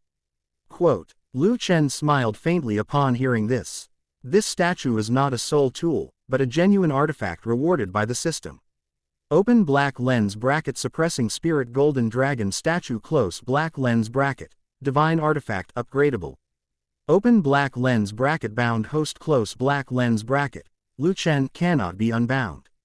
Open black lens bracket core ability close black lens bracket. Dragon Eye of Annihilation, aura perception covering 100 miles, detects enemies and instantly kills them. Golden Dragon Guardian, a barrier generated upon activation that can currently withstand one full force attack from a level 1 deity. Dragon Soul Nourishment continuously transmit ancient dragon energy to the surrounding space, accelerating the cultivation speed of soul masters and soul beasts. Dragon Resonance, it can enhance the combat power of any creature with dragon blood. Chapter 188 The first batch of soul spirit experiments. It's just an ordinary statue. Lu Chen remained calm. The greatest advantage of this artifact was that it did not require the user to provide it with energy. With a slight tap of his fingertip, a wisp of ZG's soul power was extracted by the divine artifact and merged into the golden dragon's body. ZG took a deep look. Having cultivated to such a level, her body's instinctive warnings were not unfounded. No wonder the Crimson King stayed quietly in the spirit pagoda before, it's probably related to this statue. ZG stared at Lu Chen and said, "What about this space? Even if our Lord wanted to create this space, it would be an extremely difficult thing." Lu Chen smiled faintly, "It's just using a level 9 soul tool. I don't have that much strength right now." Soul tool, ZG murmured to herself. She looked down on soul tools to the core. In her eyes, even if humans used soul tools, they would never be a match for soul beasts. But the statue in front of her and the stable space beneath her feet forced her to admit one thing: the appearance of soul tools was probably a nightmare for soul beasts. Soul tools will absolutely be a revolutionary technology in the future. Seeing ZG's state, Lu Chen kindly reminded her, "You still shouldn't be careless." After saying that, Lu Chen led ZGP. Asked the golden dragon statue of the spirit suppressor. In a short while, the outline of the spirit pagoda appeared in everyone's eyes. Compared to before, the spirit pagoda had now reached the 7th floor. But it was missing the key rare metal. Only 5 layers are usable. This tower, made entirely of rare metals, pierces the sky, its body shimmering with a faint aura of soul power, resembling a pillar of light from afar. Looking at the building, Murasaki's eyes were full of curiosity. Is this the spirit pagoda? Just then, a gentle voice came from inside the spirit pagoda. "ZG, you've come." BG slowly emerged from the spirit pagoda, followed by several weak and listless soul beasts. These soul beasts were all personally sent by DTN. They were soul beasts whose lifespans were nearing their end. Those soul beasts were not very powerful, and their lifespans were all over 100 years. The moment those soul beasts saw Lu Chen and ZG, they bowed down in a gesture of awe. BG looked at ZG with a hint of amusement. "Why did you and Lu Chen end up at the spirit pagoda today?" As ZG listened to Baiji's words, having lived with Baiji for tens of thousands of years, how could she not understand the implied meaning in Baiji's words? With her back to Lu Chen, she gave Baiji a look that suggested weakness. Seeing that the proud and arrogant ZG was acting like this, Bridget lost all interest in teasing her. She looked at Lu Chen and slowly said, "Lu Chen, now that you're here, let's try the first round of the soul spirit experiment together." Lu Chen nodded and followed Baiji into the Hall of Spirit Transmission. Performing spirit transfer in the Spirit Transfer Hall not only saves the Spirit Transfer Master's soul power, but also reduces his spiritual power consumption of the Soul Master when fusing souls, greatly increasing the success rate of fusion. With Bridget, the most skilled healer among the powerful Beast Kings, on the side, the life of a dying soul beast can be guaranteed. As long as both parties are willing to complete the contract, the success rate of the spirit transfer is almost 100%. Upon entering the tower, a warm and gentle soul force greeted me. ZG suddenly felt as if she had entered a golden world. The Hall of Spirit Transmission was very large, covering nearly 500 square meters and reaching a height of 10 meters.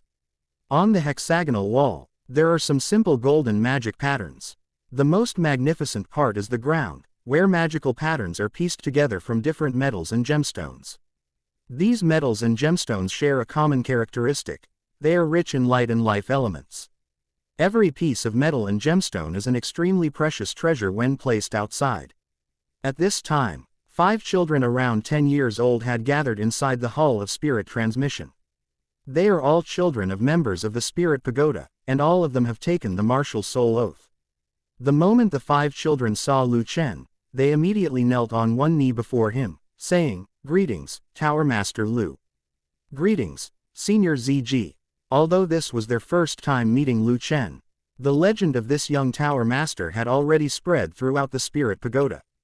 Lu Chen raised his hand to help, his gentle soul power supporting the 5 children, no need for formalities. "You are the main characters today, relax." His voice had a calming power, and the children's tense shoulders visibly relaxed a bit. Lu Chen looked at these children, who had just reached level 10 soul power. If they could form a soul contract, it would be of great benefit to them. Bai Ji stood in the center of the hall, took out a list, and announced loudly, "Li Hu." As soon as he finished speaking, the most robust boy among the group of children stepped forward. He first bowed to Lu Chen, then went to Bai Ji and bowed, saying, "Li Hu greets Senior."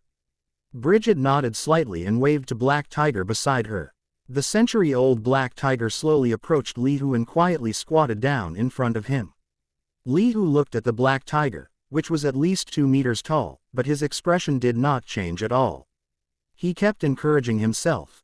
"I absolutely cannot let the Tower Master down." Looking at Li Hu, Bai Ji nodded inwardly, "Your martial spirit is a fierce tiger. And this 100-year-old Black Tiger is a perfect match for you." Li Hu grunted in response and took a step forward, now only 2 steps away from Black Tiger. "We must remember to make a pact with the spirit, not with force. Make an alliance with the heart, and not violate the way of heaven. Those who enter this tower must guard the life of their souls and protect the balance of all things. Then if they encounter 1,000 difficulties, they must not betray their spirit, their heart, or the world." Li Hu's oath, each word resounding, echoed throughout the Hall of Spirit Transmission. The moment the words fell, the gemstone metal patterns on the ground suddenly lit up with golden light, flowing slowly as if awakened. Biji condensed emerald green soul power at her fingertips and Li touched the space between Li Hu and Black Tiger's eyebrows. Using the power of life as a guide, the contract is initiated. A pale green halo flowed from Baiji's fingertips into both of their bodies. Li Hu tensed up abruptly, and the fiend tiger martial soul suddenly appeared behind him. It was the phantom of a fierce tiger, its body entirely black, with its fangs exposed, creating a strange echo with the century-old Black Tiger in front of it. Black Tiger let out a low whimper, a hint of reluctance flashing in its eyes, but it still took the initiative to press its forehead against Li Hu's palm. As ZG watched this scene, she could clearly feel the life force within the Black Tiger's body slowly draining away, but a pure bond of soul power was quietly weaving between the two. Just as the contract was reaching its most crucial point, Li Hu's body suddenly began to tremble violently. The phantom of the fiend tiger martial soul began to distort, and his soul power became wild and restless. Bai Ji's expression changed slightly, and she immediately increased her soul power output. "Stay calm. Your martial soul is repelling the Black Tiger's soul power." Chapter 189. Just call me ZG. Veins bulged on Li Hu's forehead, and large beads of sweat rolled down his face. He gritted his teeth and clenched his fists tightly. He could feel a violent force surging through his body, as if it were about to tear his meridians apart, while the Black Tiger's soul power carried a gentle aura. The two forces pulled at each other, causing him unbearable pain. Lu Chen stood to the side without moving, but his eyes sharpened. He could see the problem. Li Hu's fiend tiger martial soul naturally possesses a fierce aura, while this century-old Black Tiger, although not very old, has a strong wildness. Conflict is inevitable when the two fuse for the first time. Hold fast to the one, and try to resonate. Lu Chen's voice rang out lightly, yet it reached Li Hu's ears precisely. Li Hu was stunned for a moment, then grasped at a straw as if it were a lifeline. He stopped forcibly suppressing the violent energy within him and instead tried to relax his mind. Lu Chen raised his right hand slightly, and a golden light emerged from his fingertip. The golden light, as thin as a silk thread, carried a reassuring warmth and slowly drifted towards Li Hu's brow.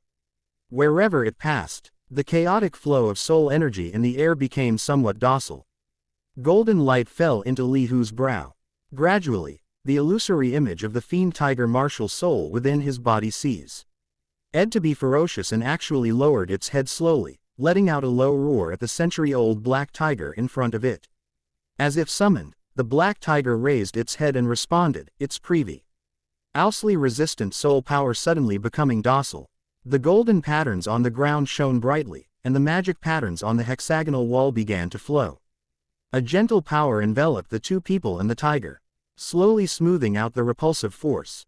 At the heart of the contract, Brigitta's heart was no longer at peace. She could feel the energy of the entire spirit transmission hall supporting this contract. Those seemingly ordinary magic patterns and gemstone metals have now formed a complete energy loop, both restraining the raging soul power and nourishing both parties to the contract. Half an incense stick later, the light gradually faded. Li Hu slowly opened his eyes, a black glint flashing in them, and a yellow soul ring slowly rose from beneath his feet. Feeling the new power within him, he excitedly clenched his fist, his spirit rings flashed, and a black claw shadow flashed from his palm. "Thank you, Senior. Thank you, Tower Master." Li Hu bowed again excitedly. Lu Chen patted Li Hu on the shoulder and encouraged him, "Cultivate hard, the future of the spirit pagoda depends on you." Li Hu nodded solemnly. He summoned the black tiger spirit and stood at the back of the line amidst the envious gazes of all the children. Lu Chen and Bai Ji exchanged a glance, then slowly said, "Let's continue." Bridget picked up the list and continued to announce in a loud voice, "Su Xiaoya." A slender little girl with her hair in two buns walked out timidly. Her martial soul was a blue-silver grass, and her innate soul power was a full level 5. She was also the youngest among the children. Compared to Li Hu's ferocious tiger, it appeared exceptionally weak. Biji beckoned and summoned a 100-year-old green vine spirit beast with a body entirely emerald green. This spirit beast was entwined with vines and exuded a fresh scent of grass and trees. Perhaps because of Li Hu's successful precedent, Su Xiaoya was much calmer than before, even though she was nervous. She recited the oath like Li Hu, and gently stroked the green vines with her delicate white hand. The contract went exceptionally smoothly this time. The blue-silver grass martial soul and the green vine soul beast both belonged to the plant category, and with the added energy of the spirit hall, there was almost no rejection. The emerald green light intertwined with the golden light inside the hall. And Su Xiaoya's blue-silver grass martial soul quickly completed its evolution. Its leaves became more resilient and even had a faint fluorescent glow. Plant-type soul beasts are easier to contract successfully than other soul beasts. Bridget wrote down all her feelings and experiences from the contract in a notebook. Lu Chen approached Su Xiaoya and said softly, "Try to unleash your soul skill." Su Xiaoya took a deep breath and focused her mind to activate her soul ring. The moment the yellow spirit ring lit up beneath her feet, several slender vines suddenly sprouted from the blue-silver grass, wrapping around Lu Chen's arm like emerald threads.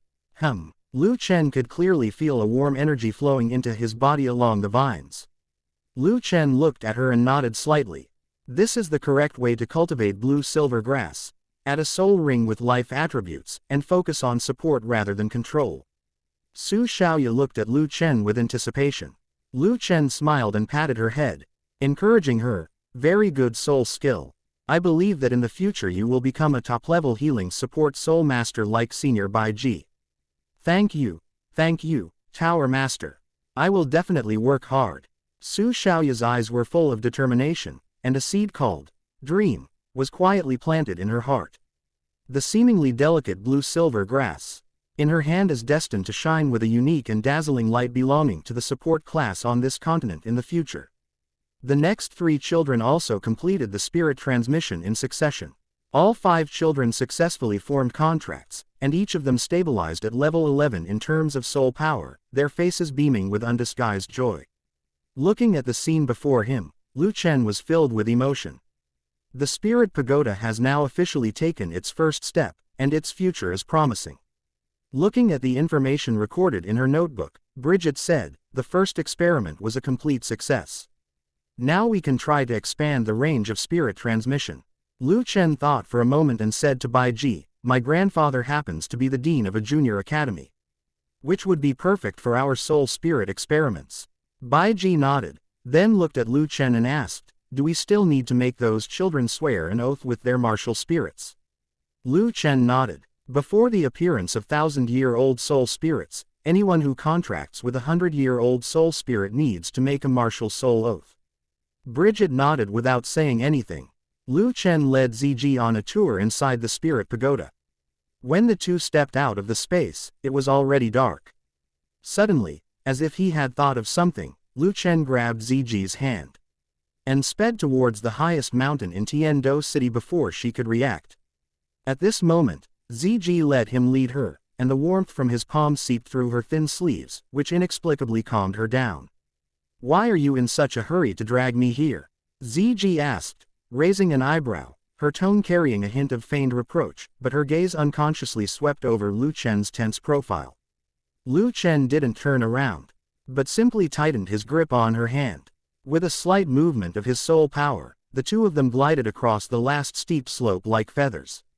Once we were standing on a flat spot on the mountaintop, a huge cluster of fireworks roared into the sky, illuminating the entire mountaintop with golden light. The moment the fireworks exploded, countless golden rays rained down like shattered stars. As Ziji watched the dazzling fireworks in the sky, she subconsciously moved closer to Lu Chen. "Senior Ziji." Before Lu Chen could finish speaking, I gently pressed her index finger against his lips. Illuminated by the colorful fireworks, Ziji's cold and beautiful face was clearly visible. "Just call me Murasaki." Chapter 190 Murasaki's Arrogant Confession. Fireworks burst one after another in the night sky, red like the sunset and pink like mist, reflecting the shimmering light in Ziji's purple eyes. The moment her cool fingertips touched Lu Chen's lips, her heart skipped a beat, and she quickly withdrew her hand, her fingertips curling up and hiding in her sleeve. Lu Chen stopped talking and turned to look at her. In the past, Ziji always wore purple clothes. Her figure was like a plum blossom in the snow, her eyebrows and eyes were always covered with a layer of frost, and even her words were somewhat distant. But at this moment, the glow of the fireworks fell on her face, melting away much of the coldness, and even revealing a faint blush on the tips of her ears. "At first, I was just curious about why. You have the bloodline of the Golden Dragon King, and curious about who is standing behind you." Ziji's voice gradually lowered, but her eyes grew increasingly intense. "But later, I don't know why. I gradually started paying attention to you, and even gave you my Achilles heel." She paused, as if finally mustering all her courage, and gently reached out to hold Lu Chen's hand. Ziji's purple eyes churned with complex emotions, nervousness, trepidation, and a barely perceptible hint of anticipation. "My feelings for you are not those of a senior looking after a junior, but rather..." Lu Chen stood frozen in place, the warmth of his hand mingling with the slight coolness emanating from her fingertips. He looked down at their clasped hands, then looked up at Ziji's slightly flushed profile. His heart felt filled with something warm and burning. Before she could finish speaking, Lu Chen reached out and pulled her into his arms. Ziji did not struggle. She tilted her head slightly, her purple eyes reflecting the starlight and Lu Chen's face so close to hers. Her lips were slightly pursed, showing a hint of helplessness, and the blush on her ears had already spread to her cheeks. The unfinished words stuck in his throat, turning into rapid breaths that brushed against Lu Chen's neck. "Lu Chen," she called out softly, her voice tinged with a barely perceptible sob. Lu Chen didn't respond, but tightened his grip on her waist and gently stroked her cheek with his other hand. When his fingertips touched her cool skin, Ziji slowly closed her eyes, her long eyelashes trembling like butterfly wings. His thumb gently caressed the corner of her lips, feeling the delicate touch there, and he could no longer suppress the emotions in his heart. He slowly lowered his head and kissed Ziji's lips as her trembling eyelashes fluttered. It was an extremely light kiss, and Murasaki's body tensed instantly, even her breath caught in her throat. A feeling I had never experienced before welled up in my heart. Lu Chen could feel her stiffness, so he didn't press his lips deeper, but simply pressed them against hers quietly. After a moment, Ziji seemed to finally come to her senses. She tentatively raised her hand and wrapped it around Lu Chen's neck. Lu Chen tilted his head slightly, deepening the kiss. Fireworks continued to bloom in the night sky, their red, pink, and gold halos falling alternately on the two, stretching their embracing shadows long. Ziji's lips gradually warmed up, and she stopped trembling, instead responding to him. Her jaw was gently opened, and the instant their teeth touched, Ziji felt as if she had been struck by an electric current, and her whole body trembled. After an unknown amount of time, the fireworks gradually thinned out, and the night sky began to return to silence. Lu Chen slowly stepped back a little, his forehead touching Ziji's forehead, their noses meeting, their breaths mingling together. The purplish black scales on Lu Chen's chest shimmered with a faint, eerie light. He looked down at Ziji in his arms. Her purple eyes were still glistening with tears, and the blush on her face hadn't faded. Even her neck was tinged with a light pink. She didn't seem to have fully recovered from the confusion and infatuation she had just experienced. Her breathing was slightly rapid, and the tip of her nose was slightly red. Lu Chen, I think I've fallen for you. Ziji hugged Lu Chen tightly around the waist, burying her face in his chest, listening to his strong heartbeat. Upon hearing this, Lu Chen's Adam's apple bobbed slightly. Seeing Lu Chen's ambiguous smile, Ziji's cheeks burned even more. She reached out and gently pinched his waist. You know perfectly well why. Lu Chen chuckled softly, raising his hand to stroke her long hair. I didn't ask a question I already knew the answer to. Ziji bit her lower lip, but finally raised her head, unwilling to be outdone. Her purple eyes shone brightly, and some of her previous shyness faded. It's confirmed. Are you satisfied now? Looking at Ziji's arrogant demeanor, Lu Chen asked, Ziji, how are you going to explain this to Jiu Na? As soon as she finished speaking, Ziji suddenly froze in Lu Chen's arms. She thought for a moment and said in a deep voice, I am first and foremost your lover, Ziji, and only secondly the demon dragon king of hell. Lu Chen was warmed by her resounding words and gently kissed her fair forehead. Ziji stiffened, as if all her strength had been drained away, and pressed herself even closer to him. This is more like my Ziji. When Lu Chen's palm stroked her back, he could clearly feel the slight heat on her delicate skin beneath her clothes. Looking at Lu Chen, Ziji's breath hitched, and her purple eyes shimmered. She suddenly tiptoed and took the initiative to kiss Lu Chen's lips. This kiss no longer carried the shyness of before, but rather a touch of the dragon race's unique passion and pride. Lu Chen took the opportunity to hold the back of her head and deepened the kiss, their breaths mingling as their lips met. After an unknown amount of time, when the two parted again, Ziji's lips had become full and red. She leaned against Lu Chen's chest, her fingers unconsciously stroking the sensitive spot on his chest. If the Lord finds out, I'm afraid he won't spare me. Ziji said softly, but there was no trace of remorse in her voice. Lu Chen chuckled and pinched her cheek. If she dares to say anything to you, I'll protect you. Murasaki's body trembled slightly, and tears welled up in her eyes. She had never felt anything like this before. She raised her head, her eyes brimming with tears yet bright, and kissed Lu Chen's neck, leaving a faint tooth mark. Lu Chen was caught off guard by Ziji's sudden action. Seeing Lu Chen's surprised expression, Ziji asked, What's wrong? I saw Xiao Wu and the others doing the same thing. Lu Chen was stunned for a moment, then chuckled softly, the sound making his chest tremble slightly. What? Is something wrong? He reached out and ruffled Ziji's hair, saying, No. Everything's fine. After spending some more time together on the mountaintop, Lu Chen and Ziji finally walked back to the Heavenly Do Royal Academy hand in hand. As they approached the academy gate, Ziji looked at Lu Chen and said, Lu Chen, I think we shouldn't tell Xiao Wu and the others about our relationship. Lu Chen gently kissed Ziji's forehead, I'll do whatever you say. Ziji leaned forward slightly, her cool lips touching Lu Chen's lips once again. She gently bit his lower lip, a hint of capriciousness in her voice. Don't tell. With that, her figure vanished into the night. Chapter 191 Yu Tianxin comes to the door. A week later, Lu Chen was immersed in his understanding of the 7 killings of Asura, and the chilling killing aura surrounding him had not yet dissipated when the sound of an uninvited guest came from outside his residence. Lord Lu, Yu Tianxin has come to pay a visit. Outside the door, a young man who looked somewhat similar to Yu Tianeng stood there, his brows and eyes revealing a hint of arrogance. Huo Wuxuang, standing beside him, had his head drooping, his hands hanging awkwardly at his sides, his handsome face filled with helplessness, looking just like a child who had gotten into trouble. Hearing the sound, Lu Chen sheathed the Asura demon sword in his hand. He slowly walked to the door, looked at Yu Tianxin, and asked, "Captain of the Thunder Team. What's wrong? Is something the matter?" Yu Tianxin, a level 43 offensive type Soul Master, Martial Soul, Blue Lightning Tyrannosaurus Rex. A direct descendant of the Blue Lightning Tyrannosaurus Rex family. One of the 7 major sects. In terms of seniority, he was Yu Tianong's cousin. He was simply slightly less powerful than Yu Tianong.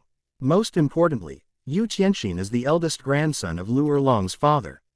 And Lu Erlong is his aunt. Speaking of which, this guy should call me uncle.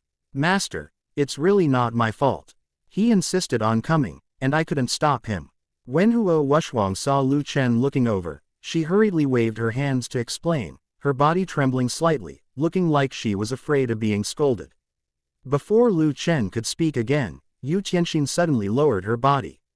With a muffled thud, my knee slammed heavily onto the bluestone slab, sending up tiny stone chips. He looked up at Lu Chen, his eyes filled with utmost sincerity. "Tower Master. I want to join the Spirit Transmission Tower." Lu Chen looked at Yu Tianxin. As one of the most outstanding twin stars of the younger generation of the Blue Lightning Tyrannosaurus Rex family. How could the Blue Lightning Tyrannosaurus Rex family possibly let him leave? Thunder Douluo and Jade Luo Mian will never agree to this.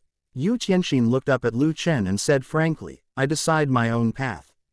Join the Spirit Pagoda." Lu Chen looked down at him, his tone becoming more serious. "You know better than anyone how strict the rules of the Blue Lightning Tyrannosaurus Rex family are.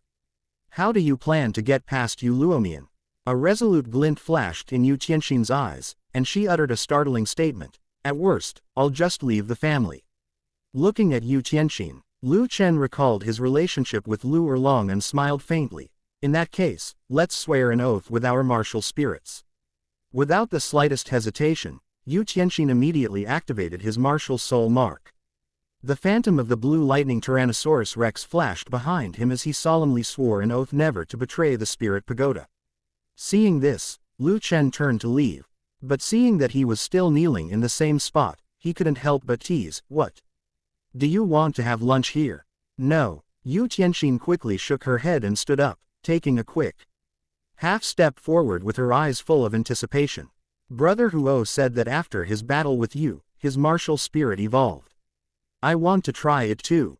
Among the younger generation of the Blue Lightning Tyrannosaurus Rex family, Yu Tianxin and Yu Tianong have always been hailed as the most outstanding twin stars. Among the younger generation of the Blue Lightning Tyrannosaurus Rex family, He and Yu Tianong have always been regarded as the most dazzling twin stars, with their strength always being equal.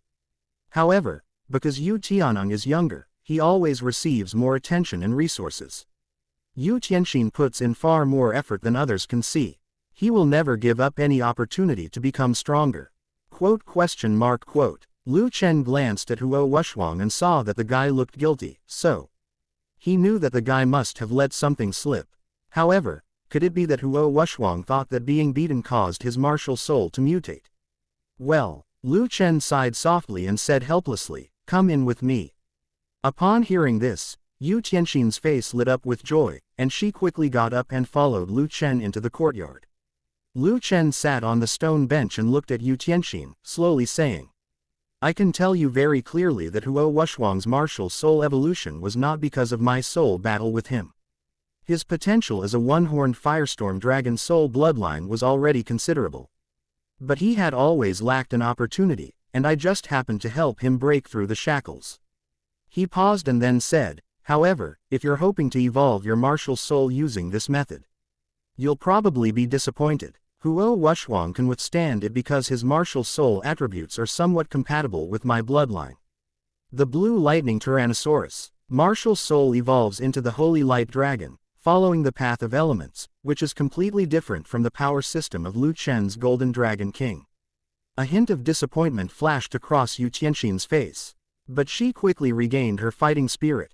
"Even if I can't evolve my martial soul, I still want to fight the Tower Master. I want to know just how much I'm lacking compared to a true powerhouse. Lu Chen stood up and slowly walked to the other end of the courtyard. In that case, let's go. Please enlighten me, Tower Master. With a low growl, Yu Tianxin released his martial spirit. A dazzling blue light suddenly shone from between Yu Tianxin's eyebrows. Immediately afterward, the blue light spread out and descended from between his eyebrows into his entire body. Streaks of blue-purple electricity burst out like small snakes, swirling around his body. A blue lightning bolt mark appeared on his forehead. Unlike Yu Tianang before, there were two changes in his body due to the possession of his martial soul. The sleeves burst and turned to ashes due to the expansion of the arms. The arms increased in length by more than half a foot. The two arms were extremely thick and covered with blue-purple scales. The hands turned into claws, covered with the same scales. Every joint in his hand became extremely large, and the blue-purple snake-like lightning G swirling around him constantly condensed or flowed on his arms. 4 spirit rings, 2 yellow and 2 purple, swirled on his specially mutated arms, with 2 spirit rings on each side. The blue lightning Tyrannosaurus martial soul, starting from level 30, will make a part of its body resemble a dragon with each new soul ring it acquires. Seeing this, Lu Chen flicked his right hand, and a brilliant golden light instantly enveloped his palm, transforming it into a golden dragon palm covered with dragon scales. A terrifying dragon's might instantly filled the entire courtyard. Third soul skill, Thunder God's Wrath. The blue light around Yu Tianxin suddenly intensified, turning into a deep blue-purple, and her twin dragon claws also grew larger, with the lightning crackling around them becoming increasingly violent. Thunderous Force. Yu Tianxin's second soul ring lit up, and countless blue-purple lightning bolts shot towards Lu Chen like a rainstorm, filling the air with a pungent smell. Lu Chen didn't move his feet, but slowly raised his golden dragon palm and gently grabbed at the lightning arrows. The lightning was completely extinguished the moment it touched Lu Chen. Looking at Lu Chen's calm expression, Yu Tianxin felt a surge of turmoil in her heart. He couldn't help but recall what his paternal uncle, Yu Tianang, had said before: the future of the Spirit P. Agoda will definitely be the #1 power on the continent. Lu Chen will absolutely become the most dazzling existence among the soul masters on the continent. At the time, he thought his cousin was exaggerating after his setback. But now that he has experienced it firsthand, he understands the deep respect hidden in those words. Chapter 192 Yu Tianxin's disdain for Yu Shaogang, the method of advancing martial spirit. First soul skill, Blue Lightning Dragon Claw. He gritted his teeth, and the blue arcs of electricity on his hands suddenly surged, as the light of his first soul skill shone. Yu Tianxin lunged at Lu Chen, her twin dragon claws whistling through the air as she viciously clawed at Lu Chen's chest. Lu Chen remained unmoved, letting the dragon claw, imbued with the power of thunder, strike him. A muffled bang, a deep, resounding crash echoed through the courtyard. The powerful blow that struck Lu Chen felt as if it had struck a piece of ancient, solid ice. Lu Chen didn't even frown. The fierce blue-purple lightning bolts were blocked by an invisible barrier the moment they touched his panel, unable to advance even an inch. The next second, Lu Chen's right hand shot out like lightning and precisely grabbed Yu Tianxin's arm. He twisted his wrist sharply, and before Yu Tianxin could react, he used his strength to throw her away violently. Yu Tianxin's body flew backward uncontrollably, her back slamming heavily against the courtyard wall with a dull thud. The wall collapsed instantly. Yu Tianxin's soul power was in disarray, and he suddenly spat out a mouthful of blood. He looked down at the cracks that had appeared on the dragon scales on his right arm. The power of just a grip is so terrifying. But before Lu Chen could speak, he used his dragon claws to support himself on the ground and gritted his teeth as he got up. Fourth soul skill, Blue Lightning Dragon Swiftness. He roared and activated his soul power, and the fourth purple soul ring suddenly lit up, its light surpassing that of the first 3 soul rings. The blue-purple lightning around him gathered wildly, condensing into a huge dragon head phantom in front of him. The dragon head had bared fangs, and lightning orbs danced in its eye sockets, radiating a terrifying pressure. Huo Wushwang watched in horror, and couldn't help but exclaim in a low voice, "This! Yu Tianxin actually had this trick up her sleeve." Before she finished speaking, Yu Tianxin slammed her palm into the ground, and the thunder dragon head rushed towards Lu Chen. The flagstones along the way were scorched black by lightning, and the air itself was torn apart, emitting a sharp whistling sound. Lu Chen looked at the approaching dragon head, his face remaining expressionless. He slowly raised his golden dragon palm, his blood and chi surging within him. Hold head high. A loud dragon roar suddenly rang out, and Lu Chen's aura changed drastically. It was as if a giant dragon that had been sleeping for thousands of years had suddenly awakened. The domineering dragon might swept across the entire courtyard in an instant. Under the pure dragon's might, the blue-purple Li Ghtning on Yu Tianxin's body began to tremble violently. A brilliant golden rhombus-shaped dragon scale appeared between Lu Chen's brows, and the brilliant golden bloodline power condensed into a vortex in his palm. With a flick of his wrist, the vortex suddenly expanded. Bang! The thunder dragon's head slammed into the bloodline vortex, instantly unleashing a burst of violent lightning.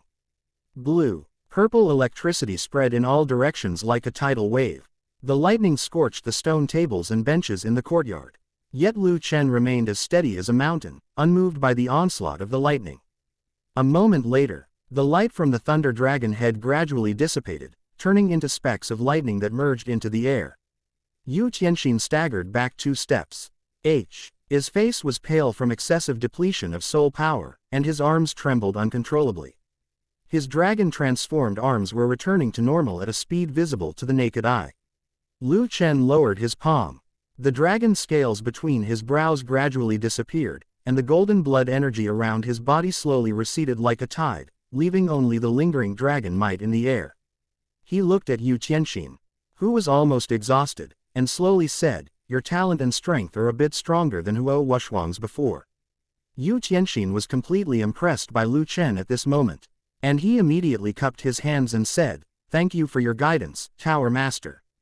Lu Chen sat back down on the stone bench and asked, "Do you want to awaken the true dragon bloodline within you?" Upon hearing Lu Chen's words, Yu Tianxin immediately knelt before him again. "Tower Master, I want to." "Within your body lies a trace of the bloodline of the Holy Dragon of Light," Lu Chen said calmly. "Light, Holy Dragon," Yu Tianxin murmured, repeating these 4 words, her eyes filled with disbelief. Lu Chen nodded and said, "The dragon race is divided into 2 major branches. One is the Golden Dragon lineage, which is skilled in using power and possesses ultimate strength. The other is the Silver Dragon lineage, which is proficient in the power of various elements." Yu Tianxin listened intently, her eyes fixed on Lu Chen, afraid of missing a single word. Lu Chen continued, "The Holy Light Dragon is a branch of the Silver Dragon among the Dragon clan, and it is the most luminous among the dragon martial souls." Upon hearing Lu Chen's words, Yu Tianxin trembled violently, her eyes filled with fervor as she looked at him. Lu Chen changed the subject, saying casually, "You know Yu Shaogang, right?" The moment Yu Tianxin heard Yu Shaogang, her eyes filled with disdain, and her voice was filled with undisguised contempt. "Yu Shaogang, how could I not know him? Speaking of which, he's supposed to be an elder in my clan, but he's truly disgraced the Blue Lightning Tyrannosaurus Rex clan in his capacity as an elder. Everyone in the family knows that his innate soul power is less than half a level due to the mutated martial soul, and to make matters worse, he mutated into a pig. If it weren't for the family's resources, he probably wouldn't even have reached level 20 soul power." At this point, Yu Tianxin scoffed, her contempt growing even stronger. It's said that he couldn't make it in the family in the end, so he simply left and made a name for himself outside by talking big. He's supposedly called some kind of martial soul theory master. In my opinion, all those so-called theories are utter nonsense. He can't even manage his own martial soul, yet he dares to instruct others on cultivation. It's laughable. Lu Chen nodded slowly. Compared to Yu Tianeng, Yu Tianxin was much more insightful, at least not stupid. Yu Shaogang's Luo Sanpao W. as a mutation that gave him the bloodline of the Holy Dragon of Light, but his talent was simply not enough to support the transformation of his martial soul, which is why he turned into a pig. Lu Hen then seemed to have thought of something and laughed, and Yu Shaogang's choice of the first 2 spirit rings was even more outrageous, becoming the key factor that led to the failure of the spirit mutation. Lu Chen had investigated and found that Yu Shaoging's first 2 spirit rings were not dragon type at all, which was why Luo Sanpao had no hope of advancing to the Holy Light Dragon. Yu Tianxin nodded. He had heard his father mention that Yu Shaoging's arrogance led him to choose a spirit ring from another spirit beast, which rendered his spirit skills useless and caused him to become a complete clown. Lu Chen slowly spoke, offering his advice. A suitable spirit ring can provide powerful energy to a martial spirit, helping it break through its limits and achieve evolution. Hen acquiring spirit rings in the future, you should prioritize dragon-type spirit beasts with the attribute of light. The power of these spirit beasts can resonate with your light bloodline, stimulate the potential within your bloodline, and help you achieve the evolution of your martial spirit more quickly. Yu Tianxin was so excited that her body trembled slightly with excitement. He kowtowed deeply, his tone extremely solemn. Thank you for your guidance, Tower Master. I will absolutely not let a 4th person know these words. If I break this oath, may I be struck down by heaven and earth. Lu Chen nodded slightly and said to Yu Tianxin and Huo Wushuang, since that's the case, then I won't keep you any longer. The reason he was willing to say all this to Yu Tianxin was ultimately because of Lu Erlong's influence. Chapter 193, A Gathering of Beauties, 1,000 Charms. This was the last match of the qualifying rounds. Blue Tyrant Academy vs Divine Wind Academy. Tang San faces off against Feng Xiaotian. Lu Chen had no interest in the competition, but when he thought that Tang San might reveal the clear sky hammer in this battle, he decided to lead Xiao Wu, Zhu Zuqing, Du Guyan, Yi Lingling, Shui Binger, Huo Wu, and Ziji to the Seoul Arena to watch this good show, full of unexpected twists and turns. Outside the arena, when Lu Erlong caught sight of Lu Chen, her eyes lit up with joy. But when her gaze swept over the women beside him, that joy was quietly replaced by a hint of self-consciousness. To Lu Chen's left was Xiao Wu, whose delicate scorpion braids swayed gently with her movements, and her short pink and white outfit accentuated her slender yet resilient waist. 2 long, straight, and slender white legs swayed gracefully with each step beneath the skirt. Every movement exudes youthful vigor, and the bunny ear hair accessory on her head adds a touch of charm. Standing next to Xiao Wu, Zhu Zuqing wore a dark, tight-fitting outfit that clung to her skin, revealing her almost perfect, curvaceous figure. Her full, rounded breasts, firm, and shapely buttocks, paired with thick, high-quality black stockings, exuded a powerful sexual tension with every step she took. Next to her was Du Guyan, who was wearing a violet gauze dress, her slender waist pressed tightly against Lu Chen. She resembled a languid, emerald-green serpent, her beauty concealing a deadly danger. Yi Lingling stood beside Du Guyan, her demeanor utterly gentle. She resembled a budding 9-hearted begonia, graceful and pure. Shui Binger stood next to Yi Lingling. Her temperament was like ice and snow, but not as cold as Zhu Zuqing. She wore a light blue gauze dress, like a plum blossom growing in the snow, pure yet with a touch of aloof pride. Huo Wu stood opposite Shui Binger, forming a stark contrast to Shui Binger's aloofness. She wore a fiery red short outfit that revealed her flat and toned waist and abdomen, radiating a sunny aura. Her arms had faint muscle lines, and she looked like a burning flame, passionate and dazzling. Finally, there was Ziji, who stood to Lu Chen's right, exuding the most noble and languid air. She wore a deep purple brocade dress with long, flowing waves that cascaded down her back, exuding an elegant yet undeniably imposing presence. Looking at Lu Chen surrounded by a group of women, Lu Erlong felt a pang of bitterness in his heart. Not only were they all stunningly beautiful, but they also possessed their own lost youth, and this contrast inevitably made her feel somewhat lost. Lu Chen ached Lu Erlong and immediately noticed her dejection. He spoke in an exceptionally gentle tone. What's wrong? With Blue Tyrant Academy's points, regardless of today's outcome, advancing to the finals is a sure thing. Huo Wu and Shui Binger nodded. So far, Lanba Academy has only lost to Tianshui Academy in the preliminary round and to Chuo Academy in the promotion round. Even if they lose today, they can still advance steadily. Lu Erlong pouted slightly, leaned forward gently, and asked with a hint of probing in her eyes, Lu Chen, do you think I'm getting old?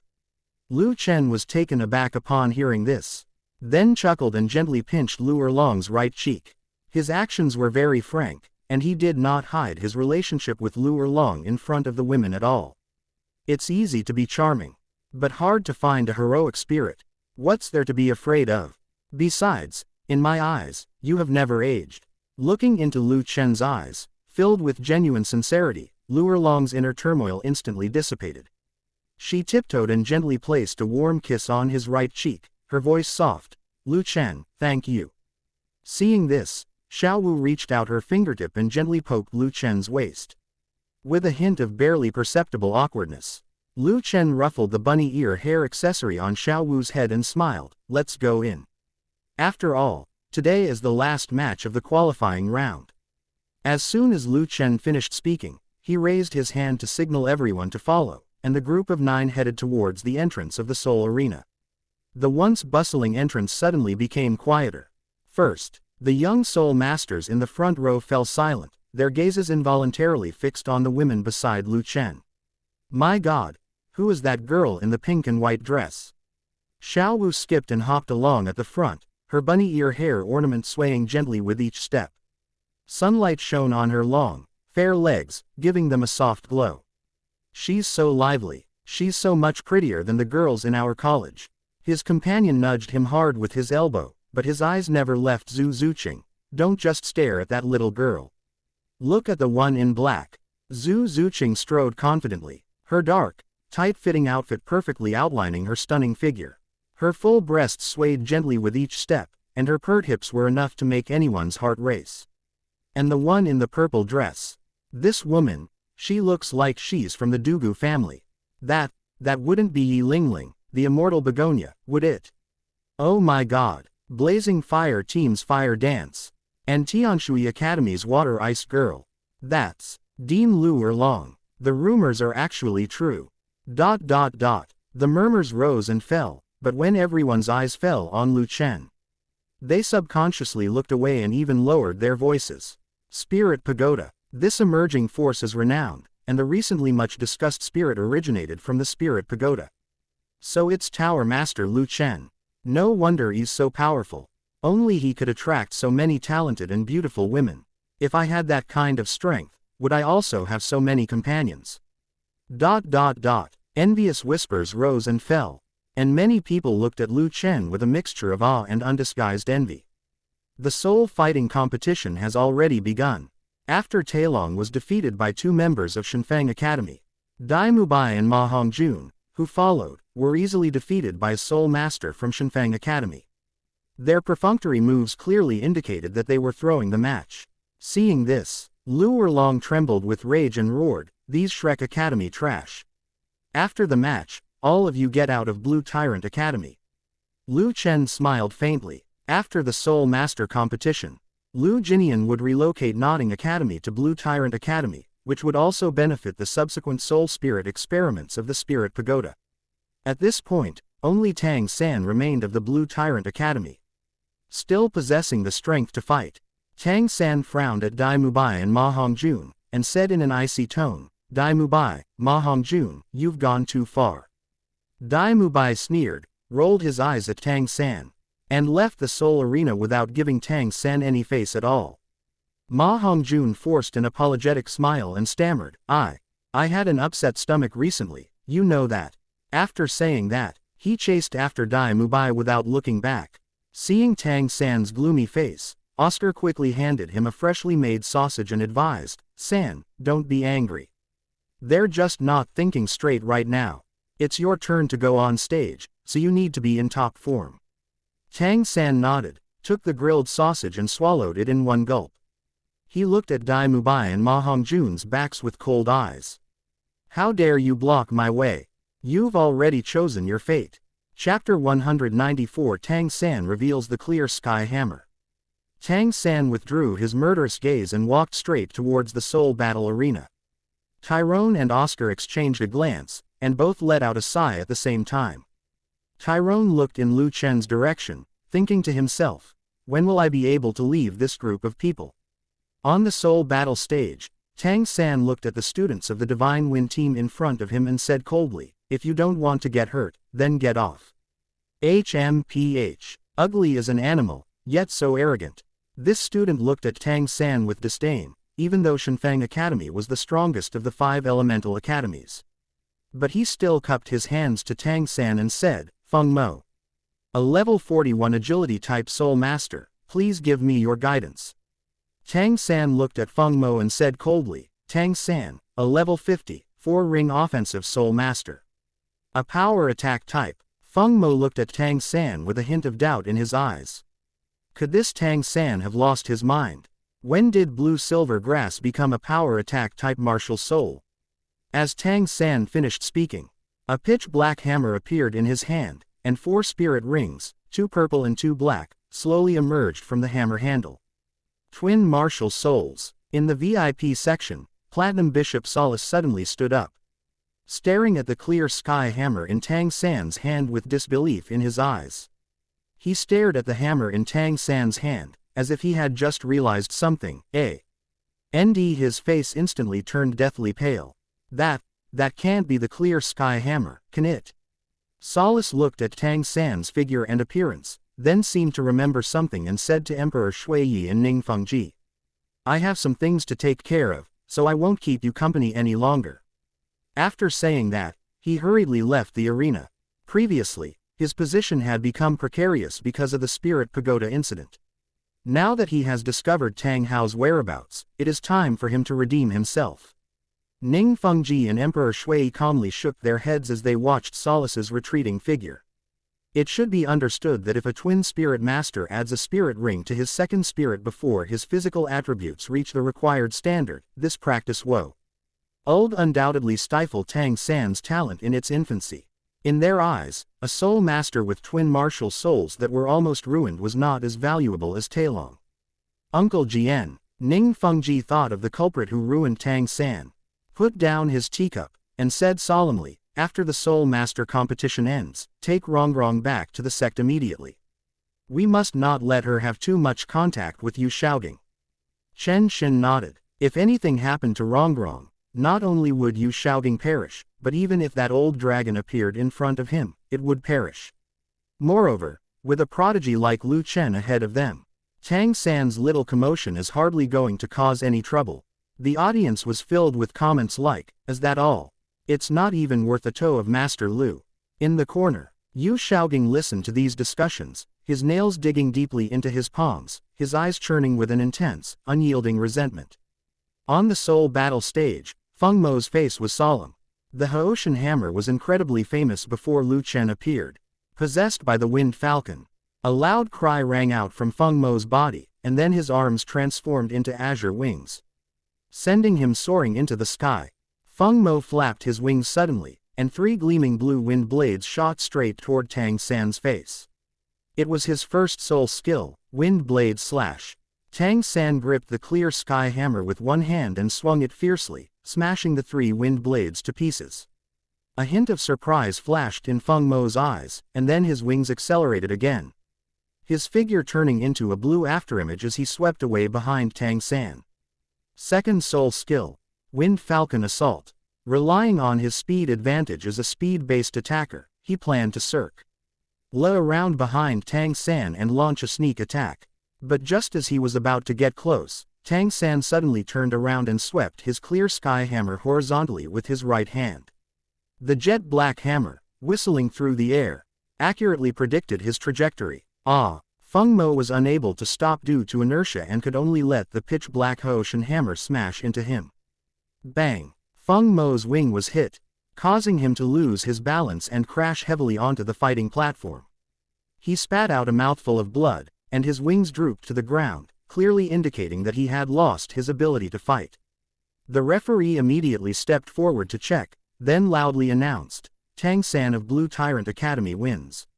On the soul battle stage, Tang San gripped the clear sky hammer, his eyes blazing with fighting spirit as he looked at Feng Shaotian approaching.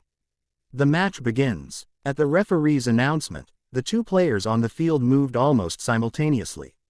Feng Shaotian's body accelerated almost instantly, rushing straight towards Tang San.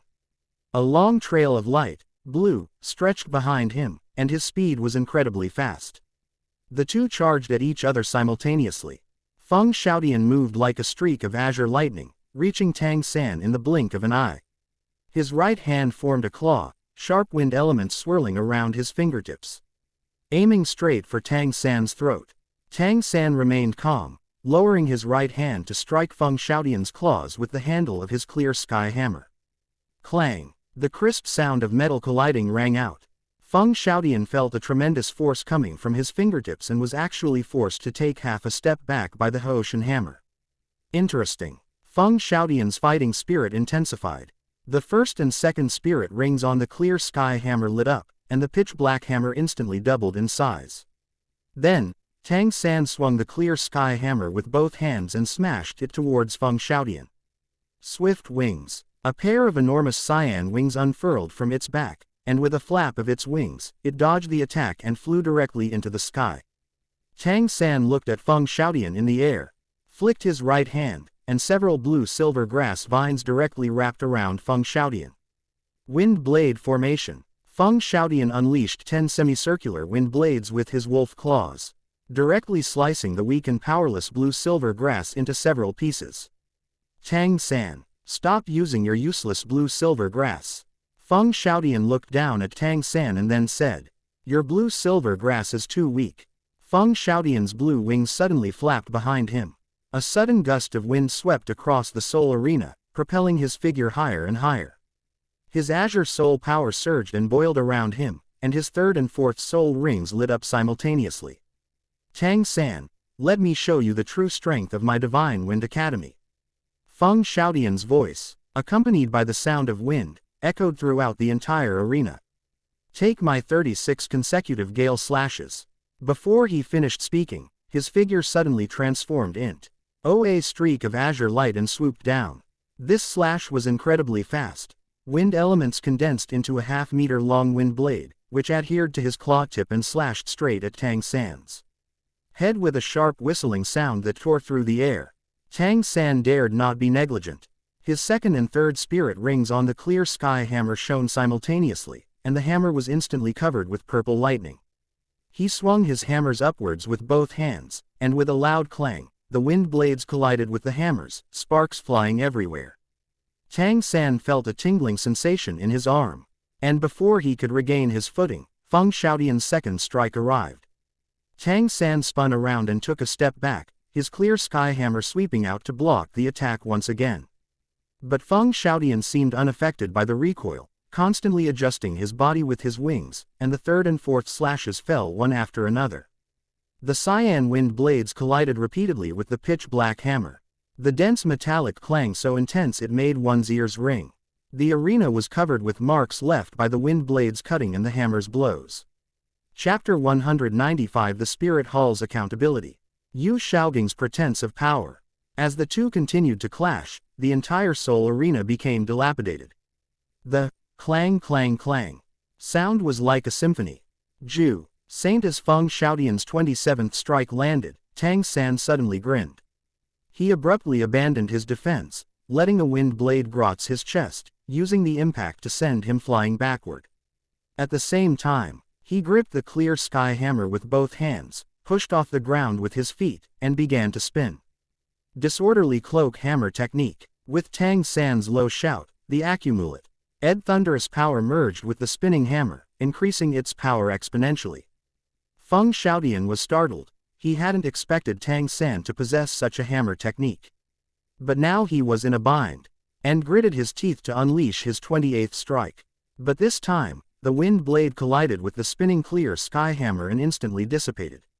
Impossible. Feng Xiaotian's pupils shrank sharply. Tang San didn't give him time to be shocked. His spinning figure suddenly stopped, and the clear sky hammer smashed out with an unparalleled momentum.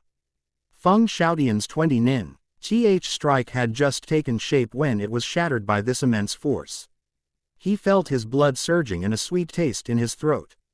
But once the 36 consecutive slashes of gale began, it could not be stopped. He had no choice but to grit his teeth, urge on the last bit of soul power, and unleash the 30th slash. Quote, Tang San gripped the clear sky hammer, and his fourth spirit ring suddenly lit up. This is the end. He raised the clear sky hammer and slammed it into the ground without hesitation. His fourth soul skill, Dark Thunderclap, erupted, unleashing dark purple lig. HTNING that shot out along the clear sky hammer. This time, the sound of the collision was particularly dull. Feng Xiaotian's wings shattered completely. He was struck hard and fell straight down from the sky. His blue wings were dull and lifeless. He crashed to the ground and spat out a mouthful of blood. He was clearly no longer able to fight. Tang San staggered back several steps, blood seeping from the wound on his chest. Tang San's clear sky hammer stopped 3 inches above Feng Xiaotian's head, and the icy touch made Feng Xiaotian utterly despairing. The referee rushed onto the stage and announced loudly, "Tang San of Blue Tyrant Academy wins." Just as Tang San was about to bask in the applause that was his alone, an untimely voice rang out, "Wait a minute." Before he finished speaking, Solace had already led 8 Spirit Hall law enforcement officers onto the Soul Arena. The 8 people were dressed in the same uniform, and judging from the soul power fluctuations emanating from their bodies, they were all Soul Emperors. Solace looked down at Tang San with an indifferent expression. "Tang San, Tang Hao's son." Tang San frowned, his gaze sweeping over the 8 Soul Emperors, and slowly nodded. HMPH, the son of a sinner, instead of living a life of ignominy in the gutter, dares to appear openly in the public eye. Solace's lips curled into a mocking smile as he shouted sharply, "Men! Seize him!" In the VIP seats, Emperor Shui and Ning Fengji coldly watched what was happening below. Tang San's talent at this point was no longer worthy of their help. As for the surrounding audience, they had no objection to Tang San being captured. They naturally despised someone who could even scheme against his own teammates. On the Soul Battle stage, Tyrone and Oscar exchanged a glance, a hint of apprehension flashing in their eyes.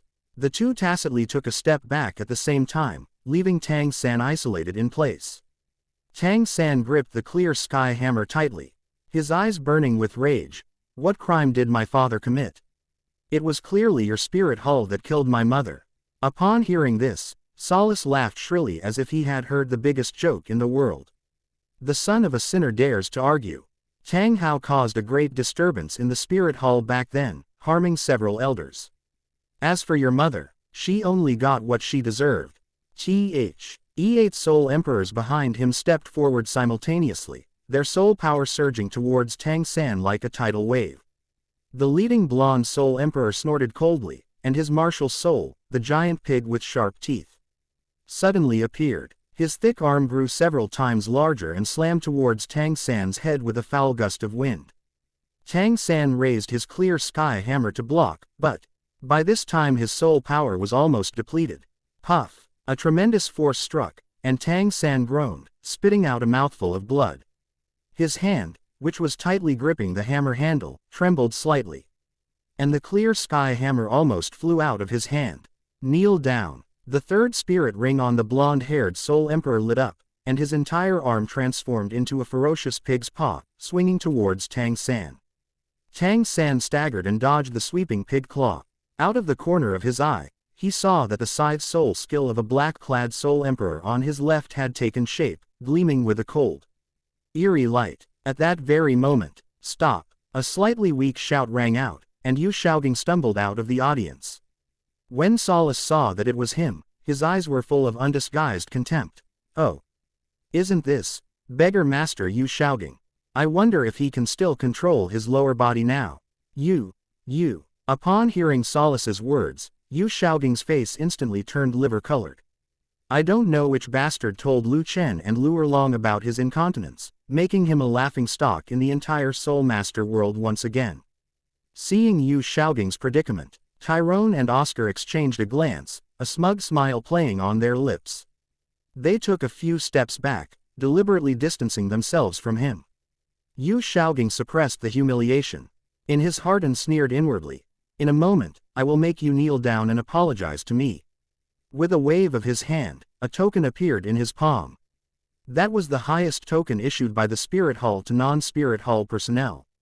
Called the Papal Decree, there are 6 patterns on it, representing the Clear Sky Hammer of the Clear Sky Sect, the 7-kill sword of the 7 treasure glazed tile school, the Blue Lightning Tyrannosaurus Rex of the Blue Lightning Tyrannosaurus Rex clan, the Spirit Hall's Kirong Tongtian Chrysanthemum and Ghost, and the crown symbolizing the Pope. Anyone W. Who possesses this token has the prestige of an elder of the Spirit Hall, and is as if the Pope himself were present. Solace's expression changed when he saw the token. You should know that the Spirit Hall only has 3 papal tokens in total, which were given to the top 3 of the 7 major sects. The people of the 3 upper sects would never easily hand over the token to others. Therefore, the token in Yu Shaoqing's hand must have come from Pope Bibi Dong. Furthermore, given his vague knowledge of the ambiguous relationship between the Master and the papacy, Solace became even more convinced of this idea. The scene fell into an eerie stalemate. From the audience, Lu Chen witnessed everything. He slightly raised his fingertips, and an invisible wisp of spiritual power quietly landed on Solace. Transmitting his voice, the papal decree in Yu Shaoqing's hand was given to him by Tang Hao. When Solace heard this, his body trembled violently. He hurriedly looked around to find the source of the sound, but found nothing. Seeing Solace's flustered expression, Yu Shaoqing assumed he was afraid of the authority of the papal decree and immediately straightened his chest and shouted, "Solace, kneel down right now." At the same time, he gave Tang San a look that said, "Don't worry, I'm here." Chapter 196 Yu Shaoqing is half dead, Tang Xiao appears to save Tang San. Solace snapped out of his daze. A ruthless glint in his eyes. He reached out and snatched the papal decree from Yu Shaoqing's hand. Solace, do you want to rebel? Yu Shaoqing's Adam's apple bogged, and he subconsciously took a half step back, his voice trembling. Don't you know that seeing a papal decree is as if the Pope himself is present? Solace gripped the papal decree tightly in his right hand, while his left hand suddenly shot up. Smack! The crisp sound of a slap echoed in the Soul Arena. Yu Shaoqing's body was sent flying by the force of the blow. After spinning twice in the air, he crashed heavily at Tang San's feet.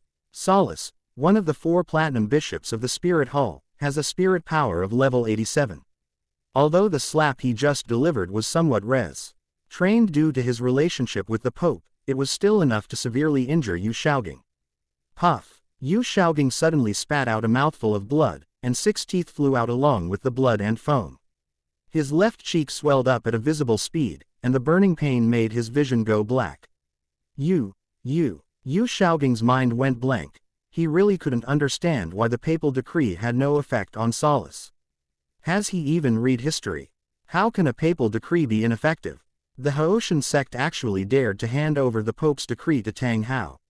Solace stared intently at Tang San and said coldly, "I will personally report this matter to His Holiness the Pope." He changed the subject, his gaze falling on Yu Shaoqing. As for you used the token to bully others and disgraced the Pope. You may be spared the death penalty, but you will not escape punishment. Men, take action. Beat that piece of trash half to death and throw him out. As Solace finished speaking, the 6 Soul Emperors beside him immediately surrounded Yu Shaoqing. What do you want to do? I am an elder of the Spirit Hall. Yu Shaoqing looked up at the 6 people, his eyes filled with fear. Elder, Ba, the leader, Soul Emperor, spat a thick phlegm directly onto Yu Shaoqing's clothes. Then, before Yu Shaoqing could speak, he kicked Yu Shaoqing in the face with his size 43 leather boot. Bang! The dull thud of the leather boots hitting his cheek made Yu Shaoqing's eardrums vibrate. Yu Shaoqing's nose collapsed instantly, and blood mixed with the previous blood foam gushed out, covering half of his face. He was kicked to the side like a rag doll, and just as he was about to struggle to lift his head, another Soul Emperor's knee slammed into his chest. With a crisp crack, the excruciating pain of his broken ribs caused Yu Shaoqing to let out a pig-like wail. He curled up, clutching his chest tightly with both hands. Elder, don't you even know your place? The Soul Emperor, who had previously spat out thick phlegm, grinned maliciously and stomped his foot on Yu Shaoqing's stomach. You think you can act so high and mighty just because you have a stolen token? Who do you think you are? The 6 Soul Emperors attacked each other without any strategy, their punches and kicks carrying Soul Emperor-level soul power, yet they deliberately avoided vital points. Yu Shaoqing's screams grew weaker and weaker. His once neat robes were torn to shreds, and his body was covered with bruises. His forehead hit the gravel on the ground, and the blood that flowed out blurred his vision. He wanted to call for help, to call out Tang San's name, to call out Bibi Dong's name, but all he could make was a hoarse, leaky sound. Every breath pulled at his broken ribs, and the pain almost made him faint. Seeing Yu Shaoging's miserable state, Solace's pent-up anger finally dissipated. He then turned to Tang San and said coldly, "Since Tang Hao hasn't appeared yet, it seems he's not by your side." Quote. As he spoke, the pressure of the soul Douluo suddenly surged towards Tang San. Just then, a massive, jet-black hammer crackling with electric arcs descended from the sky. Bang! The giant hammer slammed down between Tang San and Solace, sending up a shower of rubble. The mighty Haoshan sect, the ultimate battle soul hammer. A powerful voice resounded throughout the soul arena, and Tang Xiao's figure slowly appeared in front of Tang San, his body radiating a vast wave of soul power. Tang Xiao. Solace's face darkened, and he questioned, "Does your Haoshan sect intend to break the oath you made back then?" Tang Xiao gripped the clear sky hammer tightly, his tone calm. "Today I am not here as a member of the Clear Sky sect, but merely as Tang San's uncle." "Ha!" Solace sneered. He looked at Yu Shaoging, who was lying on the ground half dead, and then at the papal decree in his hand. Solace sneered, glanced at the half-dead Yu Shaoging on the ground, then looked at the papal decree in his hand, and coldly snorted, "I will report the theft of the Haoshan sect's papal decree to the Pope truthfully. You'd better watch yourselves. Let's go." After Solace finished speaking, he left with 8 soul emperors. Before leaving, the soul emperors didn't forget to kick Yu Shaoging a few more times. In the VIP section, Ning Fengji looked at Tang Xiao below the stage. Tang Xiao also looked at Ning Fengji. Ning Fengji smiled elegantly, nodded to Tang Xiao, and then got up and left the soul arena with Emperor Shui. Suddenly, Tang Xiao felt a chill run down his spine, and a deadly sense of crisis instantly enveloped his entire body. He suddenly looked towards the audience and saw a young man in white, surrounded by several stunningly beautiful women. Staring coldly at him, Tang Xiao's pupils suddenly contracted. There was no fluctuation of soul power around the white-robed youth, but the sense of crisis was like a bone-deep infection. He gripped the Haoshan hammer tightly, and faint lightning crackled across its surface, a sign that he was channeling his soul power to its limit. "Who are you?" Tang Xiao asked in a deep voice, his gaze fixed on the white-robed youth. The young man in white slowly rose to his feet. The women around him were all exceptionally beautiful, yet none of them dared to utter a sound to disturb him. Lu Chen slowly stood up and said to the women, "Let's go." As his figure disappeared at the exit, the suffocating sense of crisis gradually subsided. "Uncle, what's wrong?" Tang San looked at Tang Xiao, who had a serious expression, with a face full of doubt. Tang Xiao retrieved the clear sky hammer and said with lingering fear, "That person was very powerful." Tang San looked in the direction Lu Chen had left and murmured, "Lu Chen." At this moment, Yu Shaoging crawled with difficulty toward the two of them. "Teacher." Tang San quickly stepped forward and carefully helped him up. Tang Xiao looked at the disheveled Yu Shaoging, a barely perceptible hint of disdain flashing in his eyes. He said to Tang San, "I should return to the Clear Sky sect. The Spirit Hall will definitely come to hold you accountable for this. I advise you to give up on the finals of this competition." Upon hearing this, Tang San fell silent. Yu Shaoging tried to speak, but he had very few teeth left in his mouth and could only make indistinct whimpering sounds. After a moment, Tang San raised his head, his eyes resolute. "I must participate in the finals." Tang Xiao looked at his stubborn expression and slowly nodded. "Your father's injuries should be fine now, he will come to protect you." As soon as he finished speaking, Tang Xiao's figure turned into a blur and disappeared from the soul arena in an instant. Chapter 197 Bibi Dong's Scheme, Prophet, Huo Wu. Inside the papal palace in Wuhan City, the once arrogant platinum bishop Solace was now prostrate on the ground, his back arched like a shrimp. His body trembling uncontrollably, cold sweat trickling down his face onto the ground. "You mean, Tang Hao's son has appeared, and Tang Xiao has also come down the mountain?" High above, the stunningly beautiful woman leaned against the papal throne, her purple eyes like icy pools, coldly fixed on Solace below the stage. Her tone was calm, yet carried an unparalleled air of authority. "Your Holiness the Pope." Yes. The woman's beauty was enough to eclipse everything else in the world, yet Solace didn't even have the courage to glance at her, his voice trembling uncontrollably. No. But according to the latest intelligence, Tang Xiao has already left Tiando City. Bibi Dong lightly tapped the golden armrest with her index finger. The crisp sound of tap, tap, tap echoed in the empty hall, like ice beads falling on cold jade. Each sound struck Solace's heart, making him afraid to even breathe. You may leave. Her voice remained calm. Yi. She carried an undeniable air of authority, as if uttering even a single word would be a favor to an ant. Solace felt as if he had been granted a pardon, and his head slammed against the cold gold brick with a dull thud. Thank you, Your Majesty the Pope, for sparing my life. He dared not raise his head, and scrambled backward until the palace doors closed heavily. Only then did the suffocating sense of oppression subside slightly. His back already soaked in cold sweat, chilling him to the bone. Inside the palace, Bibi Dong sat high on the imperial throne. She slowly raised her eyelids, her purple eyes swirling with a complex light, containing both a deep-seated killing intent and a hint of barely perceptible solemnity. Her slender fingers stopped tapping. Tang Hao, Tang Xiao. She murmured the two names.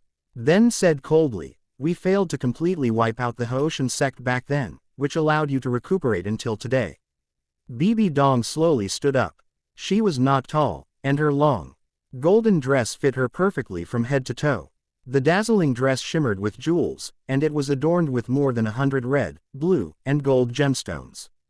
The 9-curved purple gold crown on his head was dazzling, and he held a scepter about 2 meters long, inlaid with countless gems.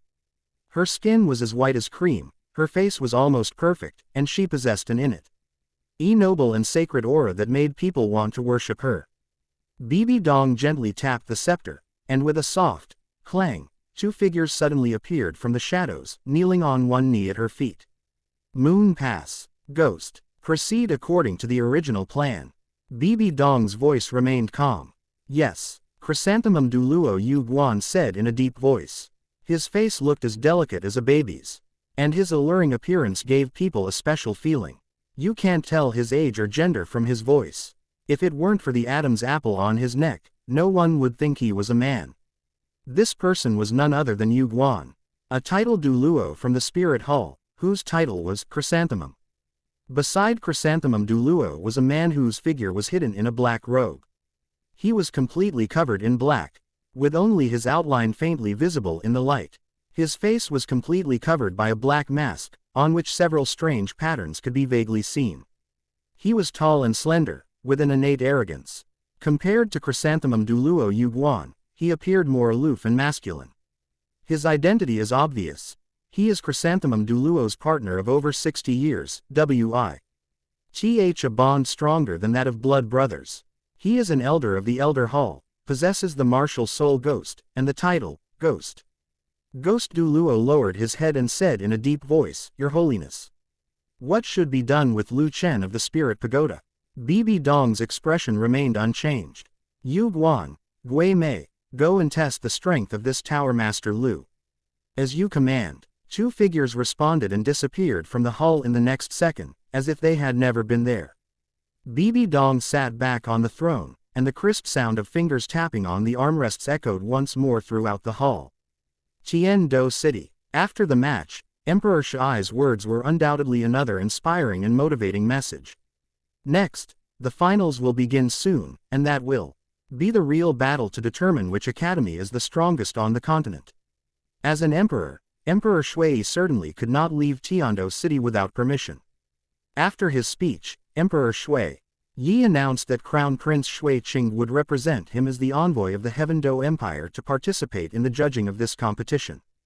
3 days later, a total of 15 teams, Ing with their teachers and 500 Royal Knights soldiers, a group of over 1,000 people, set off for the finals venue, Wuhan City. The already cramped space inside the carriage of the Heave NLY Do Royal Academy became even more cramped with the crowd of women. Xiao Wu sat directly in Lu Chen's lap, her back and buttocks pressed tightly against his body. The soft touch made Lu Chen's heart flutter with heat as the carriage bounced around. Lu Chen looked helplessly at Shui Binger and Huo Wu and said, Are you two really okay with not going to the Spirit Hall with your respective academies? Shui Binger and Huo Wu exchanged a glance. Shui Binger spoke first, her clear, cold voice carrying an undeniable certainty. Tianshui Academy has a vice dean leading the team, so even without me, there won't be any major trouble. She looked up at Lu Chen, her icy blue eyes losing their usual coldness and filled with tenderness. Lu Chen looked at Shui Binger and sighed slightly. He then looked at Huo Wu and said helplessly, "What about you? Can Blazing Fire Academy manage without you here? HMPH, as if no one can live without you." Huo Wu crossed her arms, her fiery red eye, swaying gently with the bumps of the carriage. Her tone was arrogant, but the corners of her mouth couldn't help but turn up slightly. As soon as she finished speaking, Xiao Wu suddenly wriggled in Lu Chen's arms, wrapped her slender arms around his neck, and stuck out her pink tongue. "Lu Chen, it's so lively with Binger and Huo Wu here, so don't send them away."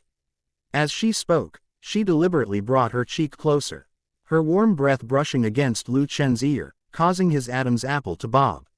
Lu Chen sighed helplessly. "If Xiao Wu hadn't been holding me so tightly, I would have believed you." He raised his hand and gently patted Xiao Wu's head, then looked at the two people beside him. "You two are so carefree, aren't you afraid of the Spirit Hall?" "What are you afraid of?" Huo Wu interrupted him, raising an eyebrow, a competitive flame burning in her eyes. "No matter how strong the Spirit Hall is, would they dare to openly attack us?" The finals were not originally scheduled to be held in Spirit City. But the Spirit Hall suddenly changed the venue and moved the final match to the Spirit Hall's main city. Lu Chen rolled his eyes at Huo Wu and slowly said, "Aren't you curious about why?" Upon hearing this, Shui Binger immediately fell into deep thought. Huo Wu, however, seemed unconcerned. "They can't possibly be lying in wait to ambush us on the way, can they?" Upon hearing this, Shui Binger shook her head slightly. In her eyes, the Spirit Hall would never do something so outrageous. Looking at Huo Wu, who seemed to possess the potential of a prophet, Lu Chen's lips curled into a meaningful smile. Douluo Bo was assigned by Lu Chen to go to Notting Academy to help Lu Jinian relocate the academy. A large group of over 1,000 people, marching in a grand procession. Chapter 198 The Chrysanthemum Demon Attacks.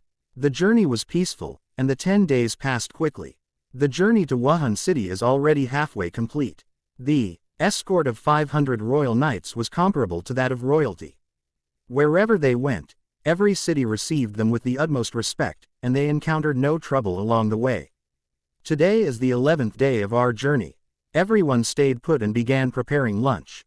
After spending several days together, the women became more familiar with each other, shedding their initial awkwardness and formality and developing a more genuine warmth. Douluo Yan, arm in arm with Shui Binger, was chattering away about the funny things that happened to her grandfather in the past, which made Huo Wu, who was washing vegetables nearby, giggle. Xiao Wu moved nimbly, the fresh vegetables flying through her hands, water droplets still clinging to the emerald green leaves, making her cheeks even more delicate. Zhu Zuqing held a dagger in her hand. With a flash of cold light, a piece of fine soul beast meat was processed into chunks and neatly arranged on the stone slab, as if it had been measured with a ruler. Not far away, Yi Lingling was busy around a large pot, and a rich aroma was rising from it, attracting the attention of the knights. "Senior Ziji, could you pass me some salt?" While stirring the broth in the pot, Yi Lingling added some beneficial herbs to the pot. Ziji picked up the fine salt beside her and handed it to Yi Lingling. Suddenly, a chilling aura wafted from the mountains on either side of the path. The captain of the Royal Knights shouted, "Everyone on alert. Something's happened." The Royal Knights guarding the Soul Masters immediately raised their lances. Lu Chen slowly stood up, looking into the distance, and murmured, "It's finally here." Just then, countless rocks began to fall like raindrops from the hills on both sides. These rocks not only appeared abruptly, but were also very orderly, and they rushed downhill at high speed. The terrain was very unfavorable for the entire team, and the captain of the Royal Knights quickly gave the order to speed up their advance. The fallen rocks were handed over to the 500 members of the Royal Knights. This is when the overall quality of the Royal Knights became apparent. Although not all of them were Soul Masters, their overall strength was formidable. Lu Chen looked at the Royal Knights and nodded slightly. In terms of protection, the spirit pagoda still cannot compare with the heavenly Dou royal family. At this moment, Xiaowu returned to Lu Chen's side, her beautiful pink eyes filled with vigilance. The hills on either side weren't very high, which meant the force of the falling rocks wasn't insurmountable. The knights of the royal knights retreated a few steps, leaving only a narrow passage in the center, and raised their lances high to meet the falling rocks head-on. As the spears moved and stones fell, they used their spears to constantly deflect the falling stones to the side, and the spears of the 500 warriors formed an iron defense line. Quote, quote, a whistle sounded from somewhere, and suddenly thousands of men in black appeared on the hills on both sides, rushing down at an astonishing speed. Lu Chen and his group immediately entered battle mode, unleashing a variety of dazzling soul skills at the same time, instantly annihilating a wave of men in black. The phantom of the Frost Phoenix appeared behind Shui Binger, and together with the fire shadow behind Huo Wu. Under the dual influence of ice and fire, more than a dozen black-clad soul masters died instantly. Dugu Yan's hands blazed with emerald-green poisonous flames, and she held a snow-white immortal herb in her hand. With just a single ordinary strike, several black-clad soul masters were completely corroded to death. Zhu Zuqing is like a god of death hidden in the darkness, taking the life of a man in black every time she appears. Yi Lingling remained firmly behind the group, with the illusory image of the towering mother tree of all spirits unfolding behind her.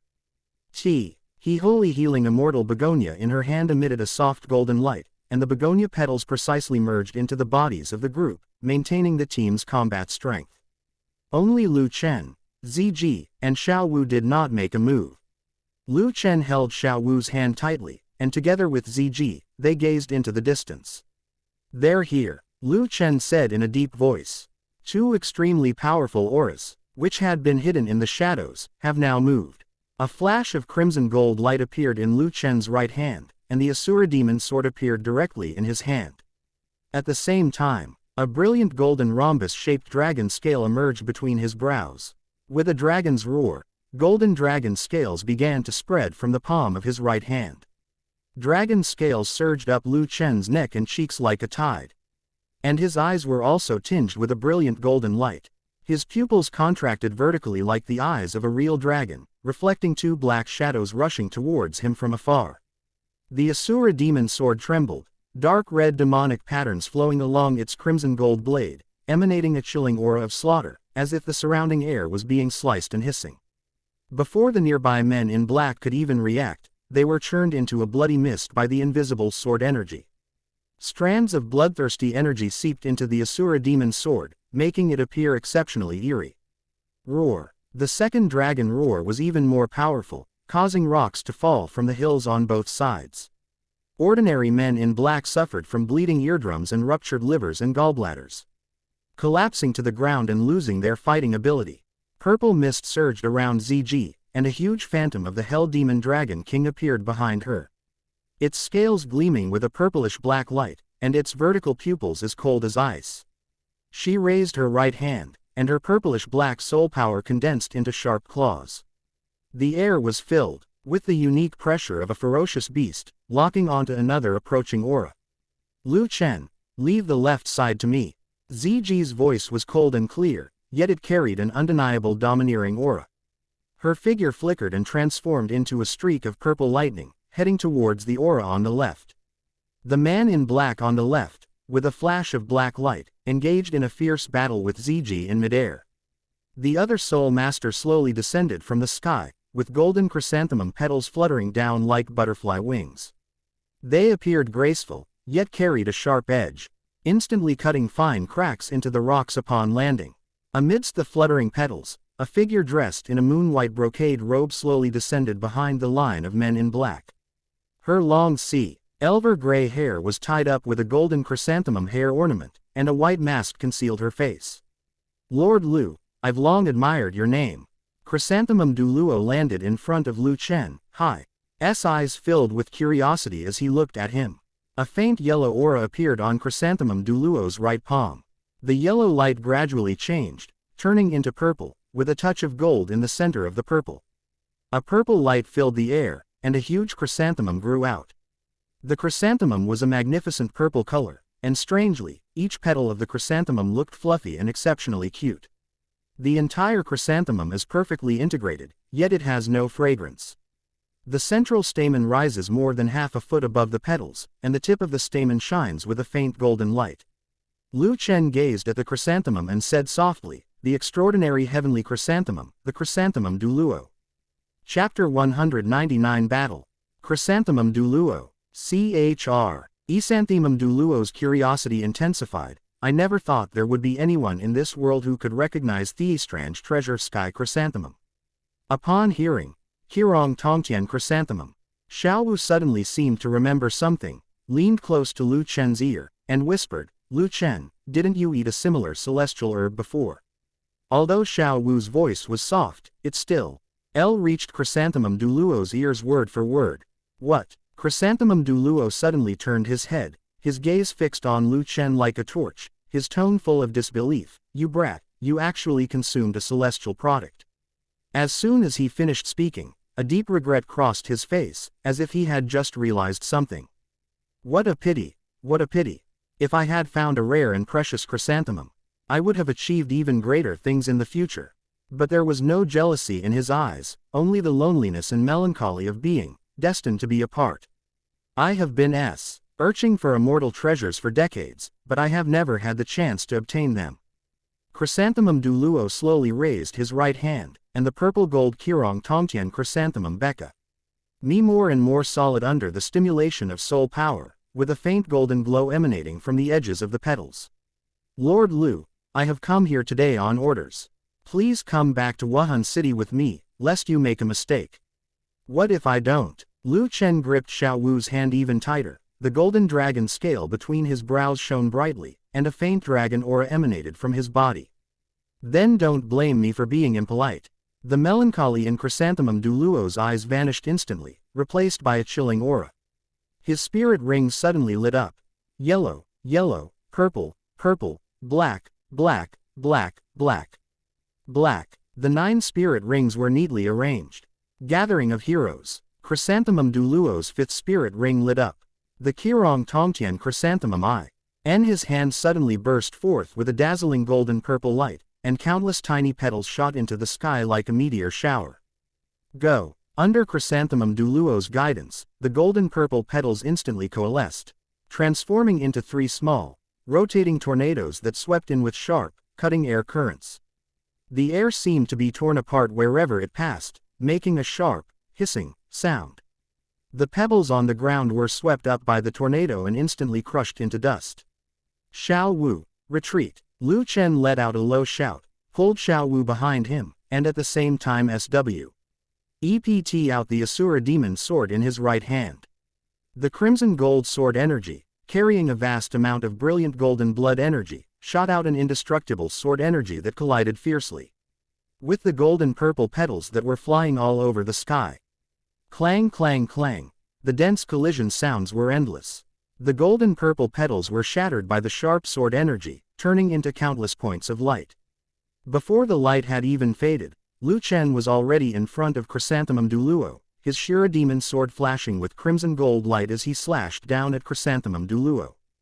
3rd soul skill, Aura Barrier. Chrysanthemum Douluo reacted extremely quickly.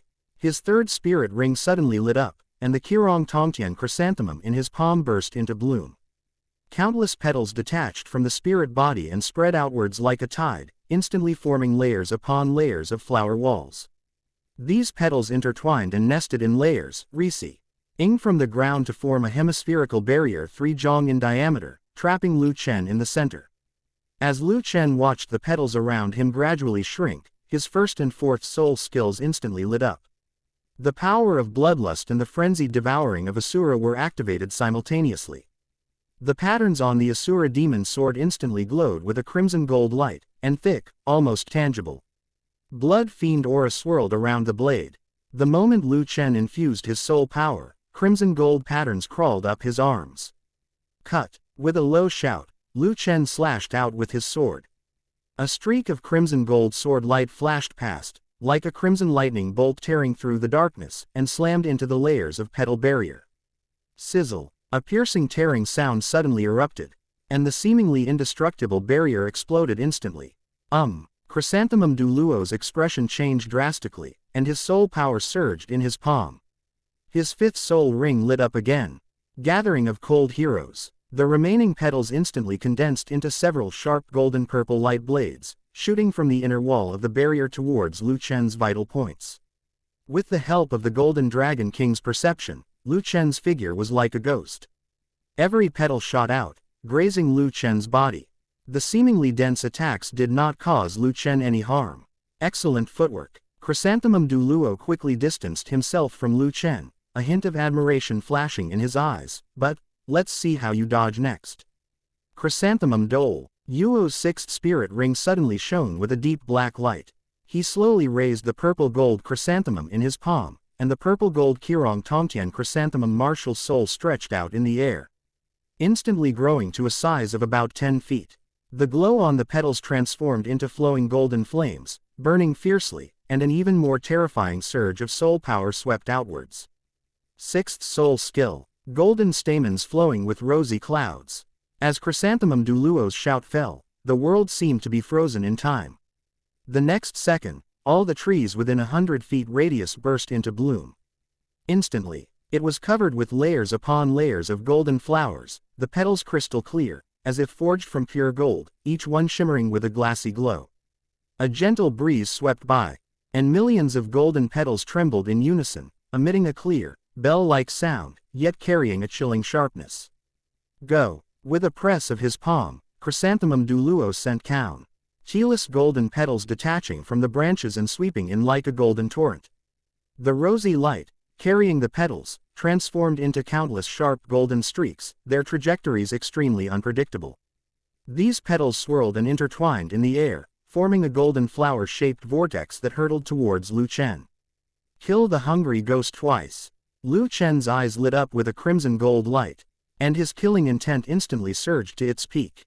A crimson light erupted from the blade of the Asura demon sword, and an extremely dense killing intent surged from Lu Chen's body, condensing into a blurry Asura phantom behind him. Throat acupuncture for abdominal fire. Lu Chen took a step forward, his eyes fixed on the approaching golden tornado, and shouted, seeing food turn to filth, leaving only empty tears. Lu Chen took a step forward, his eyes fixed on the oncoming golden torrent. With a flick of his wrist, the Asura demon's sword slashed out fiercely. The ultimate killing intent of the Asura sword was concentrated at the sword's edge, suddenly forming a demonic avatar. The demon bared its fangs and claws, its murderous intent overwhelming, and charged toward the golden flower stream. The moment the evil spirit's form collided with the golden flower stream, it seemed as if countless shrieks of fierce ghosts and the clear chirping of trembling golden petals echoed throughout the world. The collision of the two extreme forces unleashed a visible energy shockwave that swept outwards from the two individuals. The golden petals that had coalesced into a vortex were torn apart and gnawed by the claws and fangs of the evil spirit's form, instantly shattering into a shower of golden dust. Chrysanthemum Douluo was shocked by Lu Chen's sword strike. As a titled Douluo, he had naturally seen Chen Xin make a move before. However, compared to the sword strike before him, Chen Xin's sword intent was like a child's play, far inferior to the killing power of the sword strike before him. Condense. Chrysanthemum Douluo suppressed the shock in his heart, let out a low shout, and his soul power surged wildly in his palm. The scattered gold dust, guided by his soul power, recondensed before it even hit the ground, transforming into countless tiny golden blades that rained down on Lu Chen's vital points like a torrential downpour. Chapter 200. Dual souls coexist. Sword slashes Chrysanthemum. Just then, Xiao Wu, who had been staying in place, moved. The soft bone rabbit instantly possessed her, and her third soul ring suddenly lit up. Xiao Wu's figure transformed into a blurry pink afterimage as she pushed her teleportation soul skill to its limit. The space seemed to fold beneath her feet, and the next second, she appeared in front of Lu Chen like a pink lightning bolt. She looked at the sky full of golden blades and a slight smile appeared on her lips. Fourth soul skill. Invincible golden body. Xiao Wu. Lu Chen's pupils contracted sharply, and he subconsciously wanted to protect Xiao Wu behind him, but he saw that Xiao Wu had already opened her arms, and the golden halo of her golden body surged 3 feet, forming a semicircular golden barrier. Boom! Countless golden petals, shimmering with the glow of dawn, crashed into the golden barrier, creating a series of ear-piercing collision sounds. Each petal possesses a sharpness capable of cutting through metal and stone, colliding with the golden body and bursting into a sky full of dazzling sparks. The golden aura surrounding Xiao Wu trembled violently under the intense impact. And fine cracks appeared on the surface of the originally solid barrier, spreading out like a spider web. As the last sharp blade fell, the cracked golden light shield shattered with a deafening roar. Xiao Wu stood there, panting, with a fine layer of sweat on her forehead. She turned her head and looked at Lu Chen triumphantly. "How about it, Lu Chen? I don't want to stay behind you forever. Then let's face the enemy together." As Lu Chen spoke, he took Xiao Wu's hand. Xiao Wu understood Lu Chen's thoughts and turned to throw herself into his arms. Dual soul coexistence. Lu Chen reached out and embraced Xiao Wu's slender waist, and their soul power erupted instantly. Buzz. The Asura demon sword emitted a clear and melodious sword cry. Xiao Wu's original pink eyes became even clearer, with a captivating pink halo flowing within them, and the phantoms of the Asura demon sword and the soft bone rabbit intertwined. Their soul energies intertwined and collided violently in their embrace, finally merging completely into one. A blinding white light burst forth from between the two of them. This is a martial soul fusion skill. Chrysanthemum Douluo seemed to have realized something, his eyes filled with disbelief. The next second, he moved, his right hand carrying countless golden petal blades that slammed down towards Lu Chen and Xiao Wu. Lu Chen and Xiao Wu embraced and kissed in the white light. Their intertwined soul power seemed to be getting hotter and hotter, and they became even more tightly entwined. Just as the chrysanthemum petals were about to fall on Lu Chen, a Shura demon sword, shimmering with pink and white and crimson gold, emerged from the white light. Bang! The deafening clang of metal against metal shook the valley floor. The golden petal blade shattered inch by inch amidst the pinkish white and crimson gold sword light, turning into countless tiny golden fragments that fell to the ground. Chrysanthemum Douluo felt an immense and unparalleled shockwave coming towards him, and then he was thrown back several steps before he could barely regain his balance. His chest heaved violently, his eyes filled with horror and solemnity as he stared at the white light. This is impossible," he exclaimed in shock, his hands going slightly numb. The combined technique of those two brats is so powerful. As the light gradually faded, Lu Chen and Xiao Wu were no longer there. In their place stood a tall and handsome young man. 10 spirit rings, 2 yellow, 4 purple, 3 black, and 1 red, slowly rose from beneath his feet, interlocking one another. A 100,000-year soul ring. Chrysanthemum Douluo was no longer as composed as before. The aura of the two of them gave him the feeling of being targeted by a prehistoric beast. Lu Chen slowly opened his eyes, which had turned into a pure crimson gold, and an aura of dominance over the world suddenly emanated from him.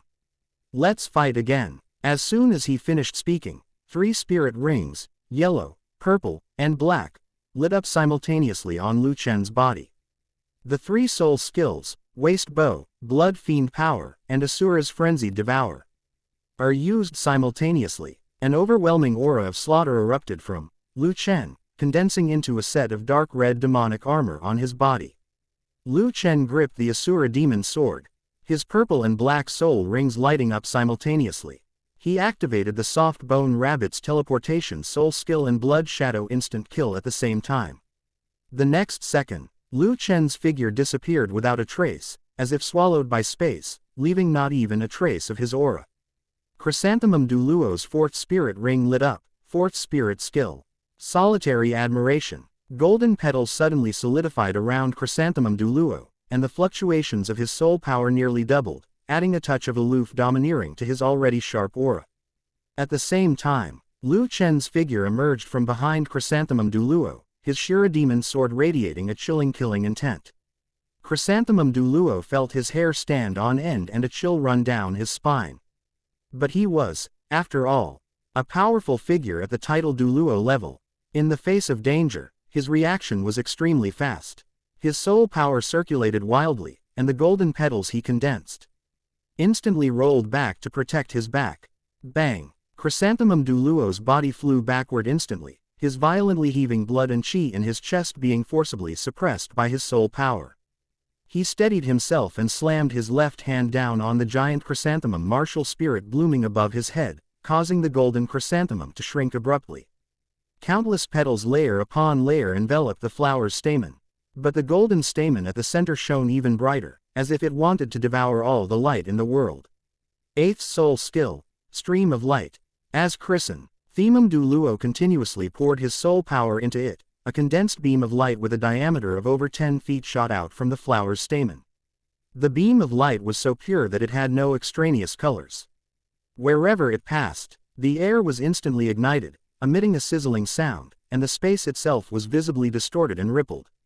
The beam of light shot straight toward Lu Chen in his fused state, burning rocks and vegetation along its path to ashes instantly, and carving a deep trench into the ground.